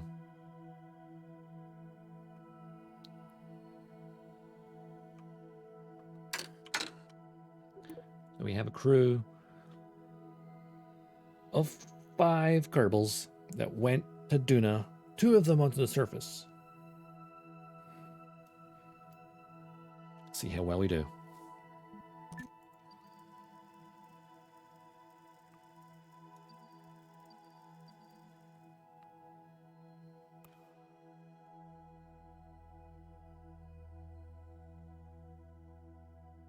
I'm losing track of where Kerbin even is at this point. Proximity to the celestial body? Oh no. Oh, it's the direction of the sun. Oh. I guess. Still 20 minutes away. There we go, 43 seconds. And then we decelerate, possibly for the last time. It was weird though, that previous maneuver said we didn't have enough delta V, but we did. Or it was just like saying, hey, we're going to run out of fuel at some point. We got enough. Just enough, I think. Okay, 20 seconds. We burn for 7.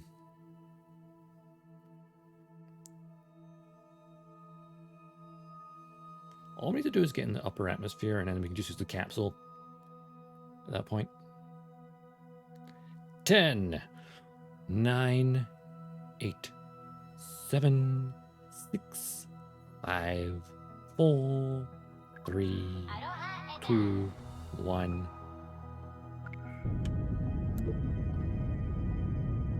Five, 4, 3, 2, 1. I guess it's from 2,000 kilometers to the surface.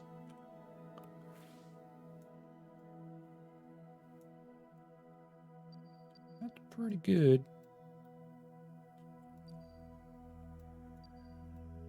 What if I wanted to decelerate here as well?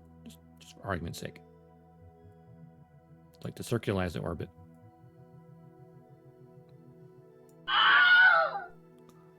Hey, Waffle.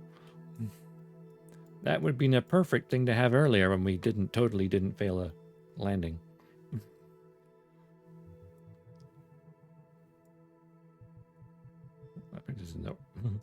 The moon's slightly there.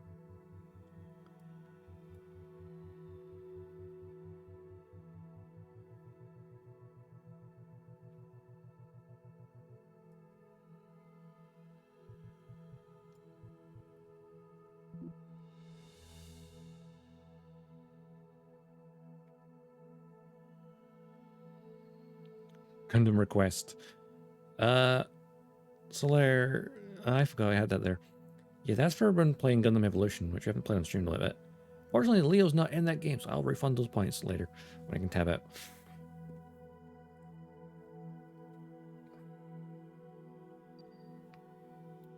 Glad I had that. That being said, no, the Leo wouldn't be in battle operations because it's just UC stuff as well.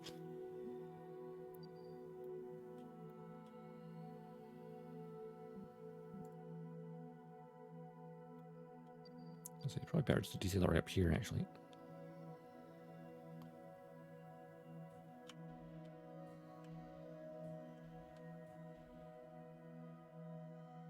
We need to put in some 100,000. Right? No, we need 100,000. Have you played Heavy Arms? I have played Heavy Arms in Endless Waltz. It's pretty fun. It's kind of a weird combination of like the gun tank and like a few other things. Like it's just gun tank, but more maneuverable. Oh, I've decelerated too much. It's fine.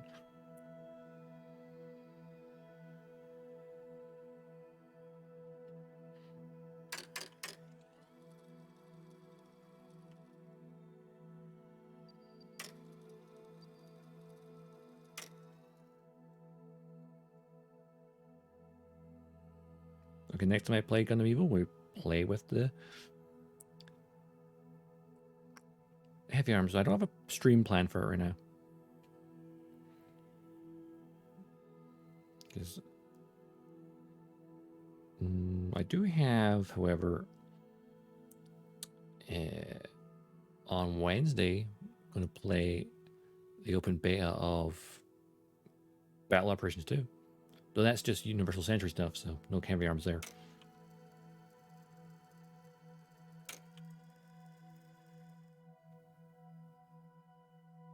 Orbit up here is super damn slow.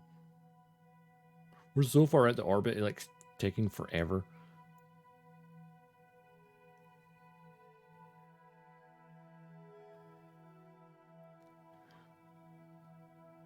GBO2 is dumb. Yeah, maybe.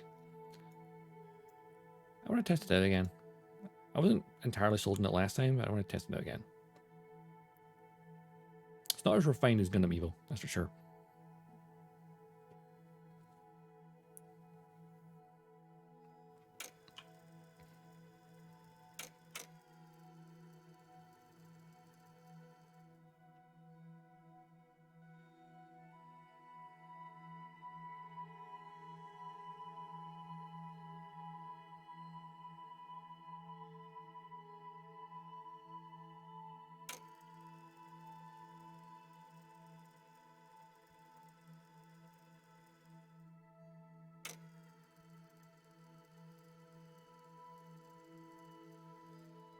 Yeah, I made that periaps way too low.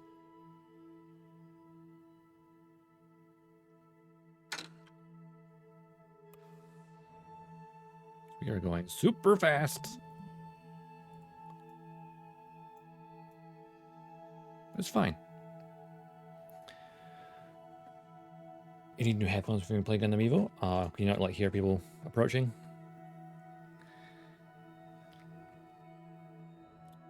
Honestly, can you just have a pair of like a Corsair Void headset? That's what I've got. Very good, reliable. Only about 50 quid or about, I can't remember. Well, there are cheaper ones that work just as well.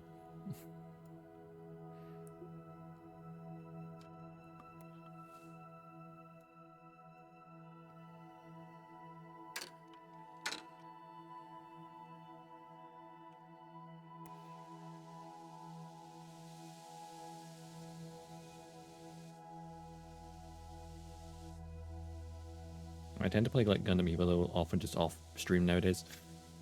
Just like doing challenges. I need to play it on stream again though.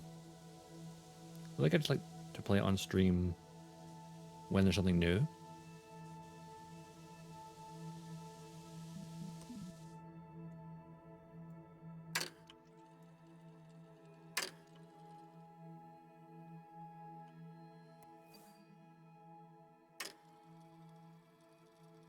I suppose we're in April now, that means there should be another mobile suit coming soon. Well, that might technically not be until Season 4 starts.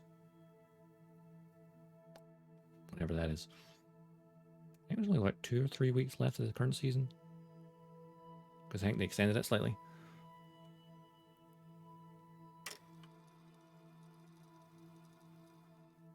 Yeah, that periapse is a lot lower than it should be. Yeah, that's like 16,000 meters. That's in the atmosphere. Oh, so I done funked up. That's fine. I'll just decelerate with what we've got and then lob the capsule.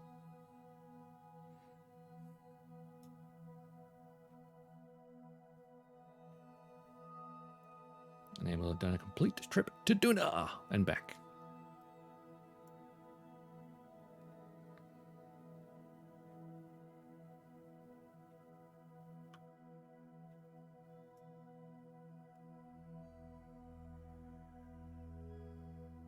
It's not as close as I thought it was.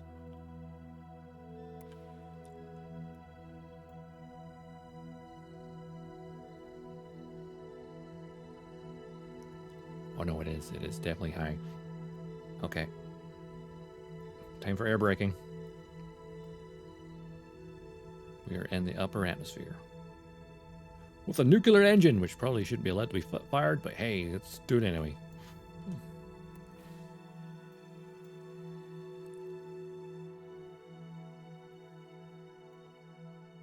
Whereabouts? So like, you were slow, very quickly decelerating.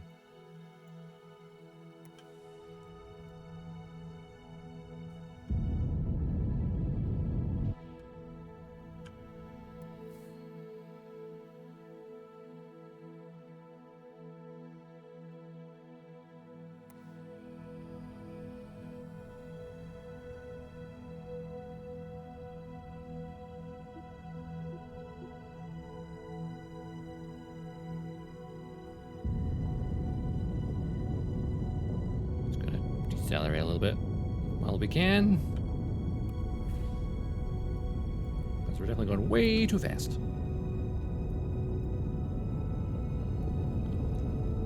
Right out the mud.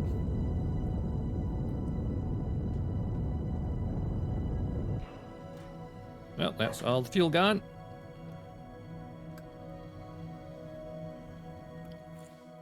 Which means it's time to GTFO. Oh shit. Oh, it's controlling from here, not from there. Ah. The crude capsule. That's what I need. No, not that. Clear target. Control. No, not that. The capsule. I want to control the capsule. Lock onto the capsule.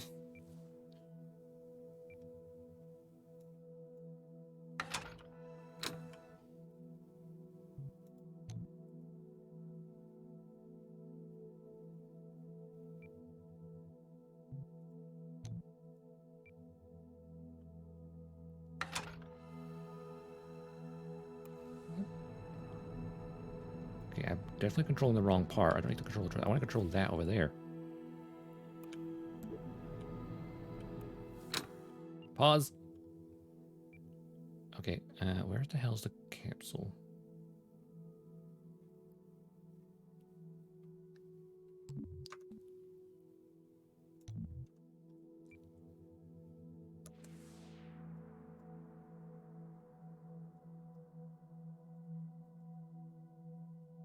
It's the thingy ring. Where into the capsule?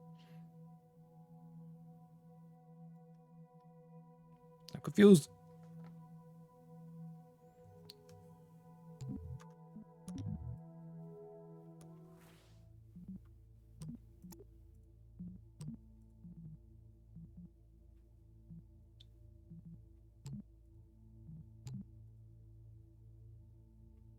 I think it got destroyed. That's odd. That was a few minutes ago. With that.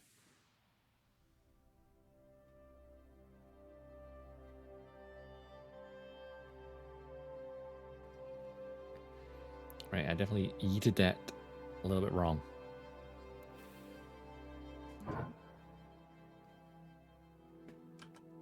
Right, where are we currently? Ah, about to do our intercept burn. Oh, just me plan a maneuver. Cool. Perfect. Yeah. But we'll... That's good. Auto save at the maneuver. Sweet.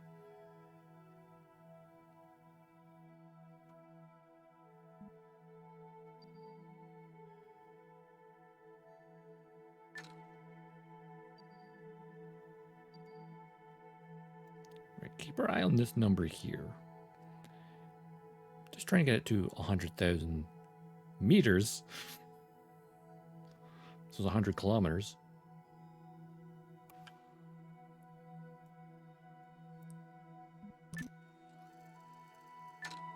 That's where I went wrong. I burned too much. Tried it again. This time with feeling.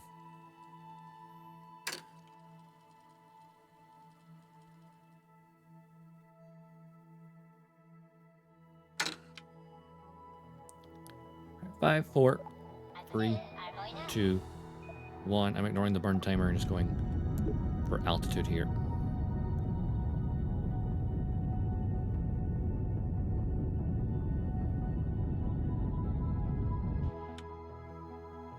Oh, actually, that was the burn timer. It doesn't matter.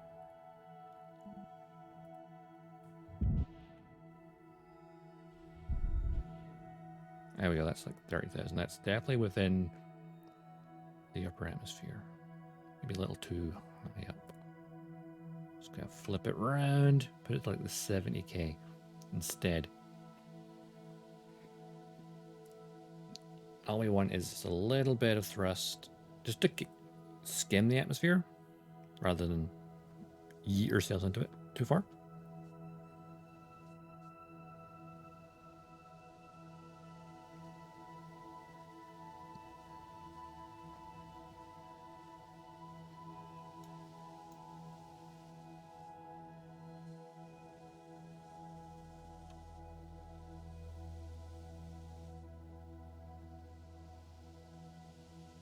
This is making our periaps even lower because the RCS thrusters are on.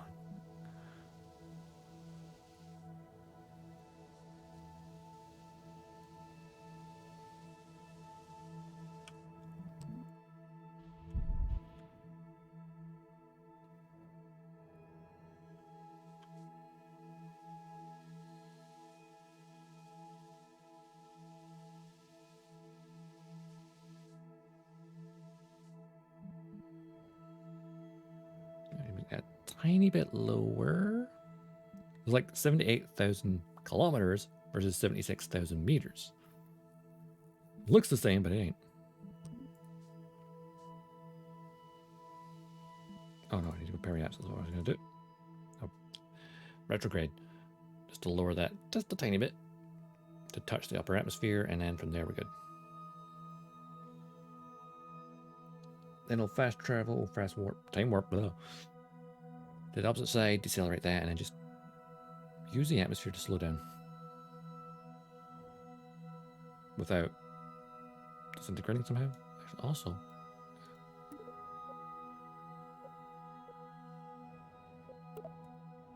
make sure control from here is selected, because that's very... Make sure we're controlling it from the correct thing.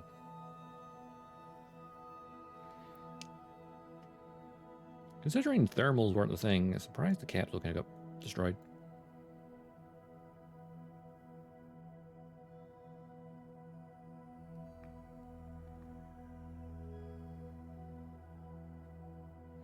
Alright, there we are, retrograde. Let's go. Oh, that's a bit too far. Those engines are very strong. Like, stupidly strong.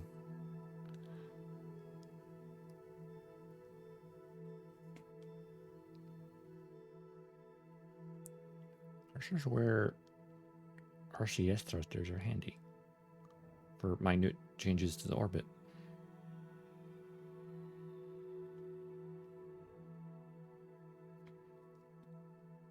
I don't want to be that high up, or below down even. I suppose at this point, it's such a slow part of the orbit, the tiniest amount of adjustment will change the periaps. I'll probably just use the RCS thrusters now I think about it. But they're only on the capsule, so that's not that useful. I should have put some on down here as well, just to give more control. Well, I didn't think about that. 64,000 kilometers, that's good. That'll do nicely.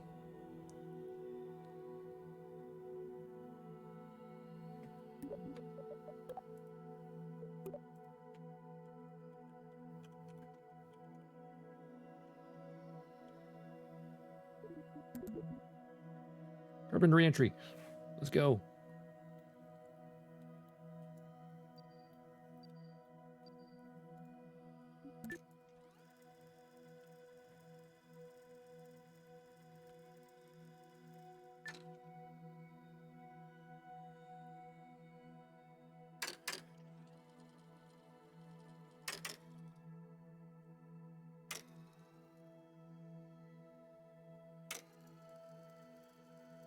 And we're at the periaps, I'll just decelerate some more.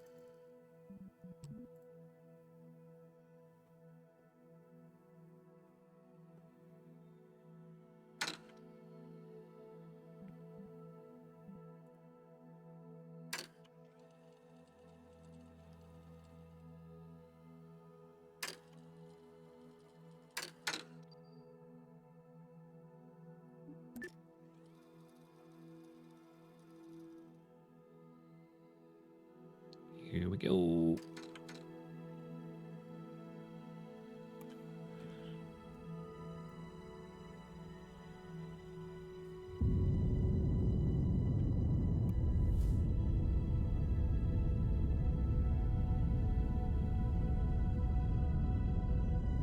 Here's what fuel we got. Or down the apoapsis.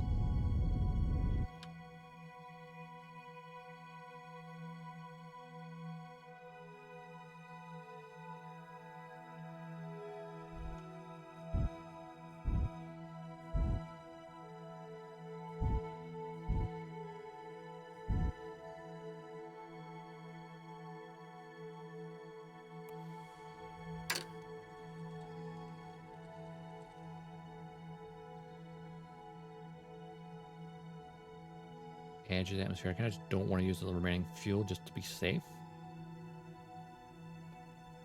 So when I'm back at the apoapsis, maybe decelerate just a tiny bit.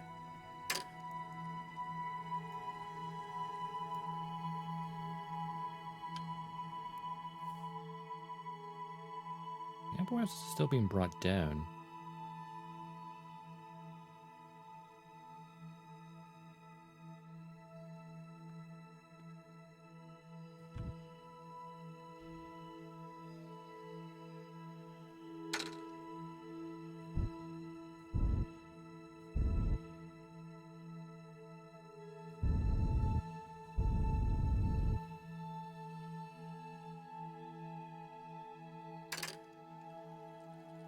Warp speed. That's right, we're now using atmospheric braking, which, while good, is a little slow.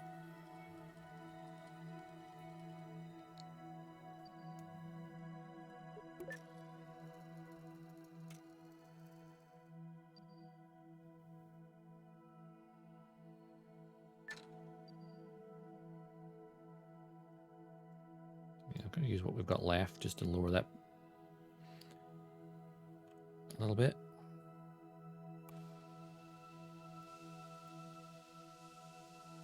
And then we should be good to go for actual landing.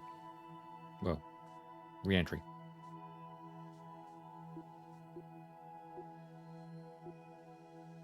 That's the drogue chute, right?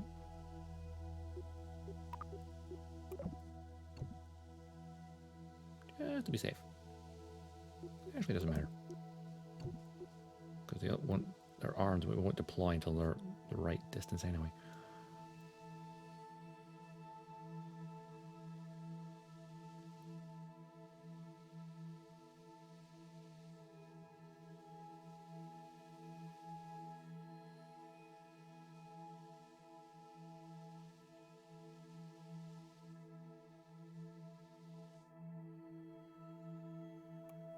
Right, here we go. I think this will be our last burn.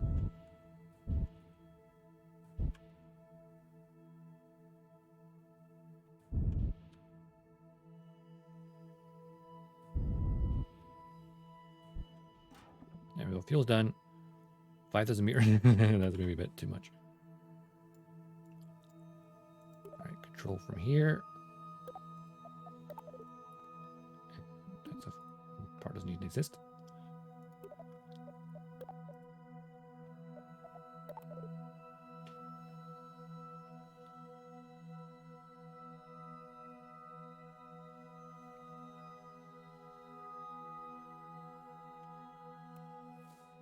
Gonna go a little bit across the orbit. Red jets in the main stage.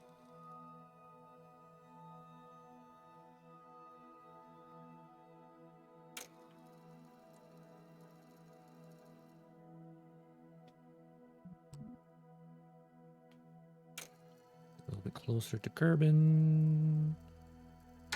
There, I'll do. Ooh, crap.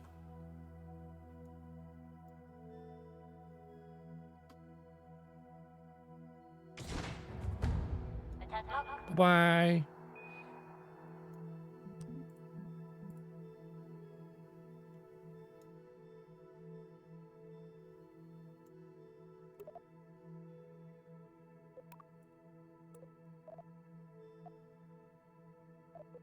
Shoot safety. None. So we're in atmosphere. Or we're in space still, technically.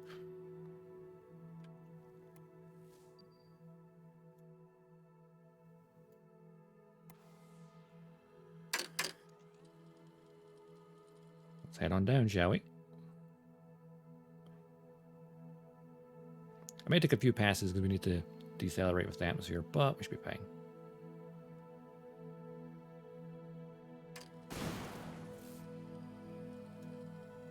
I was like, what just broke? Oh, yeah. The solar panels just got ripped off the other stage.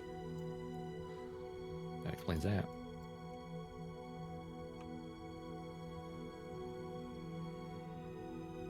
There we go. Get you guys facing that way.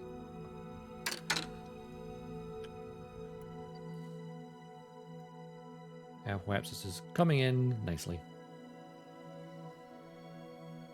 The hell's that?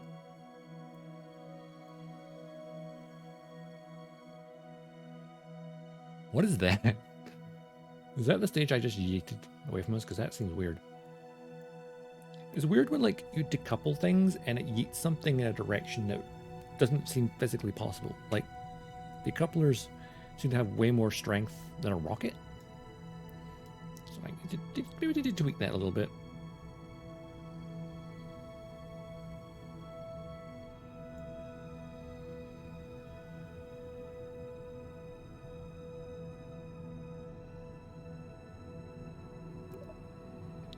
Shoot is safe to ding it, but I'm going to let the The atmosphere slows down. Wow, okay, that we're eating right in. Okay. Drogue chute. Armed.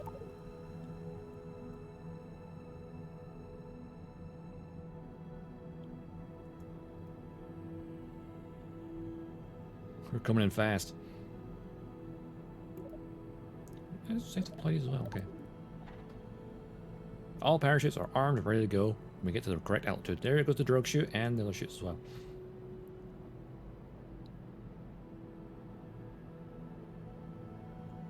Those only really needed the drogue chute, but hey.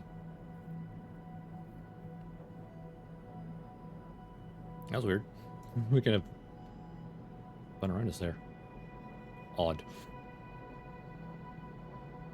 Let's go home, Kerbals. I suppose if there was heat, we probably couldn't deploy these yet.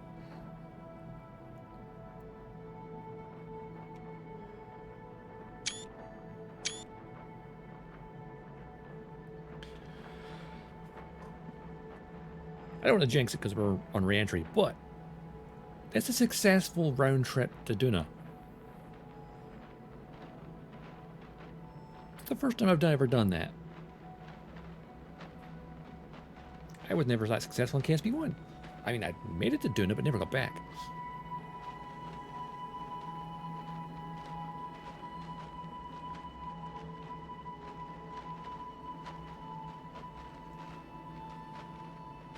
We're still like 10 kilometers up.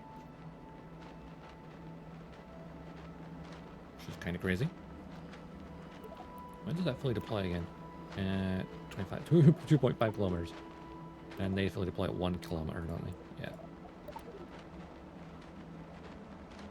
I feel like if we're going to, when I used them back on Duna, I could have made them fully deploy at a higher altitude, and they might have helped a bit more. Maybe. We're still decelerating at 100 meters, no, nearly 200 meters a second, so it's still quite fast to fall. But the drogue chute will be opening shortly. And we've got the 2 main chutes for backup. I think that's enough for this weight. I hope.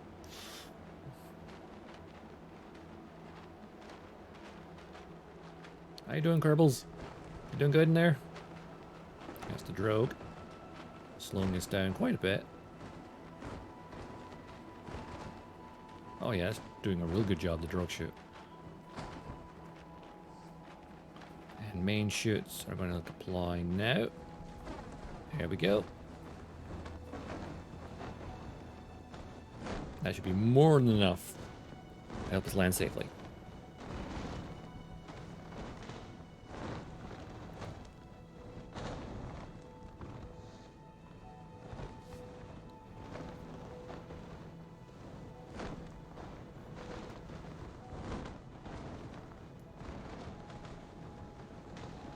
Meters a second towards the water. That seems alright. Feels a little fast, but it should survive the impact. It's water after all.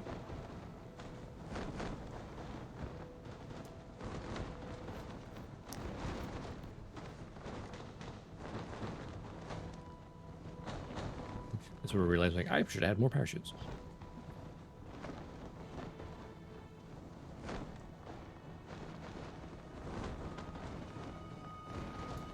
It feels a little fast. Just a tiny bit. 13 meters a second. I guess within safety range.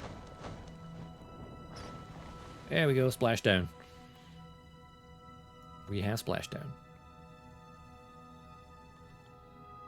We did it, Kerbals. We went to Duna, landed, came back up, came home. It only took us a 3-year trip, roughly. Like a 3-year trip. Which I suppose is realistic.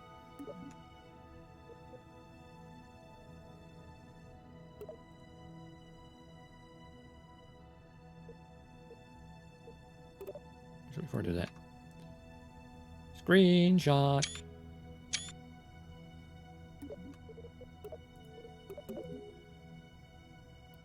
That was some good flying. Vessel launched, vessel landed, vessel recovered.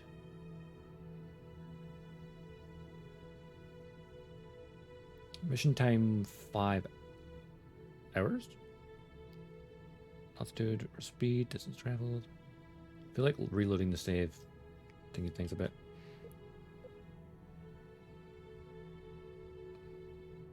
You're like, where's it? Where's the timestamps for, I guess, timestamps for the other stages kind of got messed up. Weird.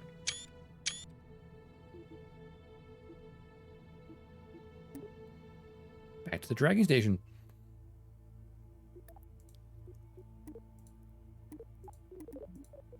Back to KSC. That is probably my best mission.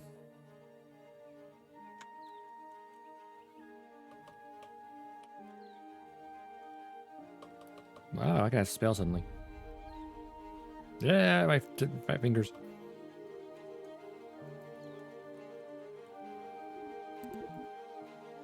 There we go. All right. Well, I think that's where I'm going to wrap it up. That was a lot of fun. Yeah, we stream it again tomorrow. Not Kerbal, though. That will be... Oh, Gunpla. Gonna do some Gunpla building tomorrow. Nice chill Sunday. I haven't decided exactly what kit we're going to build yet. I do have a poll on my Twitter if you want to help me choose.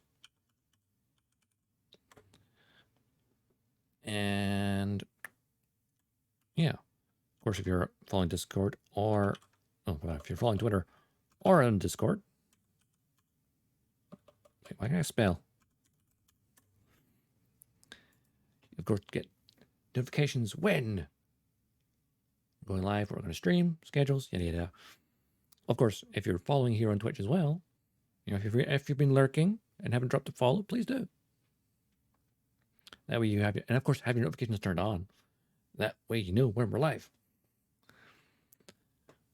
So tomorrow will be Gunpla building. Then Wednesday, I'm going to do some of the, check out the second beta for the Gundam Battle Operations 2. Then Thursday, Phantom Brigade. And then, of course, that's the end of this week and on to next week. Of course, we'll see what the next challenge is for Kerbal.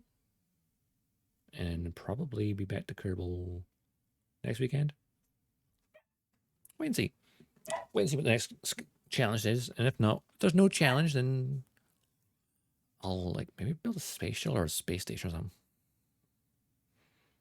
And of course, if you ever want to look at the archives, there's YouTube too. As for right now, we shall go a little raid, I guess. Let's have a wee look-see.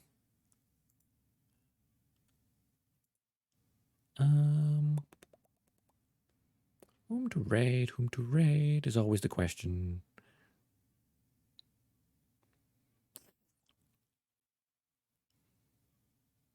Am I the only English-speaking person streaming this right now? Wow, that's a shocker.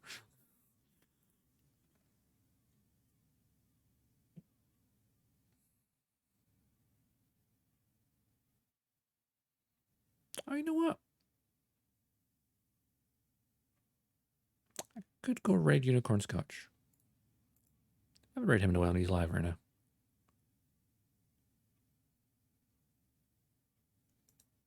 I might do that.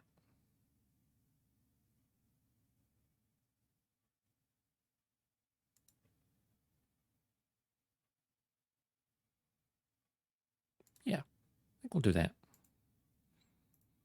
Right then. Raid message. Reinforcement. My brain is stopped working and I cannot type anymore. But somehow I managed to spell it correctly. Does I have brain? Who knows? Science has not got that far, as they say. Which kind of sounds like a compliment. I don't know, sure. It's like, if your brain's so complicated that science hasn't got that far to understanding it, is that what that means? Or does science can't understand stupidity? I don't understand which way it meant to go. I can take it either way. But you know what? Let's go raid Unicorn Scotch. Ooh, playing Dead Space. And a fellow Scotsman. Raid. And Unicorn Scotch. Let's go. And of course, I'll see you tomorrow. Until then, Dodgestar signing off, and I'll see you around the cosmos. Bye-bye.